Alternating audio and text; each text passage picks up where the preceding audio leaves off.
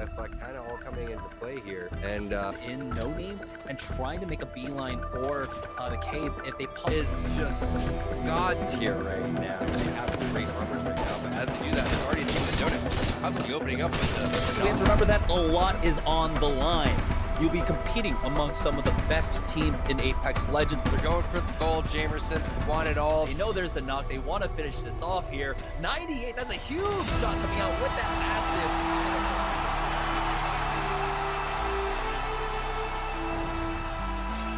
What's up, everyone? Tyler Endres here, CEO and co-founder of Esports Arena, coming at you live in downtown Santa Ana at the Esports Arena studios. We are finally live to kick off Series E Draft Day. Holy smokes. It's been a long time coming. We've had delays. We've had pretty much every curveball thrown at us. And the biggest one, of course, was just 2020 in general. As a curveball for all of you folks, including us, 2020 was a fun one. We started off going crazy. I mean, we had, I think, like 11 openings of new esports arenas inside Walmarts. And we did that all in like 8 weeks. And then pretty much we were ready to go in March, and we had announced Series E starting in May. It was going to happen with Fortnite and Super Smash Bros. At all of our physical locations all throughout the country. And then, of course, like the whole entire world, we had to slam on the brakes and stop everything. Not really stop everything, I guess just readjust like everyone else in the world did. And here at the Esports Arena and the entire crew here, we basically put our minds together and came up with an incredible idea to take Series E completely online. All of the brands and all the partners, everyone that supported us agreed to this, and we cannot be more excited for what is yet to come with Series E. Series E now, instead of using Fortnite Super Smash Bros., which is postponed, we still will be doing that when things become safer for the entire world, but is all online Apex Legends.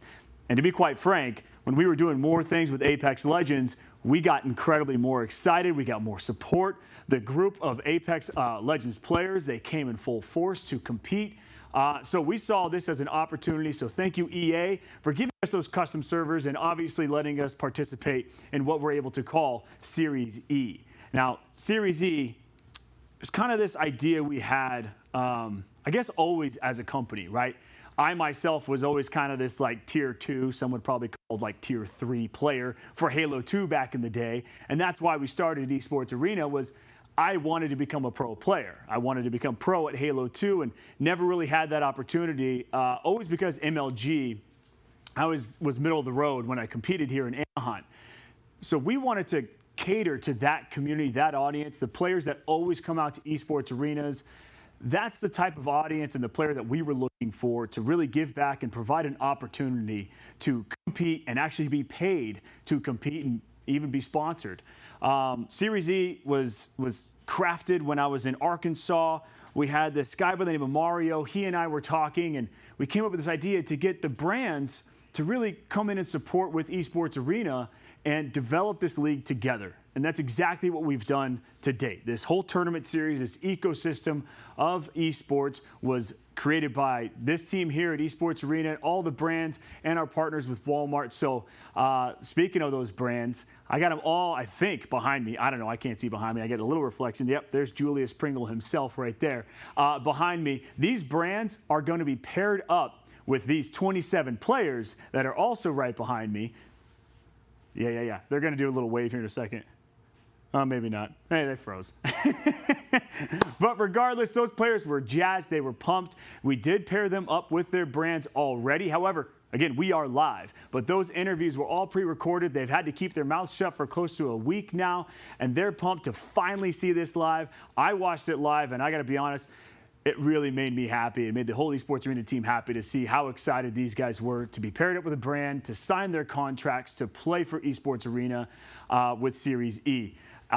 Speaking of Series E and playing, we're going to cut it to the guys who are going to be the ones casting this event. I've got here in the studio with me Jet Set Jamerson and Tom Taylor T Squared. How we doing, fellas? Doing good. Yeah, Doing hey. good, man. Awesome. I know. Sorry, I guess I just kind of threw you guys for a loop on that one. But Tom, you did get a chance to talk to every single player and give them their team name and let them know who they're being paired up with as far as a partner goes. Their reaction and your reaction as a former professional player, what do you think's going through their minds? What do you think these guys see this opportunity as? I think it's really cool, man. People got to understand that this is so important for the players that don't have organizations, that are trying to get a support system. Some people are working multiple jobs. Some people are working 3 jobs with, kids, and, they're married. And, there's a lot of other players that are just sitting pretty, maybe living at home, getting huge salaries. Well, guess what, guys? Everyone's life's different. There's a lot of other players that are trying to get to your point. So why don't we just give them their support and let's have some fun. Dude, you're absolutely right. That is exactly what Series E was meant to be for those folks that can't dedicate 24/7 to playing video games. Because look, you're right. They need a life. They need to support themselves, support their families, or go to school and things like that. So hopefully Esports Arena can fill that gap, fill that void, and show all these brands and all these organizations that these guys have what it takes. And if they do, then ideally they could get signed. So I really appreciate the kind words, T Squared, and obviously the work you've done for us at Esports Arena. Really appreciate the support. Jamerson, you actually used to work here at Esports Arena. I love those days. You were downstairs in the arena, working late nights and selling Wednesday night fight tickets and things like that. Since then, you actually have grown to be quite the caster yourself. You've casted a lot of really professional events. Those events and what Series E means to, these current players, how do you think Series E shapes up to what you've already seen in the past and what you've casted in the past? Personally, I love the idea of Series E. And like Tom had said, that $500 paycheck a month means a lot. Back when I was working at Esports Arena, I was working other jobs as well. So I was working 2 and at 1.3 jobs. $500 a month means I can quit one of them, right? That's an extra 10 hours a week, maybe 20 hours a week, depending. And it would have made a huge difference maker because back then I was also trying to compete in Overwatch. I almost got signed. It was like $1,500 a month contract, and every little bit helps. And so when I look at that, I know that a lot of our players, they're young, and that means a lot to them. And especially in different parts of the country as well. We're living here in Southern California, which is why, I definitely needed to have about 2 or 3 jobs just to try and keep up with the rent. In terms of what Series E means to the infrastructure and basically the ecosystem, is that it's just more support structure, right? I'm gonna be real here. I'm gonna be honest about where the Apex community stands right now in terms of competitive. We lost a lot of organizations. We lost a lot of money that was in Apex, right? We don't have our Fanatics anymore. We don't have our Immortals anymore. There are a lot of organizations that are no longer within Apex. Hopefully, by building up this infrastructure, by providing another lifeline for a lot of these players, we can keep the scene alive. We can keep interest in the scene, and hopefully get these organizations back. In terms of tier 2 support, this is where a lot of esports do tend to suffer. I saw it happen in Overwatch. Counter-Strike has a great structure with MDL, ESEA, all these other third-party structures that really help out the tier 2 scene and allow talent to be to grow and to be discovered. So I think it's a very important step right now to have something outside of the ALGS, outside of the Autumn Circuit, to really help these players just grow themselves. Honestly, I couldn't agree anymore. Series E and what Esports Arena we've always wanted to be is that platform and that first step in your esports career, but also to really fill in the gaps and to have you practice. Jamerson, Tom, those. I want to hop in really quick. I want to talk about I want to talk about proof of concept and what people don't understand when things are going into pilot mode, right? So we're in our first season here dealing with COVID, right? Absolutely. So let's just be honest. There's a lot of things that are extremely difficult to put together. Getting 9 major partners together, all that stuff. Listen, it's an amazing thing what's going on for Apex. If it goes well, it's only going to be better for everybody, right? We get more viewership, we get more money involved. It's going to be fantastic. Eventually, we're going to have live events, so we're going to be flying out and getting to actually use the Esports Arena facilities. That's what's exciting about it, right? And then the partners go out there and see what it's like. They see what it's like to have a hands-on event right there, maybe say spring of next year. We're talking about bringing this thing up, maybe tripling, quadrupling, 10 times the limits of what we're talking about right now. So we don't know where this is going to go. That's how things go. People got to dip their toe in the water before they dive all the way in. That's what we're doing right now. Dude, you guys are way better interviewees than my two standees I had earlier today. This is awesome stuff. Great content. I mean, thank God we're recording this stuff because that was really good stuff. And man, you guys hit the nail on the head. Tom, when you posted your video on Twitter, you know, Luke had given me some information saying you were going to be saying these things, and I was all for it. You know, like, Esports Arena, yes, I want to be a successful company, but I also want to just support esports in general. And that's exactly what Series E does, is that it supports just the overall ecosystem. You know, ALGS, EA, all these other big game developers, they only have time for so much and obviously can afford so much.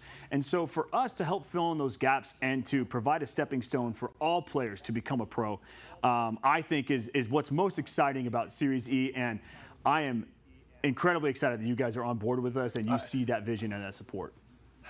I mean, let's just look at what it's like for Did We Make It, right? Did We Make It's never placed anything close to what they just did, and they just won the ALGS. Maybe getting involved in Series E was something for them that gave them confidence, that gave them that extra pat on the back, because they haven't felt that type of support or love, you know, in quite some time, if not ever, when it comes to having a professional Apex career.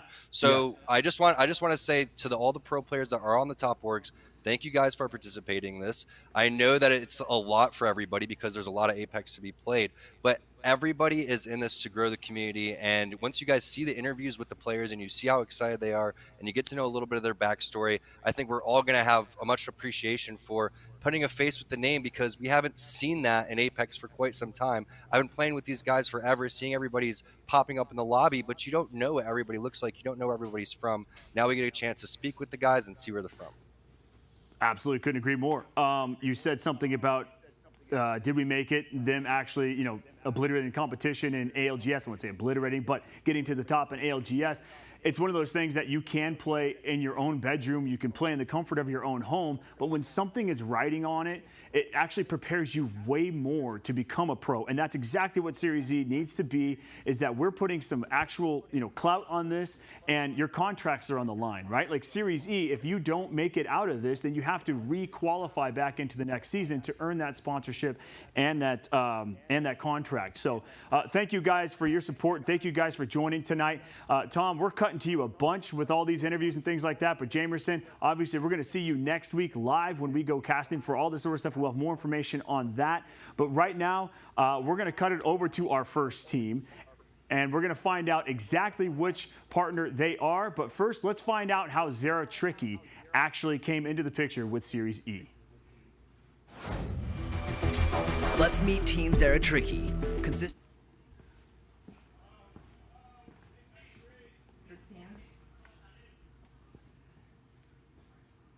Than any other team, and over 100 kills throughout 4 qualifiers. All these things combined have earned them their spot in Series E. Congratulations, Zeratricky, for qualifying for Esports Arena Series E.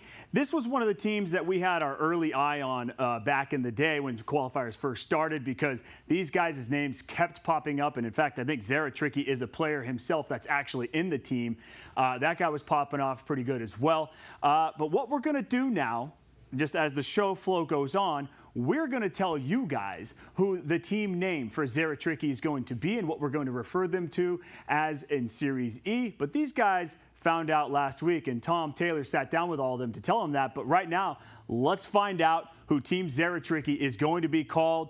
And we are, I love this. I love the little, we call it a spinny wheel thing. And it is Team Razor. Team Razor is now, or Zeratricky is now Team Razor in Series E. This is the first team to announce. Razor obviously having a prominent stage in esports and being a well-loved brand in all of esports. And of course, Razor, we can't thank you guys enough for joining us in Series E and obviously supporting us in everything that we do. But right now, we're going to see what Zeratricky actually thought when they discovered that they were Team Razor. So Tom, go ahead and take it away. Welcome to Series E. It's draft day. Tom T-Squared Taylor here bringing you the action, but it doesn't matter. We have Team Zeratricky here. The Stars, the #1 overall point getters in Series E. How you guys feeling today? I'm doing good. How are you? Feeling great. Doing well. Doing well. I'm ready to tell you guys who you're partnered with, but we can't reveal it quite yet. So I want to get a little bit of information on you guys individually and also as a team. Team Zeratricky. So let's start with you, Zeratricky. How did you guys form your squad, and how long have you been a team? Well, it started with Hack and I. We were both on different teams, and we wanted to like try something new.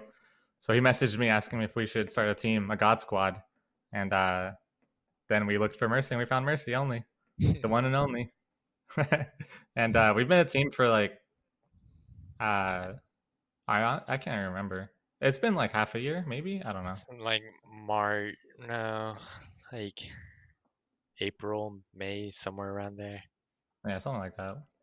Yeah, so somewhere around like 6 months or so. Do you feel like after being a team for so long that you're still learning and kind of making different changes? Is that going on? Do you still feel like you're improving as a team as you are now back when you were?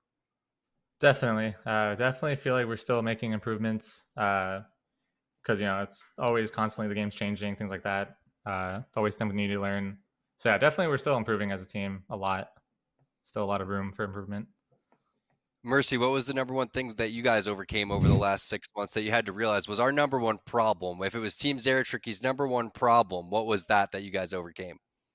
Well, I think it was brain, honestly, because we just run at people, and if it works, it works. Most of the time, it works. But we've gotten better over the 6 months. The challenging part is like knowing when we should put ourselves in a certain spot. The timing on everything. And we've swapped characters a bunch to try to get that down. Makes sense. You guys are a very aggressive team. Hakulo, what would your individual play style be? What are you bringing to the table in terms of guns and kind of play style? I'd say I'm more of an entry fragger, so I get the picks for us to get the better position. And does that kind of set everybody off? What is the IGL for Team Zeratricky? Who takes over the command, or is it you kind of looking for the pick and then telling the boys to go? I'd say Mercy is like our IGL. I'm just there to frag. I'm just there to kill people. All right. What are the guns you typically rock right now in Season 6 meta? What do you find to be the strongest for you? Probably the Mastiff. I'm really good at the Mastiff, and maybe like the 301 just for range. Okay, Mastiff 301. Zeratricky, what do you got in the back pockets over there? Definitely the 301 and the Mastiff too. But if it's not the 301, probably like the triple take right now isn't ridiculous. We've all seen the clips. Mercy, what about you? Probably have to say Flatline or Scout. Okay. Because I like to shoot from mid-range a little bit more. Nobody was expecting that at the same time. Okay. usually Mastiff Flatline or Scout Flatline or Scout Mastiff. Yeah, Flatline's a pretty underrated gun too. I mean, everyone's rocking the Mastiff. You guys are really aggressive with your plays, and you guys really like to get up close in the skirmishes, and it really shows with the type of guns that you guys carry. If every single person has a Mastiff, you're able to take a lot of these bubble fights, etc. Are you guys typically playing the edge, or you tend to get more in the middle? Do you play for God spots early, or do you think that those are too hot and highly contested?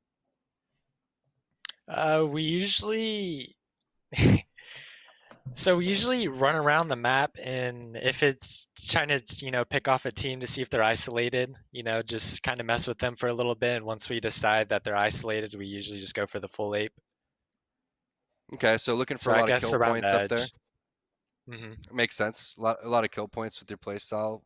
I like it. Now, Zeratricky, when you guys were forming your team name, why did you guys decide to go under the self-branded, self-album, Prince thing that you guys have going on over here? What was Team Zeratricky? So when we first started, we were doing it for an ALGS tournament, and Mercy invited he's like the team captain of the Battlefy, whatever.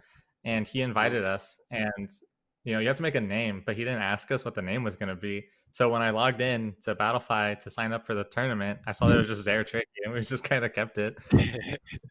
All right, guys, I got a question. If you had to pick any of the top 2 or 3 partners that you wanted for Series E, who would that be, Hakula?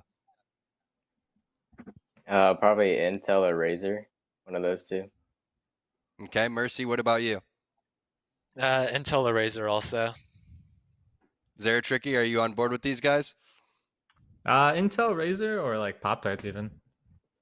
Okay. All right, sounds good. Are you ready to find out who you guys are partnered with for Series E? Absolutely.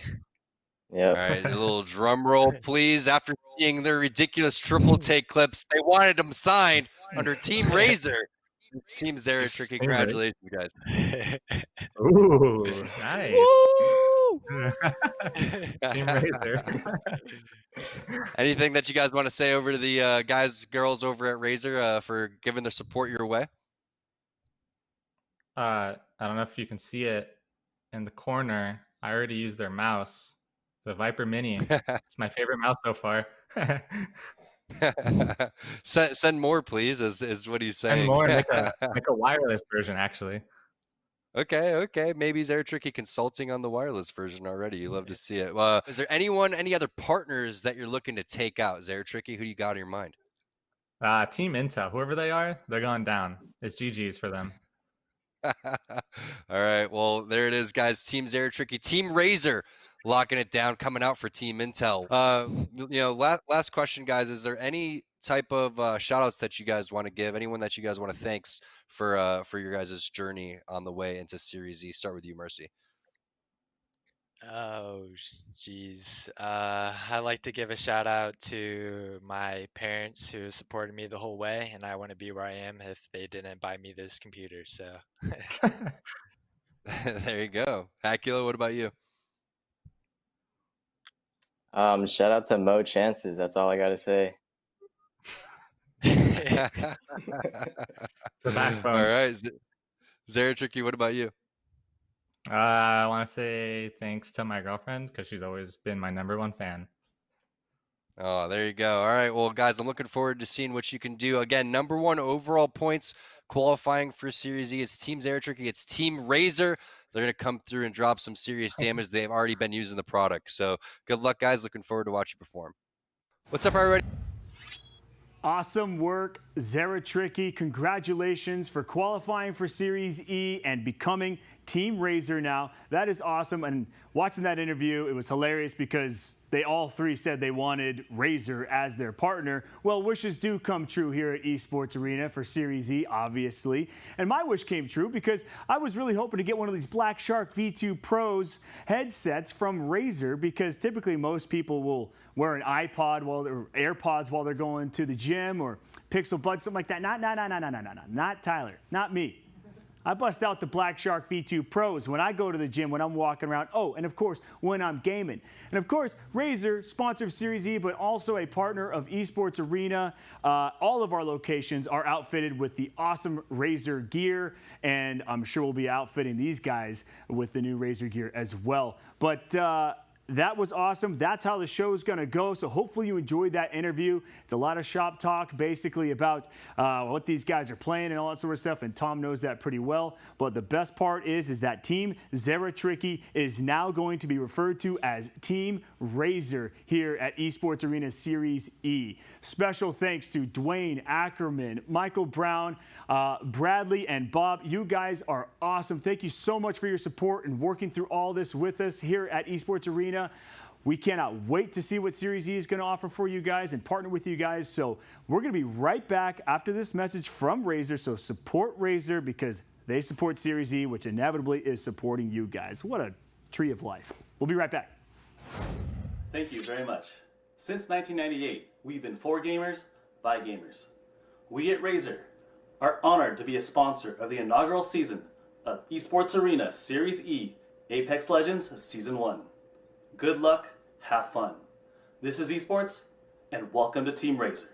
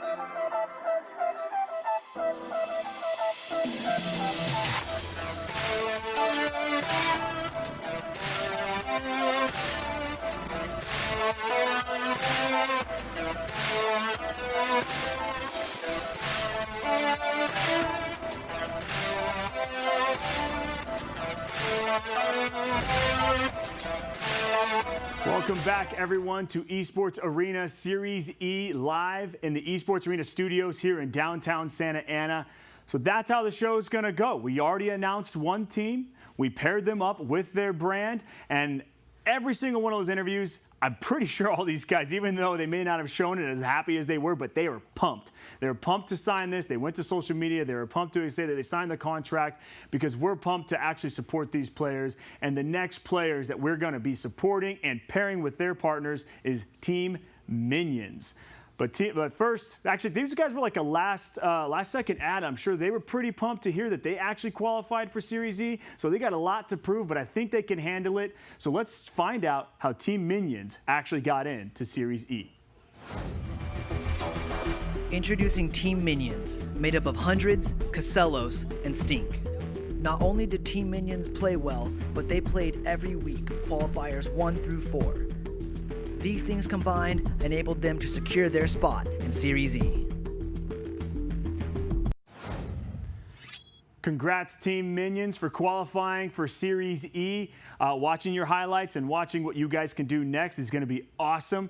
But I think it's time now to pair you guys up with your team or with your team name. So let's find out who that's going to be and roll this wheel. It's sort of a wheel, but also like a flap that's going upside down and right side up. And it's going to be my boy, Julius Pringle.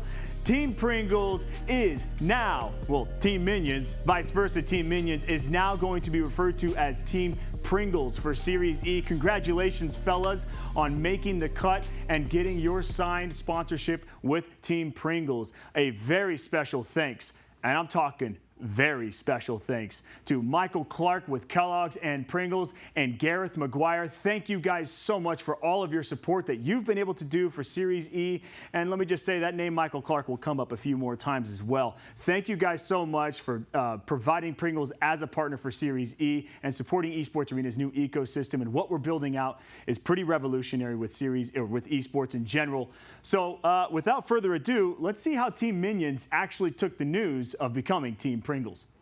What's up, everybody? Welcome to Series E. It's draft day. Tom T Squared Taylor here. Doesn't matter who I am because we got Team Minions here, aka Team.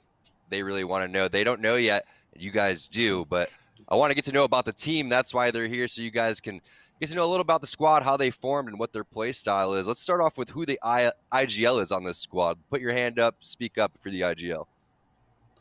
It's gonna be me. Hundreds. All right, Hundreds. Let's go. Let's hear it. How'd you guys form? How long have you been together?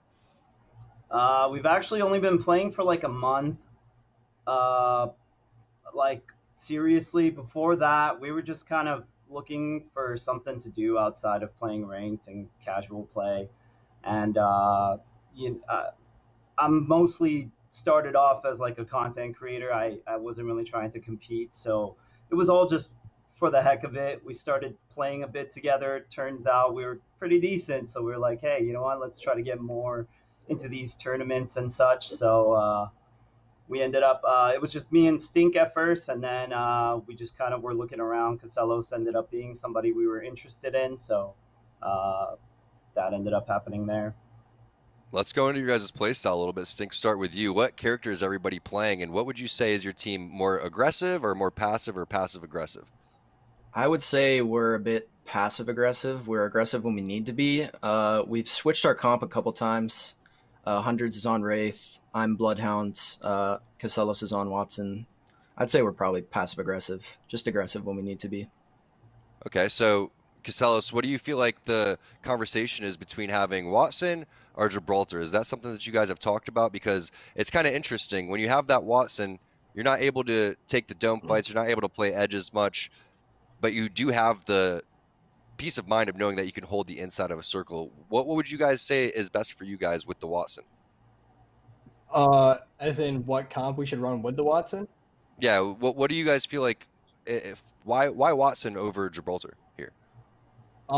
Because the way we like to play is we don't like to take fights really unless we have to. And with Gibby, I feel Gibby he's built around taking fights, and that's just not what we like to do. We like to be in zone early, which is what Watson's good for, and Gibby, I would say, is not good for early.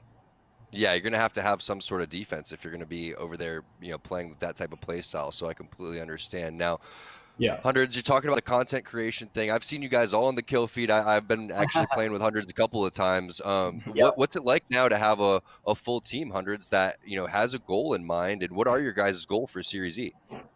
I'm a little bit older, so for me, the idea of competing was kind of, I guess it was out there because you're not sure if you can keep up with all the young guns nowadays and such. So I think we were just kind of interested in figuring out if we want to play a certain type of meta, or if we were interested in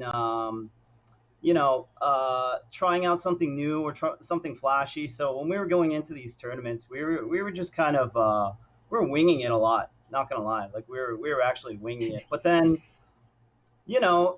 a few tournaments in, and you just get excited. Like the rush gets to you, and now we're actually like looking at all of these things, looking at VODs, looking at what we're doing wrong, what other teams are doing right.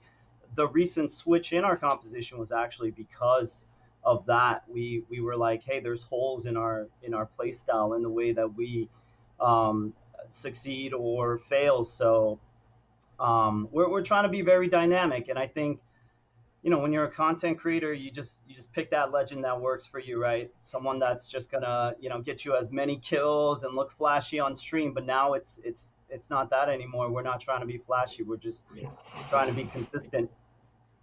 Trying to win. I like it. Stink, how much are you guys practicing? It seems like Hundreds is talking about VOD reviews. What's your guys' kind of day-to-day? How often are you reviewing VODs? And how much are you playing on, maybe say a day or a week?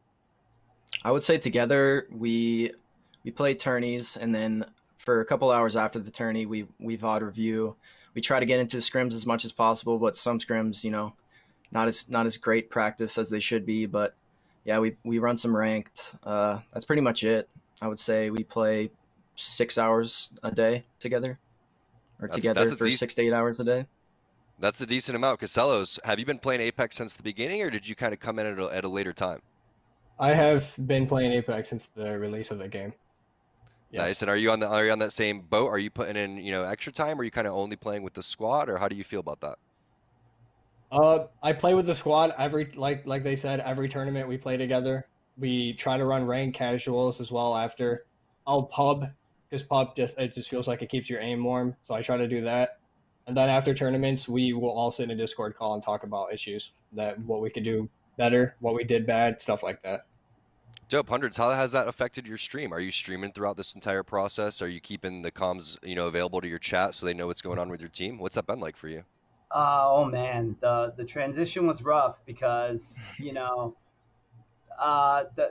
switch to competitive schedule, it's not so much my schedule now it's about the tournament schedules. So it was kind of rough, and I think overall everyone's excited. Everyone in the stream and just my community as well has been very excited to see the transition, because they like seeing the big names. And I think that was the whole part of playing ranked. The exciting part was running into those tier 1 players and such, and now you get to fight them in lobbies together.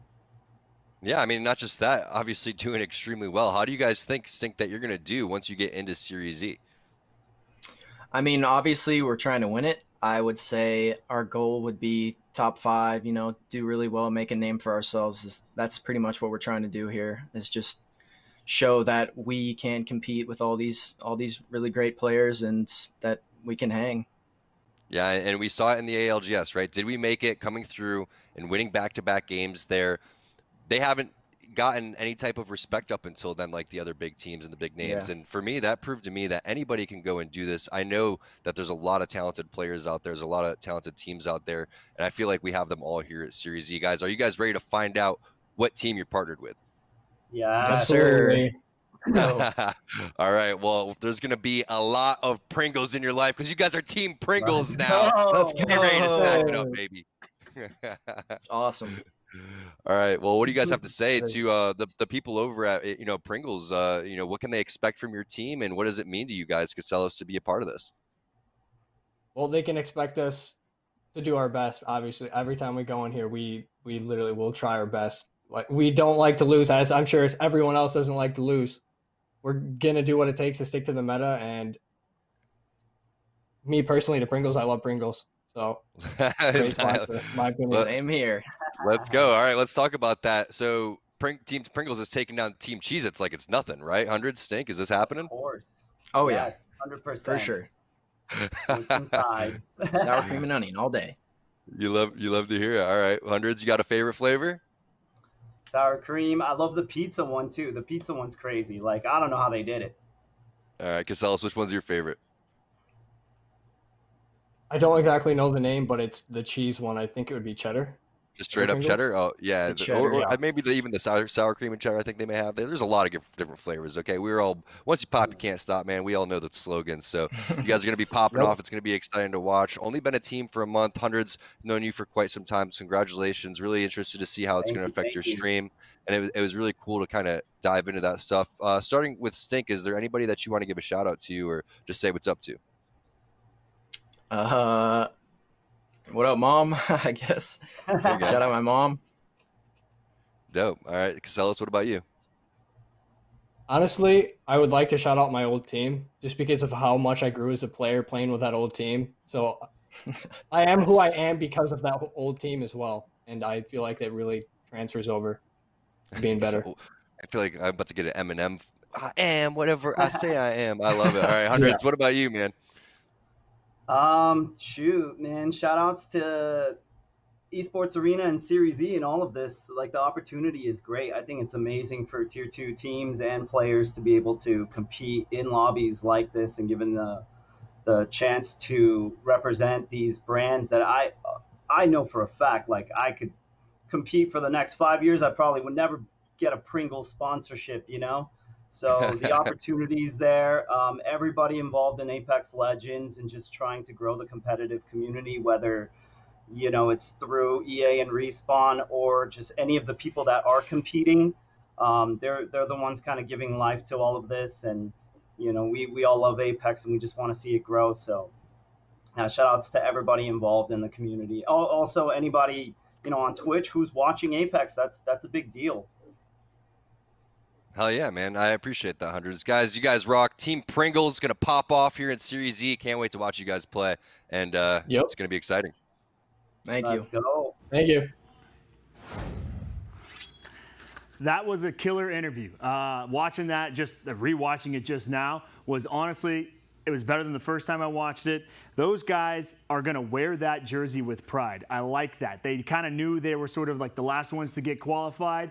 Hearing Casellos talk about the cheese flavor. Well, Casellos, I got it. It's cheddar cheese. So you said it, you know, sort of right. Cheese and then cheddar cheese. I'm going to toss this to somebody over here, get that out of my way, but that's all good. Then we got the Rick and Morty one. This guy's awesome. I cannot believe Pringles teamed up with Rick and Morty. That is seriously awesome. When we watched it in the Super Bowl commercial, I believe we're going to play it next after this, but I'll get rid of this guy next too.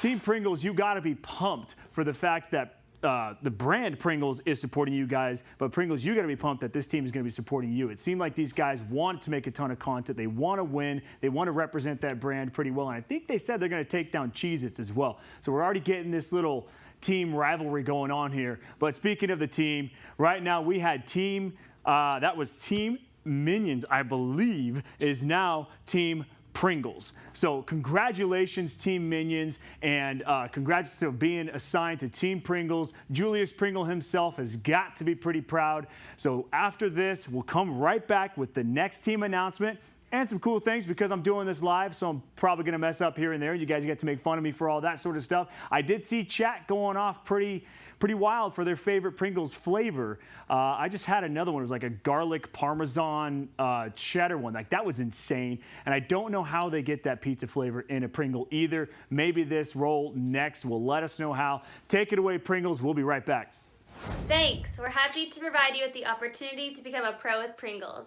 Welcome to the Pringles family. Pringles.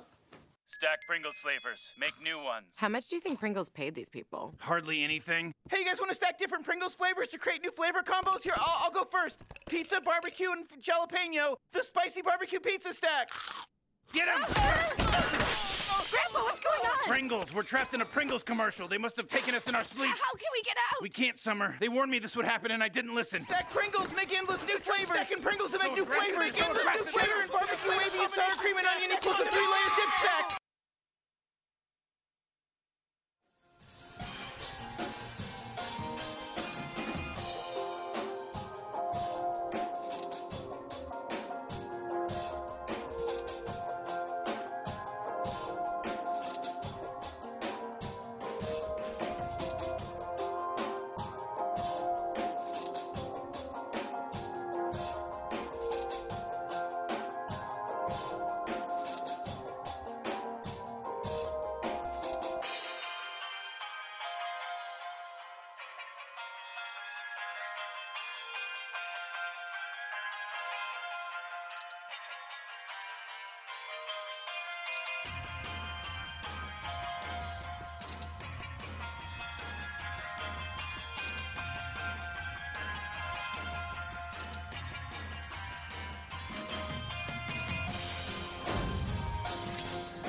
Welcome back, everyone. Esports Arena Series E Draft Day. Yes, we are live here in the Esports Arena studios, and we've already announced 2 teams. So we've got Team Razor and we've got Team Pringles. Now it's the 3rd team, and that team is THT. THT, Tyler, Harry, Tom. Yeah, that's just so you know. I don't know the military terms for all that sort of stuff, but anyway, it doesn't matter. THT is the next team that we're going to be announcing. So let's find out how they made it to Series E. Introducing Team THT, made up of Hill, Teen, and Tempest. THT annihilated the competition during Week 2 of the qualifiers. Its 3 members placed 1st, 2nd, and 3rd for combined kills during this week, taking them to victory and earning them a spot in Series E. Huge congrats to THT for qualifying for Series E. This, again, another name that I believe was being brought up a lot, and I was watching them, these guys getting down to the final circles. It's crazy how Battle Royales have really changed the game for esports right now. The type of strategies you use, whether the system's a good point system for kills or whether it's just wins and things like that, but seeing the way that these guys strategize and the way all these teams think is honestly mind-boggling to me. I don't know how they do it. I mean, granted, I was a semi-pro in PUBG. I don't want to brag or anything like that, but Apex brings a whole different dynamic to this whole thing. So congrats to THT. Now let's roll the wheel and find out which team these guys are going to be. Intel it is. Intel, I don't know, ever heard of them? Only like one of the greatest brands of all time and one of the, the brands that controls all of our computing power in this entire world. Intel has taken Series E very seriously, and they want to be a part of what we're building. So thank you so much, Intel, specifically my boy Tim Clark, Carrie Friedman, and Lisa Thompson. Thank you guys so much for joining up with us at Series E and understanding and really investing into what we're building here, because it is something that is pretty awesome. And we're going back to Intel, so that's good. That was not a sneak peek for the next round, just so you know. We're trying to debate you guys. But anyway, thank you guys so much. Every time I'm on the phone with these guys and talking about Series E, Tim has always got me laughing and always making me feel confident. So thanks, Tim, Carrie, and Lisa. I appreciate you guys so much. So honestly, Intel's an awesome brand to be sponsored by. Let's see how these guys reacted when they found out that they were Team Intel. What's up, everybody? Welcome to Draft Day here at Series E. Tom T. Square Taylor here. Doesn't matter who I am. All that matters is we have Team THT here to find out who they're partnered with and to get to know a little bit more about the guys. Welcome, everybody, and congratulations on making it into Series E. Thank you. Thank you. All right, so week 2 qualifying, doing it through a big dub. Let's go into how you guys found each other as teammates. Let's start with the IGL, which I've teamed with 2 of you guys, so I really feel like Teen may be the IGL. I'm not quite sure, though, so take it away. Who's the IGL, and how did you guys form your team? I mean, Hill, you can go ahead. I feel like Hill mainly calls, and then I just kind of we'll just talk over him sometimes, like if we're in fights. Co-IGL? Yeah, basically. But he'll mostly call all the rotations and stuff like that. All right, Hill, tell us a little bit about your team, how you formed, and how you got together. Me and Teen were playing together for a little bit. It was me, him, and Zach, and we were running scrims and stuff. And then Zach wanted to focus more on content creation, so he stepped to the side. And I think a couple days before that, me, Tempest, and Frex played a ranked game, and me and Tempest 2v3'd like 3 teams in a row. It was like aim assist and like some other ranked team, and then like another like kind of half pro team, kind of like fun pickup team. And I was like, okay, not bad. I wouldn't mind that on my team. So when we had to look for a third, I thought of him and asked him to join us, and that's kind of how we came about. Yeah, Tempest. So we had a funny experience in ALGS where our teammate was lagging out half of the time. So we had a lot of 2 versus 3s as we were going through our moments. But it's cool to see you with these guys. What did it mean for you to join a group of solid players that were playing with such high level rosters already to come in as a free agent and find that? What did that mean to you? And was it time for you to prove yourself? Oh, it definitely meant a lot. I really got the opportunity to show myself, and I think I have over this E-Series. I have really fun playing with them. I learn a lot. It's just great. Yeah, Teen, I want to talk a little bit about your guys' play style. What legend is everybody on, and what's your guys' kind of mantra as you go about the thought process of playing? What do you guys really like to develop as your play style? Honestly, on almost every team I played, we just played the Gibraltar comp where you just you kind of play zone, but it's not. If you're not going to get to zone, like if you're not going to get a good spot to win off of, you don't really stress it too much and try to control like a side of the map opposed to controlling the middle. And you just look for any fight that's, you have any sort of advantage in and take it.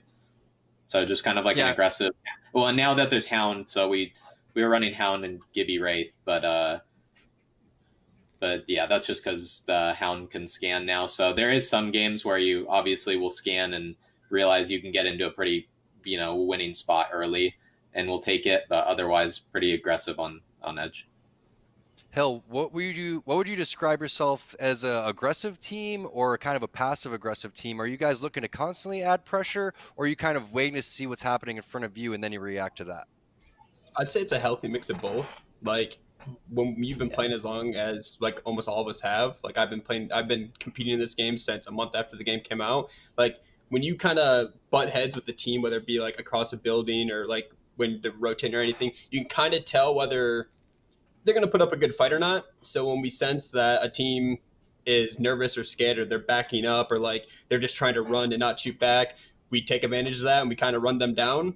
But if we can tell they're a good team, or we seen the kill feed that, oh, that's a good team, we're not going to just pick a fight just to pick a fight. Like, we're not going to throw our game. So I'd say it's a healthy mix of both. And you guys were able to put it together in week 2. Tempest, in week 2, after getting that dub, what did it mean for you guys as a team to be so early into Series E and already be one of the first teams to qualify? Felt really good. Felt like we were playing really consistent. Even in the first week, I think we got 4th place. Every game we had a decent amount of points, but week 2 we just really pulled it together as a new team and kind of took over. Felt really good. All right, I want to let you guys know who you're partnered with, but first I want to ask you which partners that you were looking forward to. Teen, starting with you, give me your maybe top 2 or 3 partners that you probably like Intel Razer were like the 2 that really stuck out, just because obviously they're more gaming related than the other ones are like food and stuff like that. So those are the 2 I was looking out for. But all right, Teen doesn't eat, confirmed. All right, Hill, what about you? I'd say Intel, Rockstar, and Razer, kind of for the same reasons. And Rockstar, I mean, I just like Rockstar. So. All right, what are you feeling, Teen? Or Tempest. Or Tempest, sorry. So what are you feeling, Tempest? That's all right. Definitely Intel, Razer, or Rockstar, because for the 2 reasons. And then Rockstar, that would just be dope too. Rockstar's really cool. All right, we have 3 votes for one of the sponsors that were named. You guys ready? You ready to find out who it is? Yeah. Yeah, absolutely. All right. Team THT is going to be partnered with Team Intel. Congratulations. Let's go. Nice. All right, awesome. That's sick. That's dope. That's actually awesome. All right. That's I so want to cool. know what it means for you guys to be teamed up with Intel, and is there any messages that you want to give to your partner team now? Excited to. I mean, that was definitely my favorite one going in. So I mean, I'm stoked for sure. And I could use a new i9. Intel's very established in esports, so it's dope to be able to represent them in Apex. For sure. That's dope to hear. Is there any teams that you're kind of looking out for? One of these other partner teams that you want to take down, or is anyone that you don't like? You say you don't like food, so maybe you have it out for Team Cheez-Its over there too. Yeah, I don't like cereal, so anyone that's representing cereal, I got to take them down. All right, Apple Jacks, Rice Krispies. Oh, we got some beef, and it comes in the cereal variety. You love to hear it. All right, guys. One last question is, if you guys are comfortable with it, say where you're from, city and state, so we get a chance to put you guys where you are on the map. From Seattle, Washington, Teenage. Nice. Yeah, Hell, what about you? Originally from Dyersville, Iowa, but right now I'm currently in Kansas. Okay, cool. What about you, Teen? Or sorry, Tempest. My bad. It's not good. I'm from West Pittston, Pennsylvania. What? All right. So we got a little bit of everywhere over here. What servers do you guys play on? Is it going to be New York server when it all comes down to it and everyone's searching ranked, or you have to deal with the ping over there, Teen? Is that a problem? I don't know. I feel like all the servers feel the same. They're just they're all as laggy. long as they're in it. As long as exactly. I mean yeah. As long as it's an NA, I'm okay. Yeah, true. For sure. All right. Well, congratulations, guys. I'm so stoked to see you guys playing Series E. And again, week 2 qualifying, only been a team for a handful of moments now. And I'm so proud to see both of you guys as 2 former teammates that I had an opportunity to do. Teen, you with Tanner, Tempest, as we had our moments in the ALGS, and Hill. It's been great to get to know you. Best of luck in Series E, guys. Thank you. Yeah, thank you, Tom. Congratulations, Team THT, or should I say Team Intel. It was pretty funny to hear all 3 of those guys use Intel as the first one that they wanted to be sponsored by.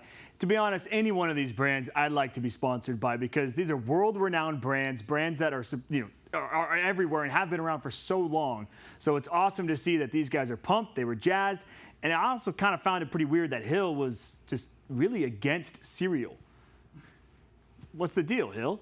I mean, like, you didn't grow up with a bowl of cereal every morning? Like, I just don't get that. I don't know. I love cereal. Cereal's awesome. Rice Krispies, all that good stuff. So, and Apple Jacks too. Can't forget Apple Jacks. We were eating Apple Jacks the other day, and it brought me back. Doesn't matter. We're on Intel right now. Intel, thanks so much again for your support. Team THT, congratulations, because you are now Team Intel. And that is some seriously awesome news. And what is also seriously awesome is that Intel has got a little message coming up for us next. And then right after that, I've got something incredibly awesome to share with you guys. So do not go anywhere, because you're not going to want to miss this next one. Thanks. At Intel, we're always really excited about new opportunities in the gaming and esports world. And that's why we're super appreciative and thankful for the partnership with Esports Arena for their Series E Apex Legends Season 1 kickoff. We're really excited to see what's going to happen in this inaugural season as the action unfolds. And to the teams, we just want to say welcome aboard and good luck.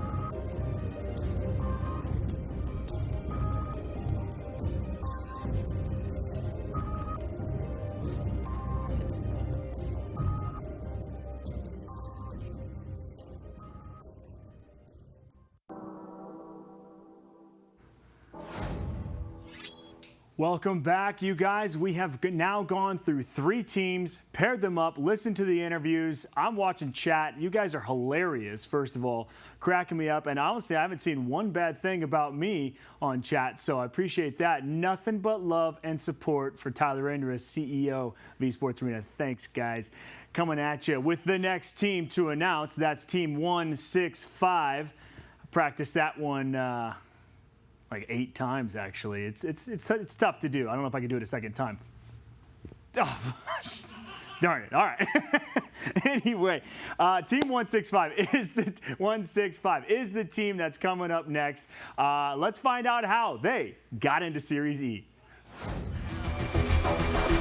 Introducing Team 165, made up of Nades, Strictly, and Amaze. 165 was only able to make it out to 2 qualifiers, but they brought an aggressive play style to the table, leading them to several victories and a top 5 finish in both the qualifiers they were able to attend.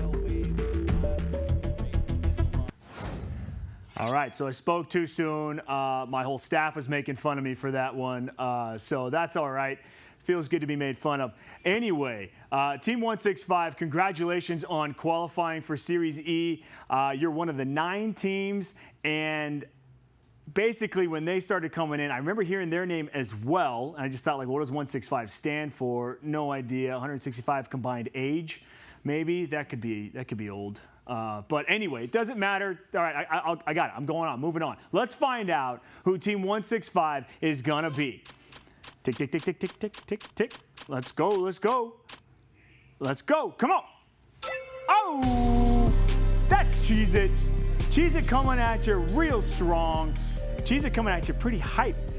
Who doesn't love Cheez-Its? Honestly, seriously, ask yourself, do you not like Cheez-Its? If you don't, I mean, I don't know. You know, it's real Cheez-Its. That's what makes the difference. But anyway, funny story about Cheez-Its. My CEO, Frank, was flying to our Chicago area Esports Arena. Yeah, it's in Crystal Lake, all you Chicagoans, okay? But if you're from Chicago area, you're from Crystal Lake, and you move to a different state, you're going to say, yeah, I'm from Chicago area, Crystal Lake. So we got an arena in Crystal Lake. You ought to go check it out once things get back open, you feel more comfortable and start competing in tournaments. But regardless, he was flying back, had nothing to eat, got himself a little snack, and it was the white cheddar Cheez-Its. And he comes up to me, he goes, dude, I totally forgot how good Cheez-Its are. It's been a while since Frank's had some Cheez-Its, but now, of course, he's going to be eating them a bunch more because they are honestly awesome. And if you don't like Cheez-Its, then honestly, you should probably just leave chat. Just quit watching right now. Oh, unless you like Pringles, that's fine. You can actually eat one of those other ones. But regardless, let's find out how Team 165 took the news of them becoming Team Cheez-Its. What's up, everybody? Welcome to Series E. It's draft day. Tom T Squared Taylor here. Doesn't matter who I am. We have Team 165 here, and they just qualified. Guys, how you feeling today? Oh, we're feeling great today, Tom. You look good.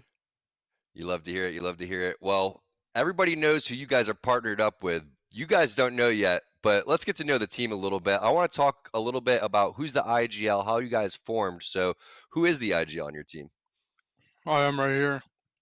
All right, Strictly. How'd you guys get put together? How long have you been a team? The way we got put together, actually, it's very ironic. I joined them to help support them, and I ended up getting on their comp team somehow, and I'm really excited for it. We've been a comp team for about probably 1 month. Series E was our first turning together, so it's pretty exciting. And what kind of play style do you guys have, would you say? What after that 1 month, what would you guys say you've developed in that type of time? We're more, I would say, more aggressive than normal because of our team comp. So, yeah, we just honestly go in and just kind of kill anything we see. Nades, what team comp are you guys running? Do you guys have something unorthodox? What is everyone playing? Yeah, so Strictly's on Wraith, which is pretty normal. But then I've been playing a lot of Crypto because I was always playing Bloodhound, so I switched to Crypto. And then Amaze plays a mean Pathfinder, but for our comp, we've been doing Caustic. So Wraith, Crypto, Caustic, which I've been seeing, on some other like EU and the Asia leagues as well. Okay, and we saw Did We Make It win ALGS, and they were playing Caustic as well. They were rocking the Gibraltar Caustic combination. What's it like for you guys? Who's playing? Amaze, you're on Caustic. What's it like for you when there's another Caustic that's introduced? Did We Make It now just winning the ALGS? First of all, was that inspiring for you, Amaze, and your team? Did you guys enjoy watching that? Yeah, anyone that uses your character that you like to play, you like to watch them, see how they get it done, and they obviously did it real well. I like to think of Caustic more as an offensive character. I'm not really a guy that likes to sit in the buildings. It drives me nuts doing that, but sometimes that's what you got to do. Yeah, let's dive into a little bit of strategy. I like Caustic as well. I think he's really strong, and it's surprising to me that more people don't use him over Watson, with the fact that Watson, you have to have so many alt excels, et cetera, and she doesn't really offer any type of offense. So when you're going in, approaching a building as Caustic, or say that you go inside Sorting Factory and you're inside, let's talk about what it's like to feel that you can go and push on a team. Do you guys have that slow push with the barrels that you go and want to get into a building? Yeah, so biggest thing is we kind of have to see who we're going up against. If they don't have a Watson, it's a little easier. But if they're set up and they have their, their gen down and all that, and we have our crypto who can EMP, and if we time it right, we can just bully them out of where they are. Yeah, Usually so kill them pretty easy. So the crypto is going to be able to also scout if there's going to be a Watson generator down, which is going to be helpful for you putting the ult down. Are you guys doing a lot of portal plays with Strictly coming in and then you guys go and get aggressive onto a building? Is that how you guys play? Yeah, Most so definitely. most of the... Oops, sorry, go ahead. Oh no, so Yeah. yeah, we definitely start out with the portal, and we normally try and time it to where the EMP goes off before my portal goes off, and then I try and get the first shots in. Are you guys using the Caustic gas as like an offensive move for the ult, or are you guys using that for kind of defense? Because Amaze, another good thing about Caustic that people don't realize is you can use it almost as a second Gibraltar dome, where you're gonna lay down some traps, shoot the traps, maybe even lay down your ult, and you could get a full res off inside of the gas if they don't have a Bloodhound. Is that something that you guys like to pull off too? Oh, absolutely. You can use Caustic and get a full reset, really. If something bad goes down, you can use all that gas if they don't have a Caustic. And something that we try to do if we also see another Caustic is, he's our #1 target. You got to get him down. The rest we can worry about in the gas. Dope. All right, Nades, I want to ask you, how much time are you playing individually? And then also, how much do you guys play together as a team on a weekly basis?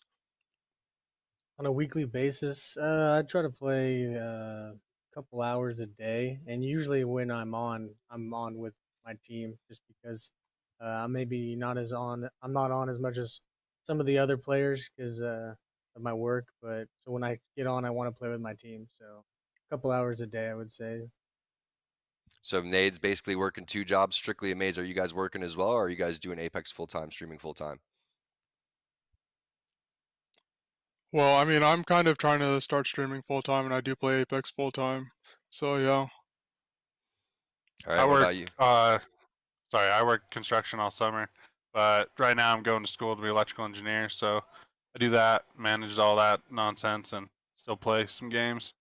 Well, you guys seem pretty busy. Plus, you guys are playing some top-notch Apex, so congratulations. What's it going to mean for you guys to be involved in Series Z and to be partnered up, with one of these top partners, Nades? What's that going to mean for you and the guys? Well, for me, and I think for them too, it's just, like a boost of confidence because we've been playing together and we think, we have the skills and, I mean, we really enjoy Apex. And so, like, being able to compete at that level and giving an opportunity is something that's really good because, I've been playing, I think we all been playing video games for such a long time. We all three have been playing FPSs from Halo to all the way till now. So it's, it's nice to be at that level.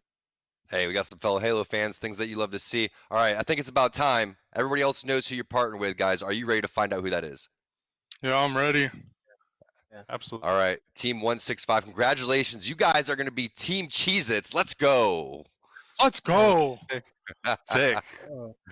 Congratulations, guys. Is there anything that you guys want to say to your partners over at Cheez-It on how much, it means to you guys and what they can expect from Team 165, Team Cheez-It? Hey, I just think this is a really humbling experience. I'm really excited to be partnered with Cheez-Its. Just know that we should be racking in a lot of content for them. It'll be real nice. All right. Well, I'm stoked. Where's everybody from, Amaze? Where are you from? Montana. All right, Montana Nades, what about you? Texas. Texas, okay. Strictly? Washington born, baby. Washington, all right. I'm over in St. Louis, so we're all over the place. You love to see it. Is there anything that you guys want to say to anybody that's been supporting you guys? First, let's say everyone go check these guys out on social media. Go check them out. Give them support on their streams. But is there anybody starting with Strictly that you guys want to give a shout out to? I just want to give a shout out to, there's a lot of people that have helped me and really supported me throughout this thing. I would say Mooney, one of my boys, PK Dangs. There's just so many people that just supported me throughout this whole thing, and I just really want to thank everyone for that. Dope. Nades, what about you? Definitely first I want to thank my wife because she's letting me play these games because I have 3 little kids, so I try to play when I'm at nighttime when they're sleeping. So she's super chill for letting me do that, and she's been supporting me in my video games for like the past 9 years we've been together. And just thanks to my team, to Strictly and Amaze, there's some good guys, and yeah, very supportive. That's dope, man. You love to hear it. Amaze, what about you? Yeah, I'm with Strictly. It's the boys. Like, obviously, Nades and Strictly, I try to play with the most, but there's a bunch of Apex guys that really, I like to play with, and it doesn't really matter if they're not on. Like, obviously, I enjoy when they're on, but I have boys that I can play with, and we just get her done, and they're always there, And video games is a good stress reliever, and you can hang out with all these dudes and make good things of it, and it's pretty nice. Hanging out with the squad. Love to hear it. All right. Is there any other teams that you guys kind of have your eye out on, or any partners that you guys want to take down? You guys are Team Cheez-Its. Are you guys trying to take down like Team Pringles, for example? Hey, I think Cheez-Its are better than Pringles, so we might have a little war over that. So let's go. All right. Well, congratulations, guys. Looking forward to see what you have in store. Team 165 now. Team Cheez-Its in Series E. It's going to be fun to watch them play. Caustic on Amaze. The rest of the guys playing Wraith and Crypto. Make sure you give them a follow. Congratulations, Team 165, for becoming Team Cheez-Its. I did it on that one. That was good. All the other ones I did not. Oh, notice white cheddar. This is Frank's favorite, so I'm tossing it right back to Frank so he can eat those.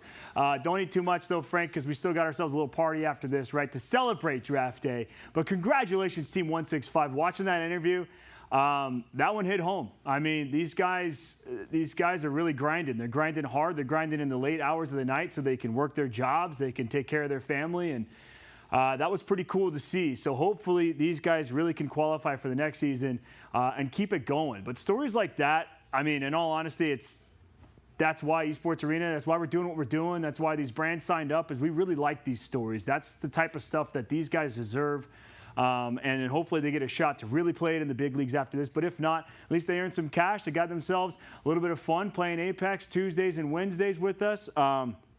But Team 165, that one hit home. So congratulations on that. And then I love it. Strictly said, Cheez-Its is better than Pringles. So there we go. We've already got a natural rivalry happening right there. Am I right, Michael Clark? Big shout out to Michael Clark, as always. Thank you. And you and the Kellogg team, you guys are crushing it for us. We cannot thank you enough for your support, because now we can finally say that Team 165 is now going to be called Team Cheez-It. That's pretty awesome. Way to go, fellas. Congrats on the sponsorship. Congrats on the contract. And just keep it up in Series E. And I hope to see you guys earning that position for next season. Again, you guys, Series E is this opportunity for all you players who are good at Apex Legends or know you're good at Apex Legends that want to compete. You can play with us. You can compete in our format and become a professional player at Esports Arena and get signed, and we will pay you dollars to play your favorite video game. It's as simple as that. But right now, we're going to cut it over to Cheez-Its. They've got an awesome, great ad read, great sponsorship, great partner of ours. So support them, because they support us, which again supports you guys. Oh, and by the way, huge surprise coming up next. And don't leave, huge surprise. Thank you. We at Cheez-It are honored to be partners for the Esports Arena Series E Apex Legends Season 1 inaugural season. Welcome to Team Cheez-It. Team, it's been a grind, but I think I've aged you well. Some might say perfect. Who's ready to show 'em who's the cheesiest? I woke up feeling the cheesiest, coach. Cheez-It, official sponsor of the college football playoff. Cheez-It snapped. How's it taste? It's so thin, crispy, and cheesy. And I just want to keep eating it. And eating it. They love them. Snapped, so good we may run out of cheese.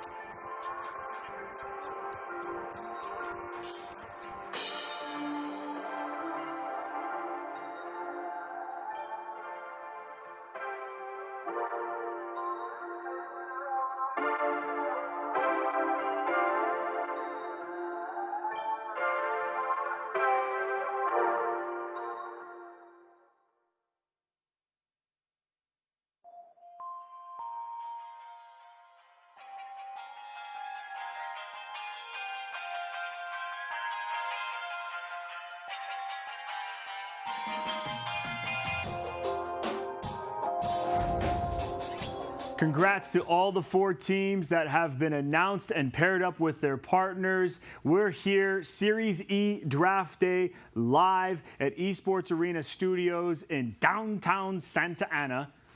Funny story about downtown Santa Ana and why I said it that way. I actually don't know why I'm going to tell you this story, but you know what? I got control of the mic and the camera, so I'm just going to take my little soapbox moment. But we first started back in 2015. We did this event called Vainglory. It's a great mobile MOBA game, actually, and it was like they're like a Finnish company, so these guys are from Finland. The guy kept on saying on stage, "We're here in downtown Santa Ana." It's like, dude, just say you're here at Esports Arena. But he was all about downtown Santa Ana, so it's always kind of become like this thing here at Esports Arena. But we love Santa Ana, and we love Esports Arena, and we love all the teams and partners that have participated in Series E. And speaking of which, Team Aim Assist, not OP. I'm not comparing 2 different names. I'm saying the one name, Team Aim Assist, not OP, is the next team that we're going to focus on right now. And then we'll bring in some OP a little bit later, if you know what I mean, all you fans in chat there. I'm sorry, that was a bad wink. That was cringe. Anyway, Team Aim Assist, not OP. Let's find out how you guys qualified for Series E. Let's meet Team Aim Assist, not OP, consisting of Bambino, E-Boy Ronnie, and Dracos. This team became known for being able to squeak out high placement by ratting it out in the final rounds. This team also brought the heat when they needed to, with E-Boy Ronnie placing in the top 5 for kills during Week 3. Their ability to adapt would ultimately earn them their spot in Series E. Congratulations again are in order for Team Aim Assist, not OP is their name, but you guys honestly crushed it. Hearing you guys' name all throughout the broadcast, knowing you guys are potentially one of the best teams that's going to take home the crown in Season 1 of Series E. Let's get you paired up with your sponsor. Roll the square thing. Yeah, there we go. Roll that. Let's see what we got here. Bam, bam, bam. Boom, baby. Nestle Pure Life Plus. That's the water that Nestle has come out with. I don't know if you've ever heard of Nestle, one of the largest companies in the world. Yeah, you probably have. They're in support of Esports Arena's Series E. And honestly, some of the best water that I've had, and I'm not just saying that, okay? Because it's honestly pretty good water. It's flavorful and it keeps you hydrated.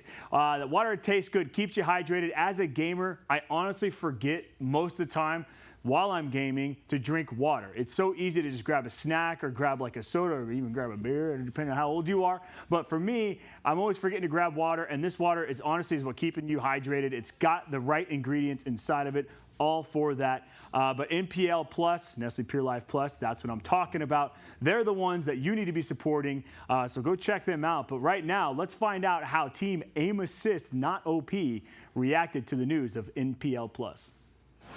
What's up, everybody? Welcome to Series E. It's Draft Day. Tom T Squared Taylor here with Aim Assist, not OP. Guys, how you feeling? Congratulations on qualifying. Feeling great. Just excited to see what's in store for us. I see that. I want to talk about your guys' team. And how you got together. But first, I think we just all have to tip our hats or give a nod to Ronnie. Just Ronnie in general for being, again, the best rat we've ever seen, maybe in all of Apex. Ronnie, where'd you get your skills from? I don't know. Like one of my homies always tells me about some rat spots every week, and I don't know how he finds them, but he finds them. He tells me about them. Okay, I can use these to my advantage.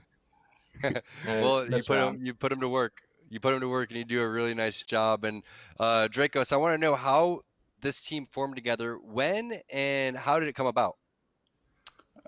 So basically, I know Bambino from Xbox, and we switched over last season, and so we didn't have anyone to play with. Really, we were just grinding ranked, and we basically got to pred by ourselves. And then, funny story about Ronnie, he was actually ratting one game, and he killed me. And I actually sent him a message on Discord. I'm not kidding. I can't make this up. But yeah, he was ratting, and I said we should run it sometime. And then we tried a few like GLLs and stuff like that. And then we decided to do the Series Z, and here we are. And you guys qualified. Bambino, what was it like for you guys finding out that you did qualify? How much did it mean to you individually and to the team? Honestly, I was shocked. Like me and Draco, like I said, we go back like way back, honestly.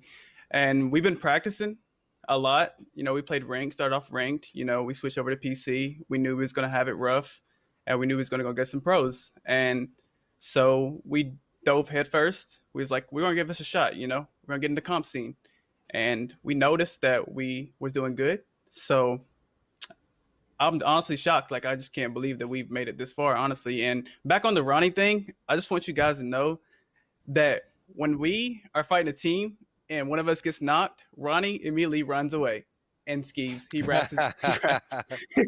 He runs and rats. So, but I've seen him stick around. I've seen him stick around to try to finish the fights, but definitely when two people are down, he's already halfway to where he was going to go. So we'll just throw that out there. No one's sure how he does it. But so Bambino, you came from Xbox. Dracos, you came from Xbox before. We'll go around in a circle. But Ronnie, what was the games that you were playing before Apex? I played Apex on Xbox as well, but never like took it seriously. I only hit Diamond, so I never like played with the group. But before like that, I played Fortnite competitively. I got some money from that, but then I came to Apex back on PC, pretty much. Okay, so you had a BR background already. Dracos, what about you? You know, I got my Xbox back in college with a lot of my friends. We really got into Halo 5 Guardians, and I got champion on that game on Xbox. And then Apex came out, and I was playing that for the majority of my time, and then I switched to PC. So that's basically, and now here I am, still on Apex. Nice. I have a little bit of experience with Halo myself. Bambino, what about you? What was the games that you were playing before Apex? Well, it first started off, I want to say Ghost Recon Future Soldier was when I started playing on like game battles, and then it went from there to Battlefield 4, and I started playing competitively there in some of those Battlefield tournaments, and then it's just Apex. So PUBG, then Apex. That's it. I mean, it's my gaming background. Well, I mean, that's a good start. That's a good start. Ronnie, let's talk a little bit about your play style individually and the team's play style. For people that are new to watching Series Z or seeing your team, what character, what legend do you play, and what is your team's play style? How does your individual play style fit into that? I play Wraith, and our play style, we basically play Edge, because we're not really a team that pushes in. We're like passive aggressive mainly, because that's what we learn. If we try to take a spot for ourselves in the early game, we just end up getting third partied or just losing right off the bat.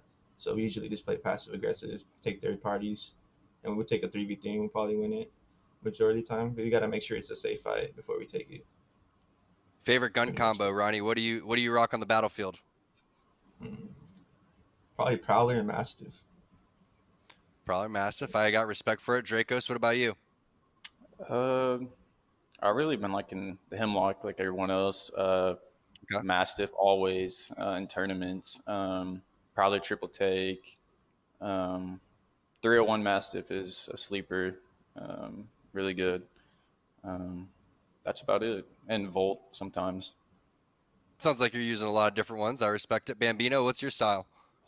Same, honestly. The Hemlock's in a strong spot right now. The Prowler has been in a strong spot. The Mastiff, I mean, you got a whole team running a Mastiff. There's really nothing you can do against it. So we honestly came together and was like, yo, we all need to find a Mastiff. If not, then one of us needs to run a triple take, which is a really strong weapon right now.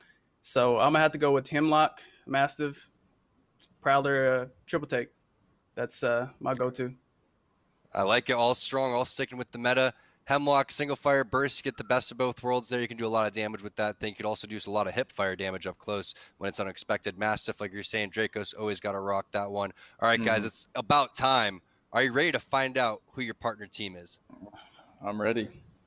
Been waiting. All right, get a little drum roll here.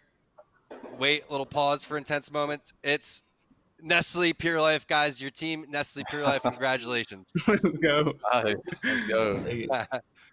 Staying hydrated out there. Ronnie's gonna be needed. He's like that rat that's running down in the marathon. People are tossing him waters left and right. He's throwing them down there, or if he's getting stuck down in the lava, you're gonna need a lot of water down there, Ronnie. Gotta stay hydrated, baby. Well, you guys are gonna be the most hydrated team for sure. Now, I've got a question for you guys. What do you have to say to your partners over at Team Nestle? What can they expect from Aim Assist Not OP? I would say we're just going to go out there and give it our best. And Ronnie may be in another ratting situation, and hopefully they'll be tuning in. I like any teams that you're looking out for. Anybody that you guys want to take down? Any partners that you guys didn't like on the list? Probably Zary Tricky's team. All right, Team Zary Tricky. We'll gun out for them. I like that. We're gonna look out for sure, guys. Is there anybody that you guys want to give a shout out to that helped you guys along your journey, and you want to give a thanks to now? Ronnie, start with you. I want to give a shout out to my teammates Dracos and Bambino that found me, obviously, and helped me come to where I've become with a solid team, pretty much. All right, Bambino. What about you, man? Shout outs. I want to give a shout out to ESA. My teammates, just everybody that's been, supporting me on stream. It means a lot, and I really do appreciate it. And, I'm going to continue spreading the love. Yeah, all right. Dracos, you love to hear it. What about you, man? It's going to be kind of the same thing as Ronnie, but I'm going to say Bambino. I mean, me and him have been, day one since early Xbox days, so we just been putting our heads down and grinding. You guys did it, man. Congratulations on making it to Series Z. I'm going to be excited to watch you guys go and hopefully stay alive here so we don't have to watch Ronnie solo. As fun as it is to watch, I want to see you guys going out there and getting up towards the top of the leaderboard. New team, switched on over to Xbox, majority of you guys. Still a lot to learn, still a lot of room for growth, and already doing it big. Excited to watch you guys play, and congratulations once again. Thank you. Thank you so much. Appreciate it. Thanks a lot, you guys. Aim Assist, Not OP, congratulations on becoming Team NPL Plus. I was literally standing up here and I'm reading the back of this bottle. I've never actually read the bottle. I've always just drank the stuff. But it's an easy way to get your 35% magnesium for the day. Did you know you needed 35% magnesium for your daily intake? Did I say that right? Doesn't matter. So now you have that. That's an easy way to do it. It also helps tiredness and fatigue. These guys are going to be geared up. They're going to be hydrated, and they're not going to be tired or fatigued. So they're going to be crushing it. Honestly, they're going to be crushing it because these guys are drinking NPL Plus. They all should be drinking NPL Plus, but we all know that the NPL Plus team is going to be drinking NPL Plus all the time. By the way, NPL Plus will be in store at Esports Arenas November 1st. And once we start opening things back up, we want all the gamers to be hydrated the way that NPL Plus wants them to be. So there you go. Frank, God, that guy's got a good catch. Although I'll be honest, Kyle caught the first ones, jiggled the Pringles around a bit. Might have heard it on camera, but it's all right. So NPL Plus, special thanks to Heather Hobson. You have crushed it for us. You and your team have been so supportive. I know you guys, you were telling me that everyone's talking about it. They're all excited about Series E. We cannot be more thankful for what you guys have been doing for us and investing in Esports Arena and providing this opportunity for those guys who honestly did seem to be pretty stoked I love the banter back and forth with those guys, and someone needs to make his bed. But regardless, Team Aim Assist Not OP is now going to be called Team NPL Plus, Nestle Pure Life Plus for the water. That is awesome news. NPL Plus, thank you guys again for all your support. Team Aim Assist Not OP, congratulations on Series E and being partnered with these guys because they're awesome. The support you're going to get is going to be phenomenal. Stay tuned. We got a killer message from NPL Plus. These guys are awesome. They took this to heart and loved it. So watch the message, and we'll be right back with that awesome surprise. The awesome surprise is coming up next.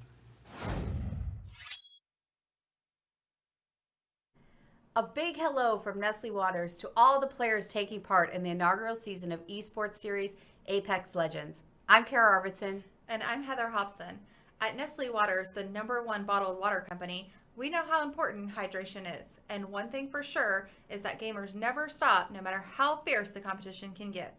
Remember to keep hydrated by drinking plenty of Nestle Pure Life water, or give yourself some extra nutrients for the competition with Nestle Pure Life Plus. Either way, we know you'll make us proud here at Nestle Waters. We can't wait to watch these unshakable competitors go head to head. Welcome to the team. Now prepare yourselves for battle. Cheers.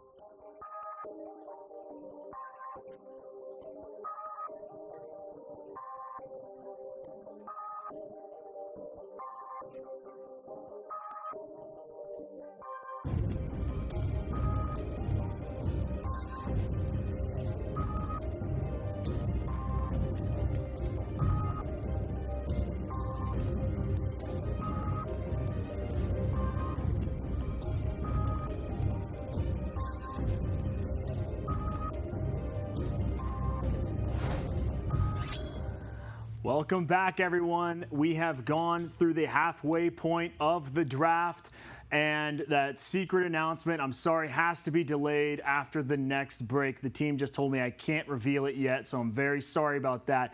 But regardless, 5 teams announced, 5 teams paired up. Series E is rocking and rolling. I honestly... I mean, I'm excited, but I'm not like, can't, contain my excitement. I have to. So regardless, Team BFF is next. BFF, most likely best friends forever, unless it's Ben, Frank, and Fabio as the partners that are teamed up with each other. I don't know, but Ben, Frank, and Fabio, congratulations on making it to Series E. So let's find out how actually BFF qualified for Series E. Introducing BFF, consisting of Blighty, Farmer Lucas, and Fat Fruit Ninja. Team BFF often finished middle of the pack, but showed their strength in Week 3, finishing 3rd overall, with Fat Fruit Ninja placing in the top 5 for kills.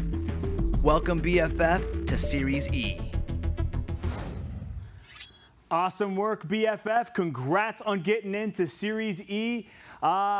Yeah, I don't know if your names are Ben, Frank, or Fabio, but it doesn't matter because your team name is BFF, but it's about to be called something different during Series E because we want you repping that brand and wearing it proud. Let's see who that's going to be. Here it is. The thing's flipping with process of elimination. Most of you guys can probably figure it out, and it is most likely Pop-Tarts, baby. Honestly, how do you not like Pop-Tarts? Just like Cheez-Its, just like Pringles. All those brands are such staple brands as when we were kids or when we were adults. We're all adults. I mean, well, maybe not some of you guys watching. All right, Tyler, you're rambling on. But regardless, Pop-Tarts is a killer breakfast food. I honestly love the cinnamon and brown sugar flavor.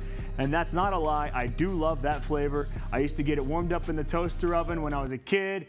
And then I just stopped doing that because it just tastes so good as it is. I mean, all you have to do is just have the Pop-Tart, open up the package and start eating it. I wish they had it in a snack form. That would be pretty awesome. Maybe they will after this moment. We talk to Tom, and he reveals that these guys are Team Pop-Tart. So take it away, Tom. What's up, everybody? Welcome to Series E Draft Day. I have Team BFF here. You guys know who they're partnered with, but they have no idea. Let's get to meet the team. How is everybody doing today? We're good. How are you, Tom? Great. Doing well, doing well. So I got to talk to you guys a little bit beforehand. You guys are a newly formed team. 1 week before Series E, you guys played in one GLL Cup. Let's talk a little bit about how you guys got together, and let's start with the IGL. How did you guys find each other? So we don't necessarily have a designated IGL. I kind of fill that role, but so I met Fruit, weirdly enough, at a LAN event in Minnesota, his home state, probably almost coming up on 8 months ago. And at the time I was playing Fortnite competitively for my university, and so I was more or less meeting him in passing, and I came to know that he was a good player, and that's when I was just getting myself into the Apex scene. And so I met him through, I guess, more of an in-person type thing, and then I met Blight through basically just mutual discords for just people looking to play ranked together, more or less. Okay, so not the IGL, but kind of the IGL is what we're hearing from Lucas. So it was Ninja that had the experience in Fortnite. Is that what you said? Fat Fruit Ninja? I had a lot of Fortnite experience. Oh, you did? I played competitively for my university last year. Okay, and then you guys met at a LAN. Was that an Apex LAN or was that a Fortnite LAN? It was kind of like all around. There was all kinds of stuff there. They had League of Legends and Call of Duty. They had Apex. They had Fortnite. They had all kinds of stuff. It's kind of like one of the biggest LANs they have in Minnesota. Okay, cool. And Blight, you came in through the Discords, just grinding, probably through ranked. Is that how you guys started going through the progressions, or did you guys get into scrims? I ended up meeting Farmer through some mutual friends, and we came across each other in Discord servers, and it mainly just stemmed from being able to find friends that we knew, and we played together, and it was so fun. Yeah, it sounded like because you guys have gone through that process, it's going to be a little bit different than most of the teams. Do you have any advice for, players that are like you guys that are trying to, find a team and make a name for themselves? What would you, because you guys have been able to find it and qualify here for Series E, Blight, what would the advice be, to anybody watching this that, is trying to find a team? What would they do? Oh, find someone that you're comfortable playing with and just keep on playing with them until you get to a point where you're good enough to move on to finding a third where you can eventually do better. Look at your placements, see how you can place better. Once you place better, just keep on going up. Play ranked, scrims, tournaments. That's good advice. Farmer Lucas, I want to ask you, what was it like when you guys formed this team before Series E, and was it a goal for you guys to qualify Series E? Is that why you put your team together? I put the team together hoping to get into every aspect of competitive, mostly ALGS, the GLL Community Cup, and at the time it was still the weekly $1,000 esports arena tournament, so I was hoping to get us into that. And then all of a sudden Series E got announced, and then I put a real rush on actually forming a team, knowing that this league was going to be something that you could compete in against players that were of your similar skill level rather than like the tier 1 organizations. Yeah, so third place overall in the points, 109 points overall for your team. That's a lot of points, but it was still kind of on the cusp. Or were you guys a little bit nervous, Fat Fruit Ninja, in that final day that you just completely dropped the ball and potentially get overtaken by one of these other teams that were coming up? Yeah, that was definitely one of the toughest days I've had with my team. Actually, it was really hard to just keep pushing through it, keep grinding every week, especially since we'd performed not top 5 or not top 3, but we performed pretty consistently throughout. So I was definitely getting nervous, and I knew a lot of those deaths that I had, it was ultimately going to be make or break. So I was definitely nervous. Well, you guys got it in. Are you ready to find out which team you're partnered with? But first, I want to ask you, on top of that, which partner were you guys hoping for, too? I think we kind of came. Go ahead. I love CPUs. Okay. I wanted Apple Jacks, okay? Fat Fruit Ninja, you got to get the fruit in there. I definitely wanted the Apple Jacks. What about you, Farmer Lucas? Any preference? Intel or Razer were the top two. All right. Well, I think Fat Fruit Ninja, you're going to get your wish. It's close. It's going to be Team Pop-Tarts is what you guys are going to be sponsored and partnered Team with. Pop-Tarts. Let's get it. Let's go. go, my boys. gosh.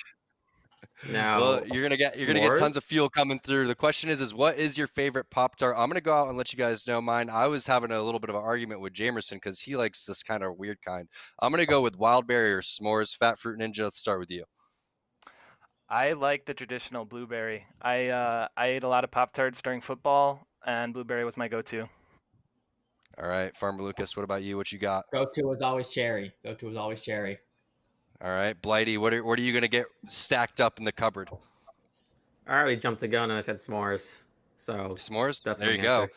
There you go. And I'm pretty sure you get like the tiny bites. I think there's Pop-Tart cereal out there too. So you guys are going to be hooked up with tons of stuff to keep you filled up. Let's ask you a little bit more about your Apex play styles, Blighty. I want to know, what's your play style? What do you bring to the table? What legend you playing? So I'm the Watson on the team. Originally, I would be Flex, but I've grown because Fat Fruit was a good Watson. I mean, he taught me how to play his character. So I'm mostly a gunner, so I just like to grab any crutch weapon I can find, like a triple take, just shoot at somebody with it until I get a knock, and we just push off that. And I'm just sitting here beaming in the back, getting so much damage off so that we can get in these fights and have some fun. Okay, so kind of anchoring it down as the Watson, probably with like an R301, triple take, long range gun, something along those lines. Get initial damage, push in. That's the play style you guys are bringing to the table. Farmer Lucas, what are you bringing to the table as a teammate here? I like to. I ultimately I do make the calls for our team. I decide what fights to take, what rotations to take, and I more or less 301 Mastiff. Mastiff's the weapon I always want to have in my arsenal. Okay, so you're most likely playing Wraith if you're making the calls, rotations, things of that nature. All right, sounds good. Fat Fruit Ninja, what do you got? What guns you carrying? What's your play style? I'm kind of more of a second frag. That's kind of my play style. I like backing up my teammates. I'm really good at hitting those bait and switches. My favorite guns to use, believe it or not, are going to be Wingman and R301. I don't really like to use the Mastiff, believe it or not. Okay, a little too inconsistent for you. Rather have that secondary. Most likely would have been the R9 back in the day, but now you're going to switch it out for the R301, still just as much damage. And you can also kind of use it in the mid-range. Also, when you're running out of ammo for one gun or the other, that seems pretty decent combo. So it doesn't seem like anybody steps on each other's toes compared to what you guys like to carry. Blight says he doesn't carry. He'll take what's on the ground and just use that as his one-gun challenge. And then it seems like everybody else kind of has their own secondary guns that they like. Now, a quick question for you guys. Is there anything that you guys want to say to your partner over at Team Pop-Tarts? Thank you guys so much for sponsoring us and letting us compete under your guys' name. We really appreciate it. Thank you so much for that. I really do. I'm super excited to wake up with some Pop-Tarts. Let's go. And last spot, where are you landing on the map when you have the Pop-Tarts in hand? Fragment West. All right, Fragment West. Catch Team Pop-Tarts over there, and we'll see you in the first week of Series Z when it officially kicks. So my wish was granted. I said I wanted the cinnamon Pop-Tarts in a snacking form because that's what I was doing. And did you know that Pop-Tarts makes Pop-Tarts bites as well? I didn't. Well, I mean, I did, obviously, because we were working on the deal with them and all sorts of stuff like that. But Pop-Tarts Bites, honestly, it's actually pretty good. We had a bunch of them shipped to Esports Arena, and we were supposed to use them for glamour shots. But honestly, every morning I'd come in, not too many people here because it was the morning, and I was eating some Pop-Tarts Bites. And I don't like to admit that, but now everybody knows. I can get that finally off my chest. I was eating a ton of Pop-Tarts Bites. That was the product we're supposed to be taking photos with, and I was eating them all. So, sorry, guys. Appreciate that. Anyway, congratulations, Team BFF. And as I was watching that interview, it clicked. BFF are their gamer names, their gamer tags. Farmer something, Fat Fruit Ninja, and Blighty, I think, are the names. Fat Fruit Ninja, sorry you didn't get Apple Jacks. I know you were gunning for that, which is really cool, but now you can just take Apple Jacks out. Target that team, target your inner Fat Fruit Ninja, and go after Apple Jacks. That's my theory. That's my recommendation for you, buddy. Great job and awesome work getting into Series E. And again, Pop-Tarts, I cannot thank Michael Clark enough. You are seriously knocking it out of the park with us. We love you. Esports Arena loves you. Everyone in chat loves you. Give me a Michael Clark in chat, everybody. He gave him 2 thumbs way, way up. That's awesome. So at any rate, let's get to it. Team BFF is now going to be called Team Pop-Tarts for Esports Arena Series E. Congratulations, fellas, and thanks for all the samples that I got to eat while we were trying to shoot those Pop-Tart Bites promos and things like that. Send some more, please, because I think we had to get those from Walmart today. So, but regardless, thanks so much for your support. Congratulations, Team BFF, or should I call Team Pop-Tarts? Let's hear from Pop-Tarts, see what they got to say, and we'll be right back with that, honestly, even bigger surprise now. No joke. Thank you. We at the Pop-Tarts team are excited to be partnering with you for the Esports Arena Series E Apex Legends Season 1 inaugural season. Welcome to the team. Imagine you love frosting and filling. I do love frosting and filling. Oh, well, imagine if there was a way to enjoy that delicious goodness anywhere, anytime, out of the toaster, out of the box, out of one of those baggy thingies, with nothing but a thin layer of foil between you and... Pasta. Yes, Curtis. This is a commercial about pasta. I love it. Frosting and filling for your pasta. I like pesto.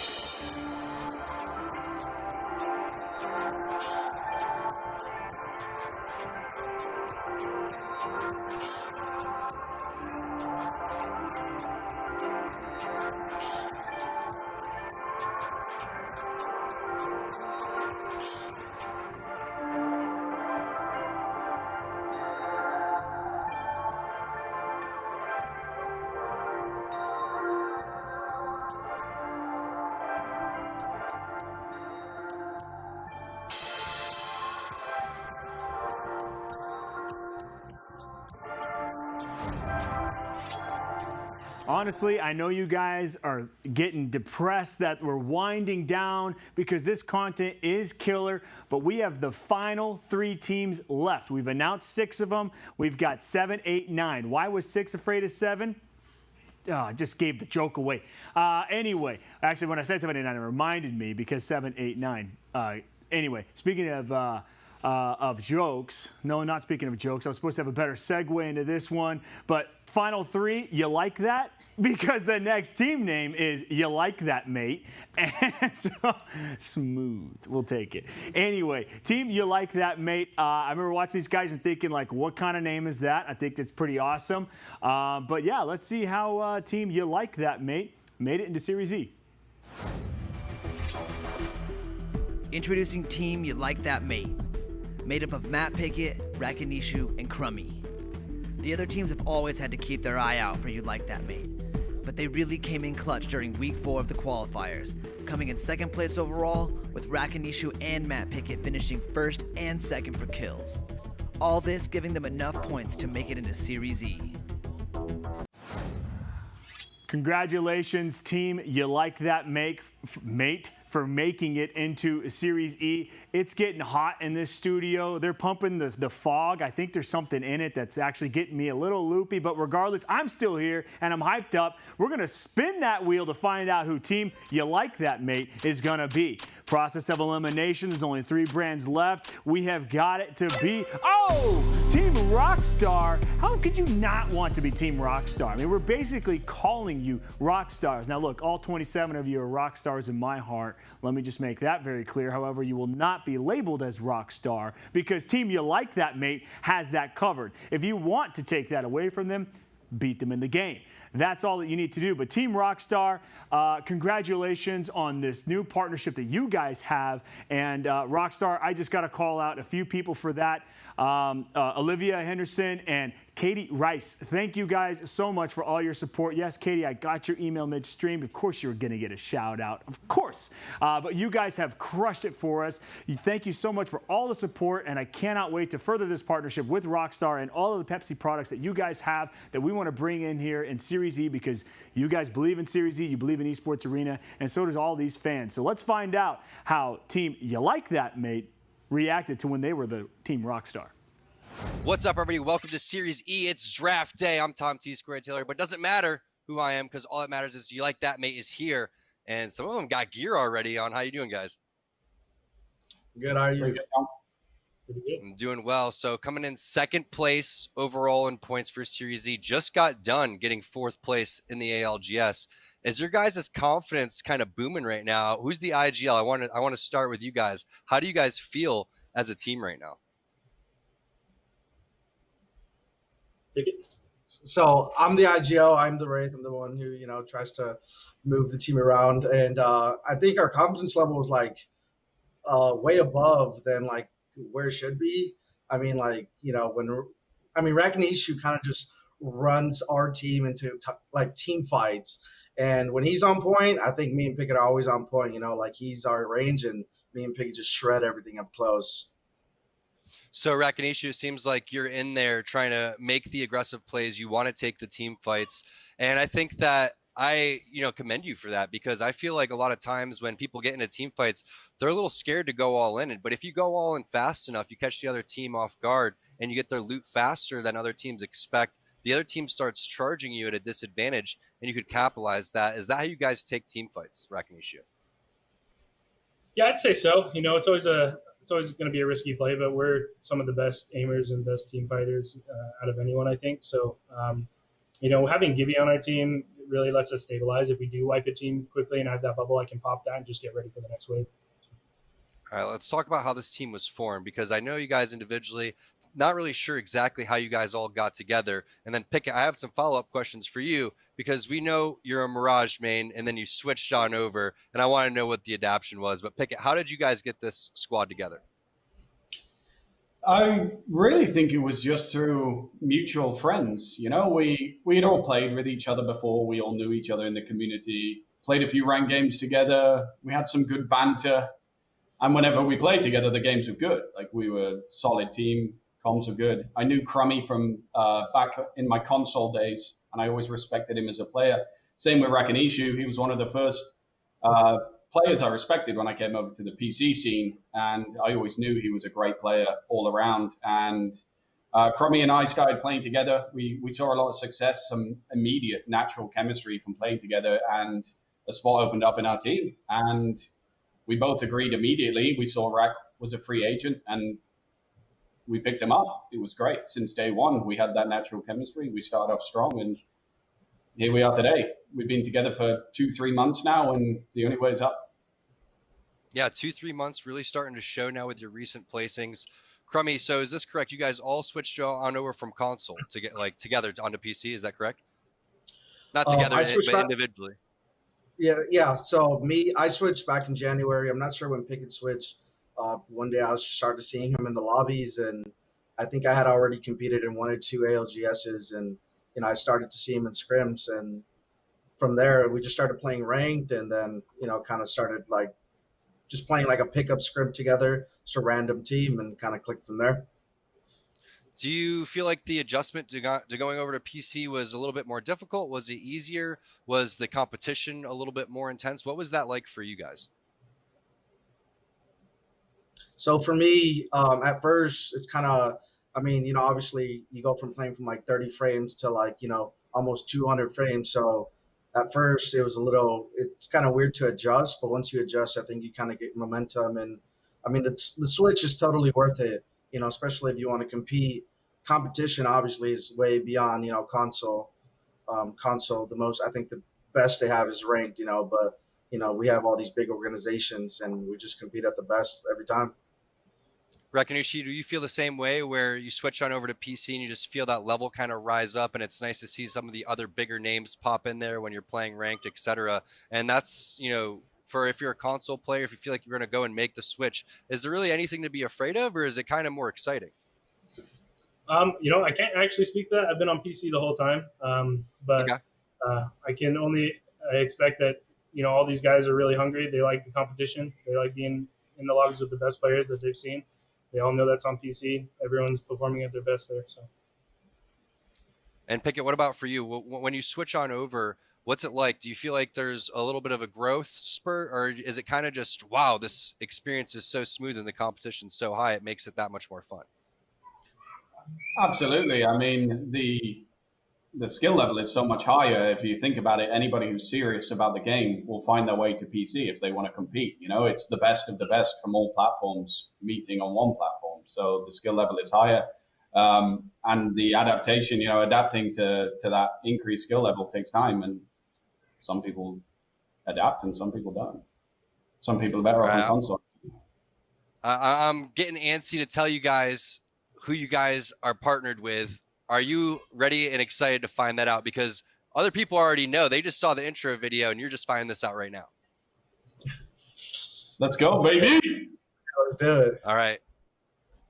I know why you guys got this team, because you guys are Rockstar. You guys are Team Rockstars. Congratulations. Bringing the energy.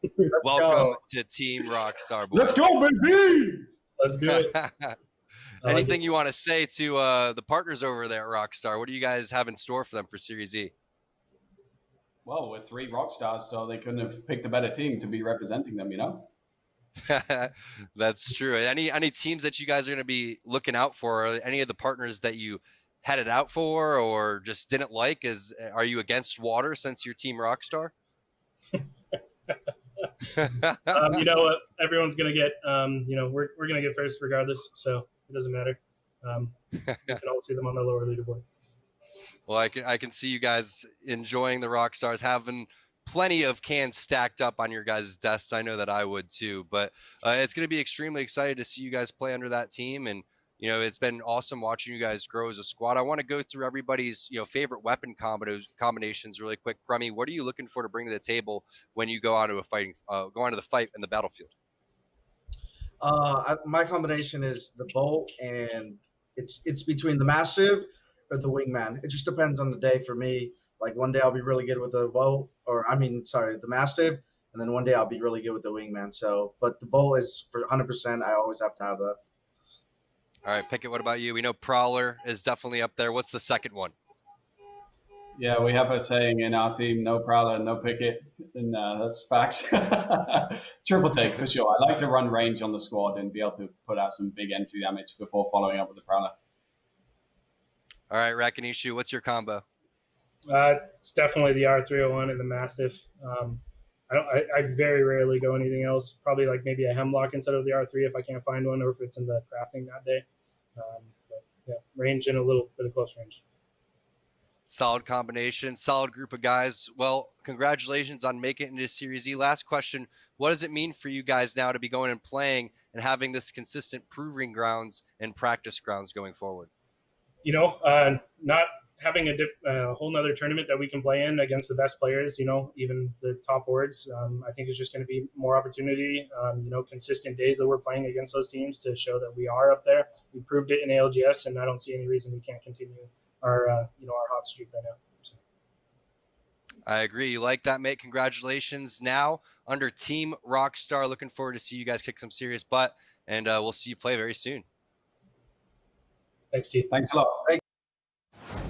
Congratulations to Team You Like That, Mate, for becoming Team Rockstar. It's going. All right. I was going to try to do the whole thing without it. The team really wanted me not to do that, but I decided to do it anyway because, again, I got the camera control and the audio control. But regardless, Team You Like That, Mate, made sense. One of those guys sounded European. He probably calls people mate all the time. I like calling people mate, so You Like That, Mate. Hopefully you guys like the fact that you guys are now Team Rockstar, because that's pretty awesome. Rockstar coming in clutch, helping us out. Kind of a last-minute ad here, but I really appreciate the support and how just easily Team Rockstar, or Rockstar Fits with Series E, designed to keep you at your peak performance.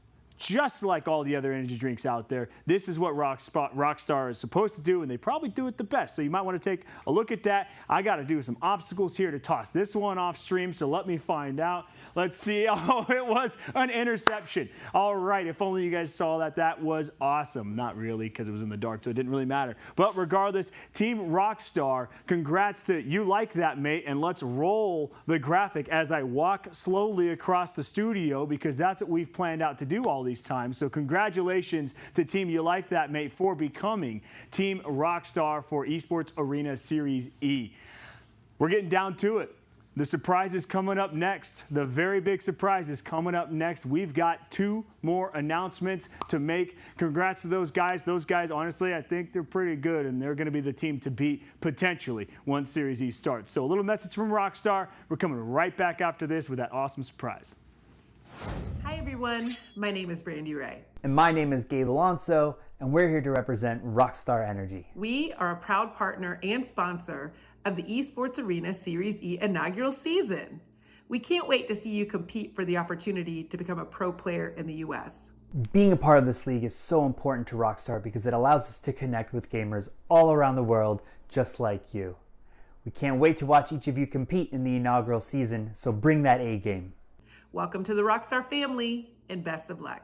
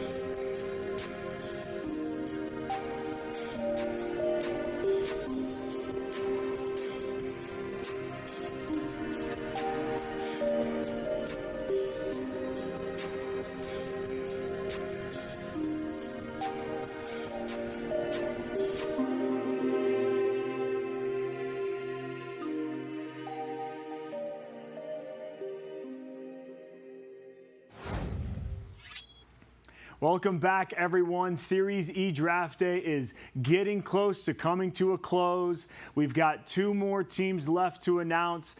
I don't know about you guys, but I am loving watching chat pop off. I am loving watching you guys support these players and see how excited they are of signing their contracts and becoming a professional team in Esports Arena Series E. And you're probably thinking like, well, dang, I wish I would have signed up and competed against these guys. You still can. We got more with that a little bit later, but right now, we're going to talk about team Did We Make It? Well, let's see if they did actually make it. Well, they did, obviously, because I'm here talking about it. So let's see actually how they made it. Take it away. Introducing Team Did We Make It, made up of Stunny, Bird, and Sung. Did We Make It fought their way into Series E by consistently placing top 8 in the qualifiers. And even when they only finished 12th in Week 3, Stunny still put out a performance with the 3rd most kills overall. All these things secure them their spot in Series E. Congrats for making it. Did we make it into Series E? You guys crushed it during the qualifying. I'm almost positive that's what happened. And ideally, you guys can crush it in Series E. But Did We Make It is going to change to a different name for Series E, but you guys still have your identity. Don't worry about that. Let's find out what that new identity is going to be and which partner you're going to be representing and wearing that badge. Let's go. Who's it going to be? Process of elimination, 2 more left. Rice Krispies treats. Bet you guys didn't know that. Rice Krispie treats. I always thought it was Rice Krispie treats. You just say, hey, you want some Rice Krispie treats? I'd take a Rice Krispie treats. And marshmallow, the little square, things like that. It's Rice Krispies treats. I didn't notice that until I was looking at the logo and I saw that there's that hidden S That's clear as day on the actual logo itself. Again, you guys, I'm going to need you to pop off in chat, literally pop off in chat, to thank Michael Clark yet again for bringing Rice Krispies treats to the table. Michael Clark's in chat. MC. Michael Clark in chat right now. Let's see how Team Did We Make It react to Tom T Squared Taylor when he told him the great news of becoming Rice Krispies treats players. What up, everybody? Welcome to Series E Draft Day. It's Tom T Squared Taylor here. Doesn't matter, though. We got Did We Make It? And that's who matters. You guys know who they're partnered with. They don't yet. We're here to meet the team. Guys, how are you doing today? Good.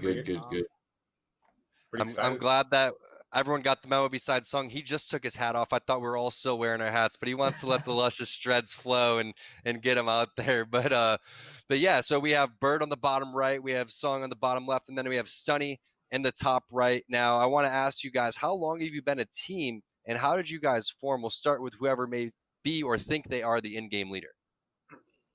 Okay. I met Sung through PlayStation, probably 3 months after Apex came out. I played with him for the whole time. So, and I've been with Sung for probably 9 months, honestly. And then Stunny, we just picked him up 2 months ago, maybe. And we're kind of just now putting it all together. Nice. So, Stunny, what was it like getting introduced to these guys that have already been a duo for a while? How did you fit in, and how did you enjoy playing with them to first kick things off? Honestly, when I first heard about both of them, I didn't know who Sung was, so I was a little, nervous about teaming with him. But as I got to get to know both of them, I already knew Bird was, an absolute beast because he played with Pro and Naughty, and he'd always fry me. And then Sung, I didn't know, but as I got to know him, I started to realize that he was actually really talented at the game. He could, could fry some people. He could get the job done. So, it was really exciting to play with him overall. So is everyone on the six? Did everyone come from a console background? I'm hearing Sung, and is that right, Bird? Are you guys on the six? Yes, sir. We're a whole controller team. All right, we got the whole controller squad. You guys know that I play controller myself, so I got a lot of respect for that. Yes, it's definitely sir. not as easy as people make it out to be. 5th place, 99 points for Series E. You guys have Did We Make It, which I think is one of the best team names. We've been, had the pleasure to cast you guys through ALGS, and you guys are always there, right on the cusp of making it or not. So you guys were able to make it here. How was that last day for you guys? Was it an intense day? Was that a very important day for you guys to go and qualify for Series E? Song, let's start with you. Yeah, I would say it's kind of important. We had to clutch up. We had to make sure we secure that top 5, But we had some rough games, the first 3 games, and we won the 4th game, and we eventually just bounced back from there. And we made it. I want to hear a little bit about your guys' play style. Now, Stunny, let's start with you. What legend are you playing? What's your favorite combo? What do you bring to the table as a teammate?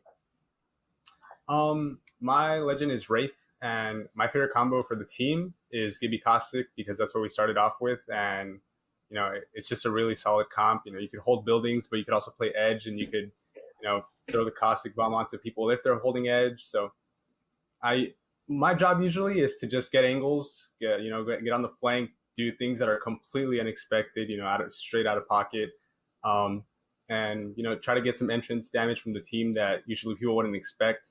So that's what I usually try to do.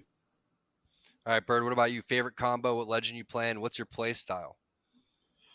Gibby Caustic Wraith has got to be my favorite because Sung's the best Caustic in the world, so that helps.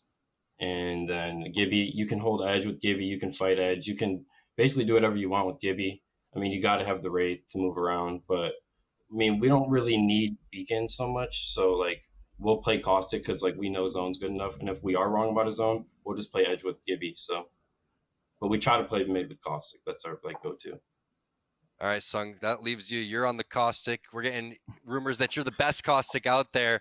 What's your play style? What's your favorite gun combo? And as one of the only Caustics in NA, what do you think is so strong about him, as these guys were just saying? I just feel like I'm a wild card, and people don't really expect what I do and how we play as Caustic. With my favorite gun, I would like to use heavy guns, especially with the Prowler or the Hemlock. Those are my favorites. the thing with us being the only caustic, we can literally bully everyone that's not that are in buildings or in tight corners. We usually win those. Yeah, and when you have one of the only caustics in the lobby, maybe the only caustic in Series Z, do you feel like that's gonna give you more strength? Because we know what happened when all the other caustics are in there. It kind of causes a little bit too commotion, and they could kind of walk through your gas, or you're confused on which gas is yours. Are you more comfortable when there's more or less caustics in your game? I feel like it's gonna help me low key, because for aim assist, we're just gonna dominate, just kill everyone end game, just throw the gas. We got stunning on the portals. I just do the damage. We win easily. Sounds like you guys are feeling pretty confident. What's your guys' landing spot, and where do you guys like to go consistently? For World's Edge, we're trying to go for a countdown. For Kings Canyon, it's kind of rough, but we're still trying to figure it out. But yeah. All right, Bird, question for you. What did it mean for you guys to qualify once you guys figured out on that final point tally that you guys had made it in and that you've gotten into Series E? Honestly, it was probably like the best day for Apex, other than like my first time calling for an ALGS. It was honestly like the best thing I feel like I've ever done, because we weren't even expecting to be in it. We did the math and stuff, and we thought we missed it by 1 point again, like the last chance qualifiers, and it was just probably the best feeling when it comes to gaming I've ever had. Yes. Sonny, what about you? You just fell short at the LCQ, coming in here, qualifying for Series E. What did it mean for you guys? When we made the top 5, honestly, like it's probably my biggest achievement in gaming, and so it felt really good. I loved every second of it. All right. Well, are you guys ready to find out which team you're partnered with? Yes. All right, a little bit of a drum roll. It's going to be Team Rice Krispies, guys. Congratulations. Let's go. Let's go. Okay. Okay. Right. All right. So, quick question. Big cereal fans, also going to come with, probably Rice Krispie treats, all that stuff. I love me some Rice Krispies and some Rice Krispie treats. Oh, yeah. Don't we all? Don't we all? We all do. All right, now that you guys are on Team Rice Krispies, is there any other team and partner that you want to take down, Bird? Nestle Pure Life, because we don't want water. Can't put water in Rice Krispies, so I feel you guys. Absolutely. I like the answer. Now, a little bit of a personal question: are you guys comfortable sharing what hometown you're from, where you live, and what state you're representing? Richmond, I'm from Virginia. Bowling Green, Ohio. All right, well, we'll start with Sonny. Sonny, start with you. California, Los Angeles. So. All right, LA. Go ahead, Song. Richmond, Virginia. Richmond, Virginia. Bird, where are you hauling from? Bowling Green, Ohio. Bowling Green, Ohio. All right. I had to look at the camera. All over the map right there, guys. Well, anything that you want to say to Team Rice Krispies and your partner team now? We appreciate you. Yeah, I'm honestly excited to see, what we could bring to the table for them, and All right, for sure. Any shout outs that you guys want to give? Anybody that you guys want to say thank you to along the way that you guys had along your journey to qualify for Series E? Shout out all the former teammates who helped me get definitely. this good. All former teammates, and obviously Bird and Sung, my teammates. A huge shout out. Yeah, shout out to those All guys right. too. Well, you guys made it. And you're part of Team Rice Krispies. Congratulations, guys. Can't wait to see what you have in store moving forward, and we'll see you play in a couple days. Appreciate it. Thank you. And that's it. Signature on the So Much to Love About. I guess that doesn't really make much sense, but regardless, Rice Krispies treats, you get to write a little special note to someone you love. Okay, now that one just got smudged in the hands of Melissa, but that's all right. This one's going to some special. This one's going to someone special. Keep it to myself. But congratulations to Team Did We Make It for making it, and this one's going. See, keeping it with myself. And becoming Team Rice Krispies Treats. That's pretty awesome. Team Rice Krispies, Rice Krispies Treats. Who doesn't honestly love this also snack that you have while gaming? Except you got to probably keep the wrapper on a bit, get the marshmallow in your hands. But I did like the fact that one of those guys really had it out for Nestle Pure Life water.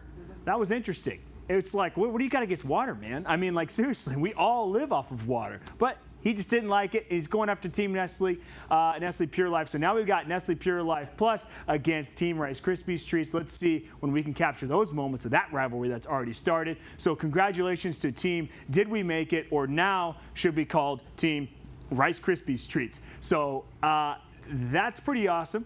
What's also pretty awesome is we've got one more to go right after this message from Rice Krispies Treats, and that, all right, I'm messing with you guys, not that big of a surprise, but we did come up with something while we were watching the interview that, oh, we could actually announce that. That'd be pretty cool. So literally, we actually do have something we are going to announce after all this. I've just been debating you guys the entire time, and I totally forgot.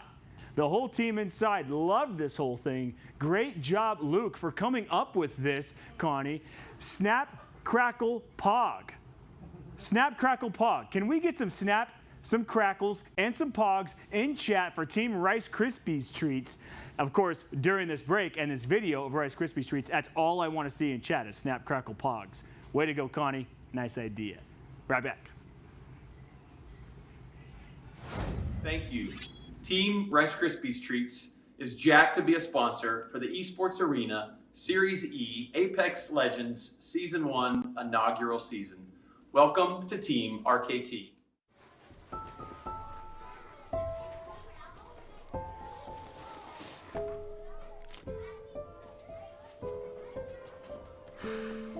Hey, shake it, kiddo.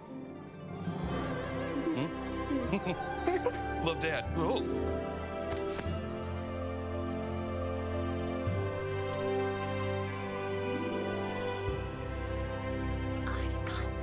Kellogg's Rice Krispies Treats. A little love when it's needed.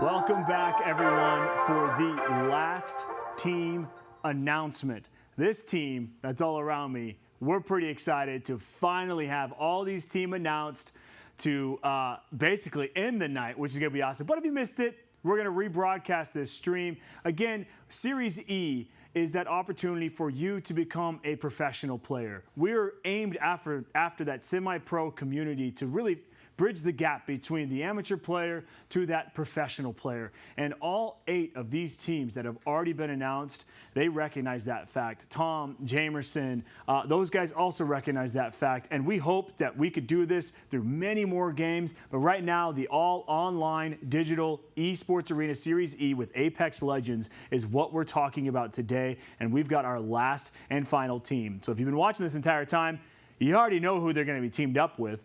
I've already forgotten, but it doesn't necessarily matter because the spinning wheel behind me is still going to do the whole dramatical thing for Team Free Smoke. And by the way, we just did a bunch of haze in here to make it look way cooler. And so Free Smoke with the haze, I think, looks super cool. So let's see how Team Free Smoke actually made their way into Series E. Introducing Team Free Smoke, consisting of Lion, Kenny, and Klain.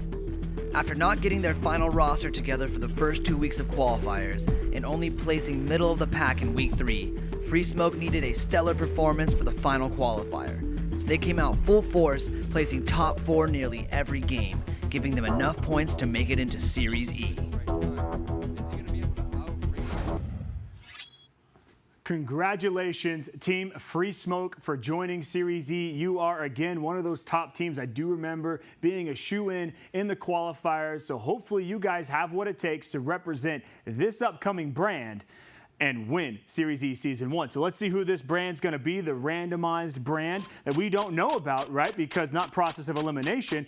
None of those brands, none of those. We already saw that, but it is Apple Jacks. Honestly, when Apple Jacks said they wanted to join, I thought that was awesome. And Apple Jacks Jumbo Snacks is even better, because how many times did you have a box of Apple Jacks and instead of pouring it into a bowl full of milk, you just ate it straight from the box because it tastes so good? It's, again, the gaming and the snacking. Are you guys picking up what I'm putting down? Because ideally, that's what the whole point of this is. So listen up. Michael Clark's in the chat, Snap Crackle Pogs, but now we're going with Apple Jacks. Maybe we come up with something clever for Apple Jacks right after we come back to see how these guys reacted to the news when they were told, when Free Smoke was told that they were going to be Team Apple Jacks. Take it away, Tom. What's up, Apex fans? Welcome to the Series E Draft Day reveal. It's Tom T. Squared Taylor. It doesn't matter who I am. We got Team Free Smoke here, and they have no idea what team they're going to be partnered with. But let's get to know the guys first. Welcome, everybody, and congratulations on making it into Series E. Thank you. How's it going, Tom? Thank you. I appreciate it, bro. Yeah, so I want to hear a little bit about you guys and your team and how you were able to form together, because this is a really new roster. You guys put together 94 points in 2 weeks, which is absolutely insane considering the amount of time that you guys only played. That could have been right up there with the number 1 or 2 teams. Heck, you guys could have possibly even won one. But how did you guys get together? What's your guys' background? Let's start with the IGL, whoever the IGL is. That is me, Klein.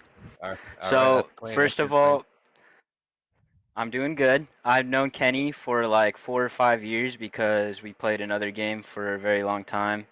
And he's always been like an FPS player, so I've known him for a while.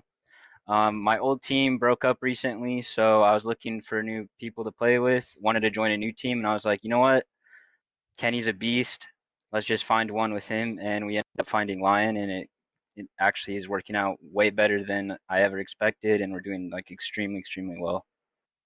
Yeah, Lion, I've had an opportunity to play with you for quite some time. We go back to, playing with Brood and Amu. That's how I met you. So I know what you're capable of. I want to touch base with you soon too. But Klein, what was the game that you played with Kenny before? You said you guys have FPS experience. What was that?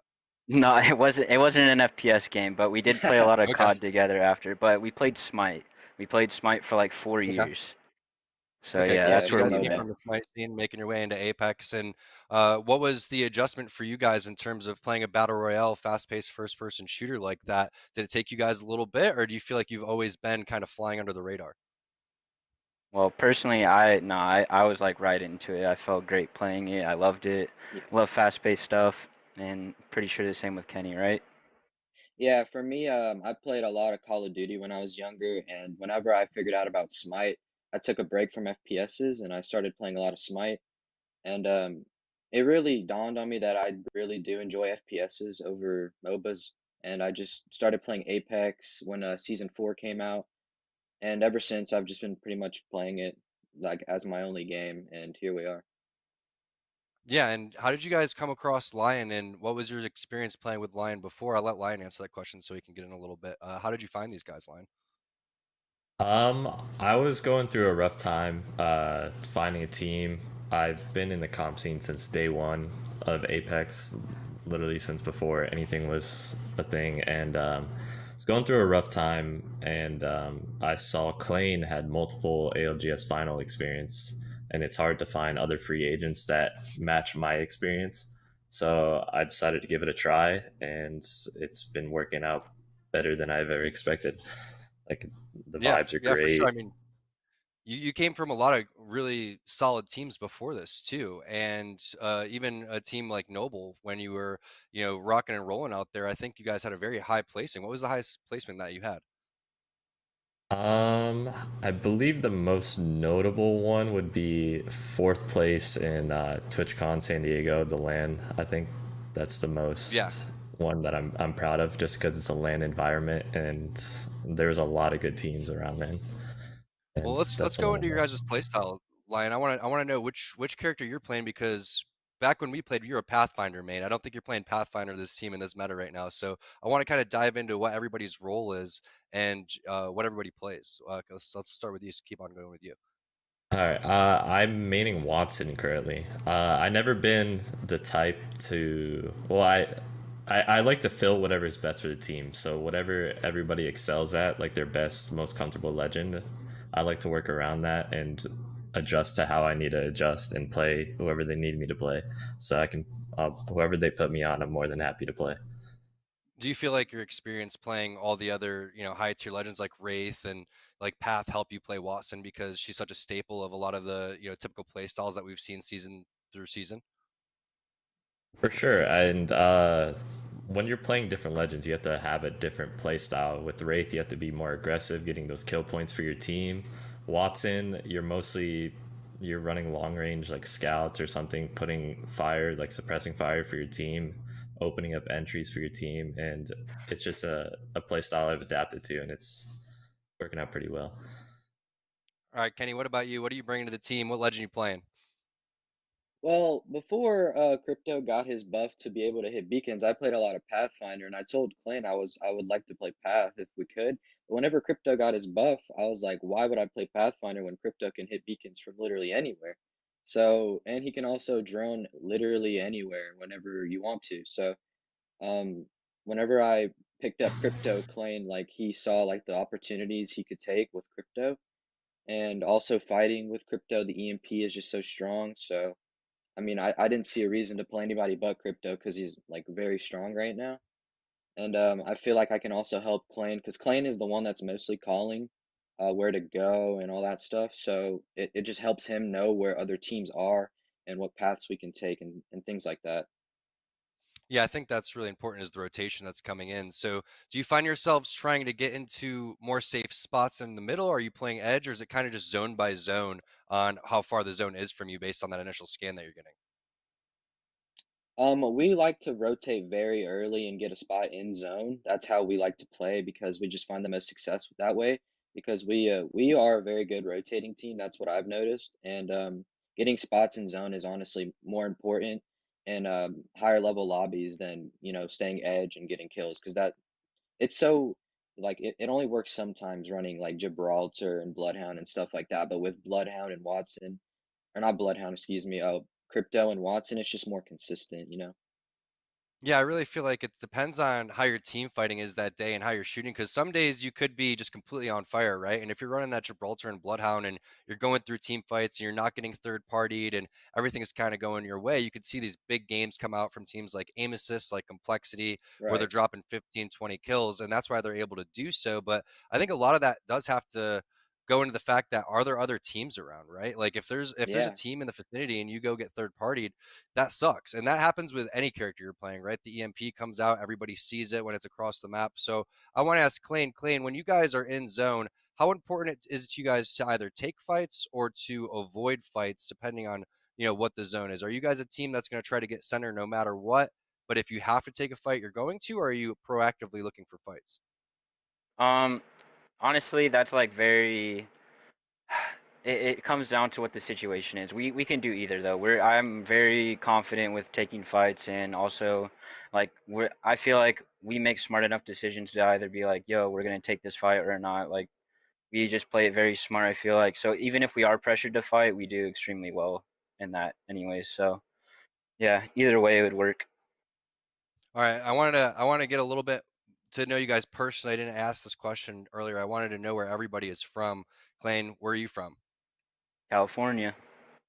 What city? What city you're in California, obviously. So what city in California?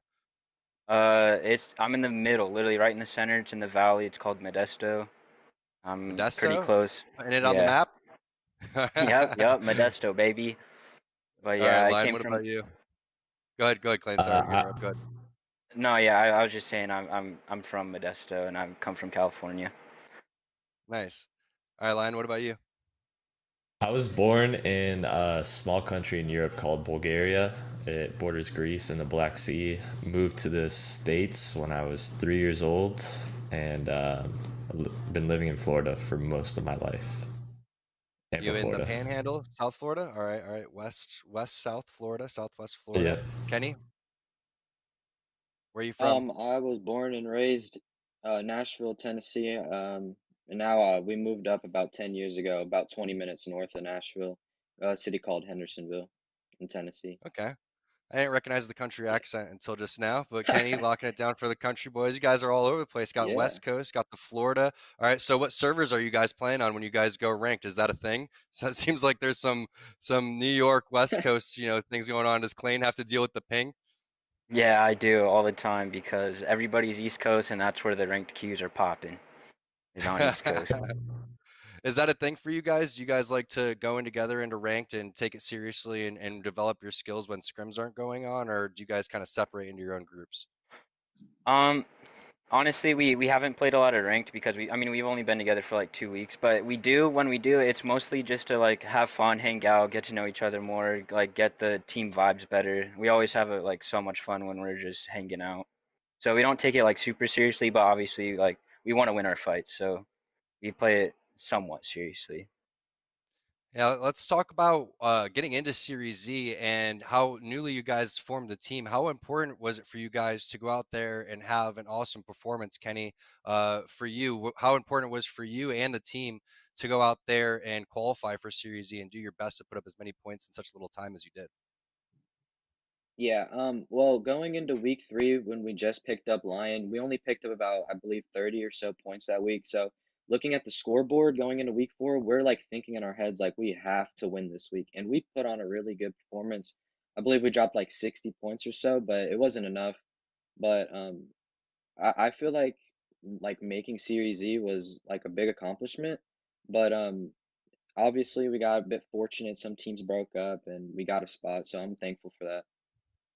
I mean, as a newly formed team, that's half the battle, right? Is sticking together as a team. And there's so many, it's like having a band, right? And even worse, it's like having a boy band, right? Where you got Clayton as the lead singer, but his voice could be just horrible. And you never really know because Lion thinks he has the best voice. And then Kenny's over here like, dude, playing the drums sucks. I'm always playing the drums.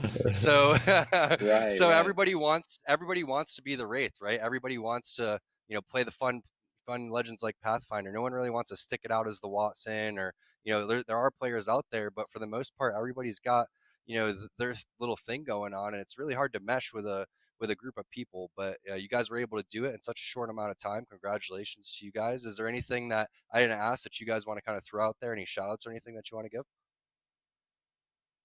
If you want to land Harvester and get your head ripped off, come on in. That's all I have to say. All right, and you guys have no idea what partner team you're going to be with. What team would you want to be on if you got to pick your team? Honestly, yeah, I wouldn't mind any of them, obviously, because I'm just happy we're here. But Intel, Razer, Rockstar, there was another one that we wanted. Well, those are the 3 that I can think of right now. But there was another one. I forgot which one we said. Drum roll, please. It's Team Applejacks. Congratulations, guys. Yo, let's go. Nice. Let's go, baby. Go. That's huge. Yeah, so huge cereal fans. Do I have any cereal fans out here? I'll put my hand up. Absolutely. Yes. Cereal every meal of the day. Every meal of the day. I mean, it's good when you're gaming. You don't really want to worry about anything. Sometimes I'll be like down to my last spoon. I think I almost ate my last cereal out of a Tupperware with a wooden spoon because the dishes haven't been done in too long. But hopefully it's not like that for you guys. But yeah, you guys should be super stoked. Congratulations! And are you guys excited to compete in Series E? Yes, sir. Yes, sir. I'm very happy, and we're about to frag out. Yep. Don't land Harvester. You hit it here first, Absolutely. guys. All right. Do good luck not and we'll land Harvester unless you want to die. You heard Kenny. Don't land there. They'll punch you out if they need to. All right, Yes, guys. we will.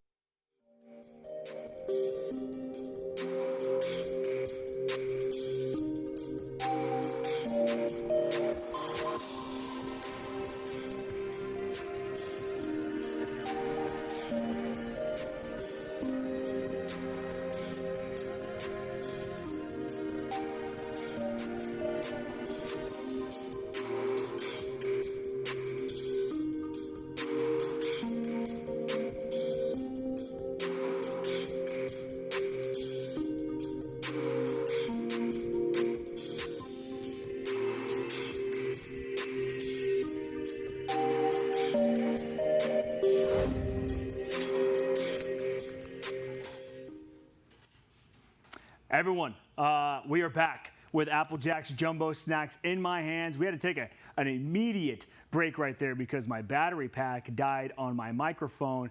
The killer team of Esports Arena found out right there, and we did it without a hitch. You guys didn't even know it, but I did just tell you that we did that.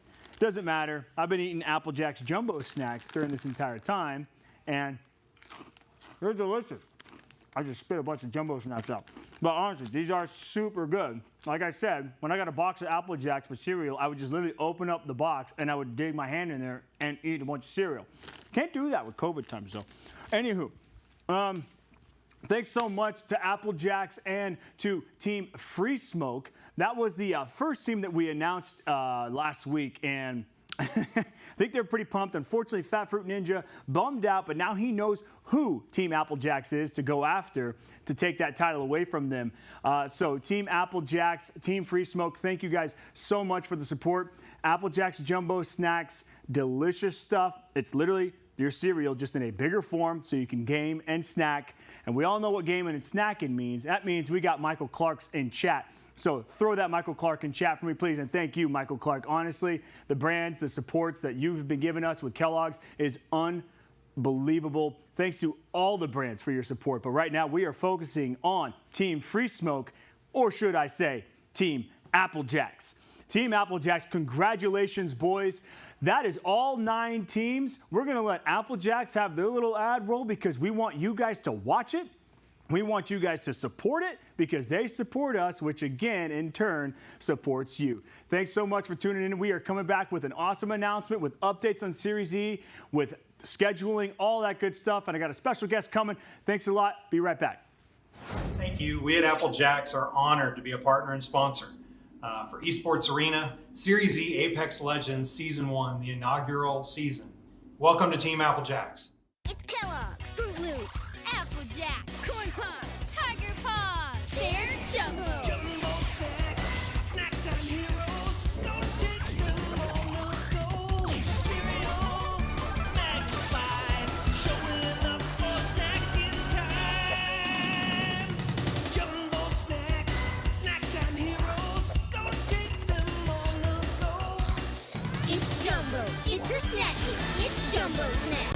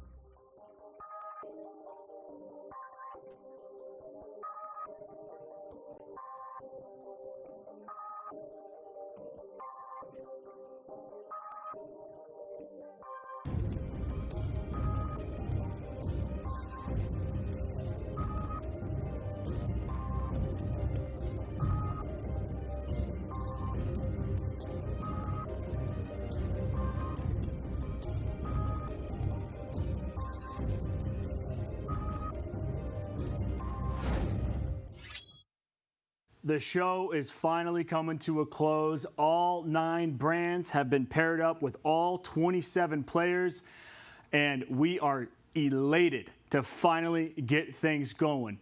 These brands behind me, they're coming up right behind me. Those brands, they're coming up. Doesn't matter. The 9 brands that we all know and love have supported Esports Arena and supporting Series E big time, and we cannot thank them enough.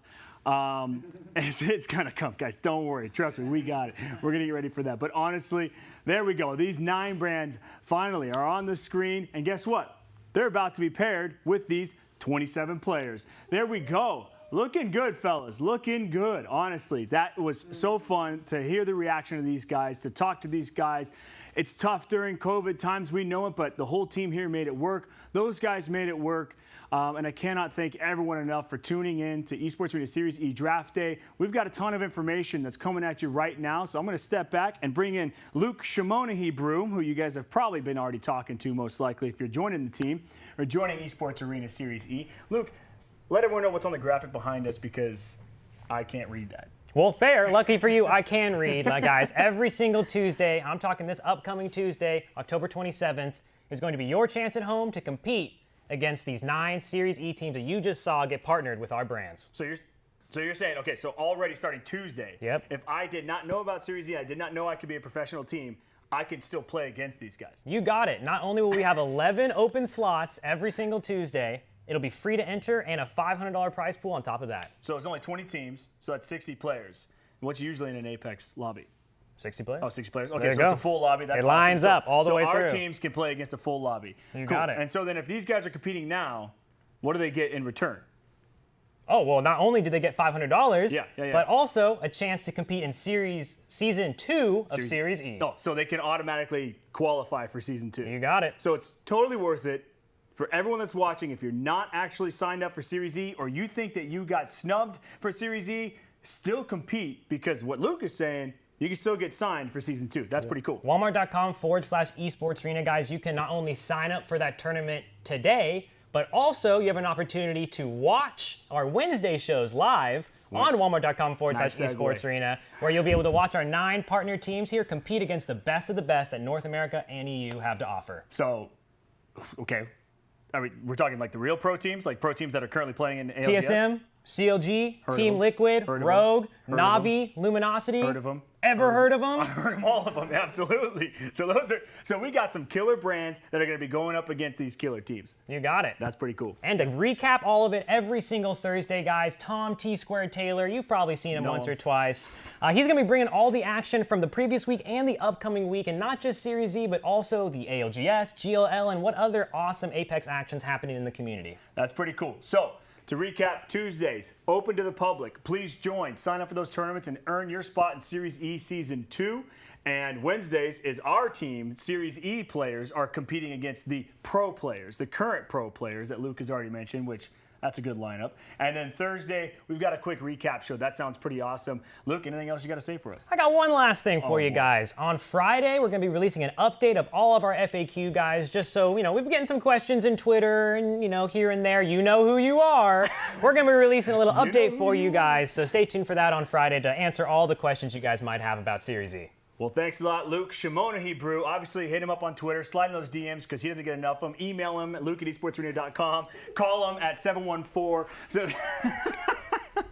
anyway, I'm just kidding. To be honest, I can't thank everyone enough for the support of Series E, for tuning in tonight.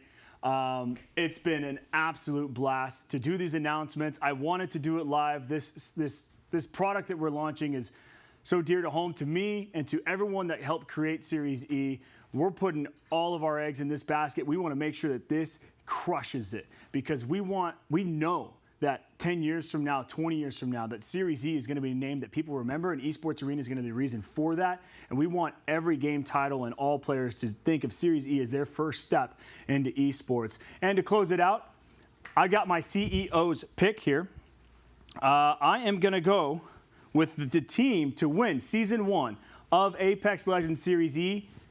Pringles, baby. Julius Pringle himself. That's going to be my winning team, my pick to win Season 1 of Series E. And hold this, wait, when do we get these in? These are fire, baby. You see these jerseys? Frank, you seeing this? That's so nice. These are so awesome. Every brand represented on the crest of this hockey style type of jersey because, I don't know, I mean, one of us is a big hockey fan. But regardless, this is awesome. You could sign up and pre-order yours right now at esportsarena.com/Series E. Take a look at there, pick your team, pre-order now. We'll ship you guys a killer jersey like that. It's going to be awesome. One last thing from me, Tyler Indris. I cannot thank my team, this team, enough for all the support that they've done and how much they've just crushed Series E during COVID, during Zoom calls, during working remotely and things like that. Every business that is going through this challenging time right now, if you don't have a team like Esports Arena, that's a team that's able to step up and support what your vision is or what you're able to do for this company and what everyone feels like they can do for the company, then it's going to be tough to survive after COVID. But this team, we're resilient. and we will still be here. From everyone in the broadcast room to everyone here in the studio, from everybody all around the country and they're helping out with our esports arenas and Walmarts, thank you so much. Series E is the future. Esports Arena is still going to be around. We are going to crush this. Thank you all for tuning in. Appreciate the support. I love you. Good night.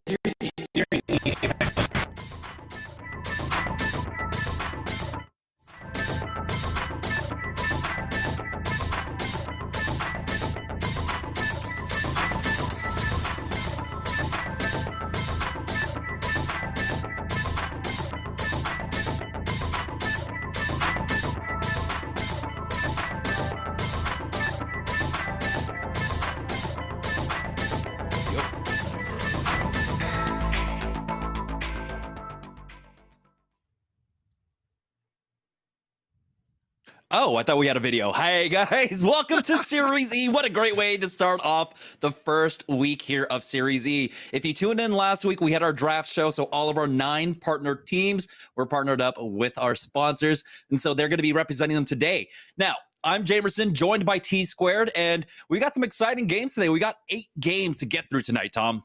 Yeah, 8 games. I'm stoked to see it. And we're going to see all their partner teams now flexing on one another. If you got a chance to see Draft Day, got some interviews with everybody.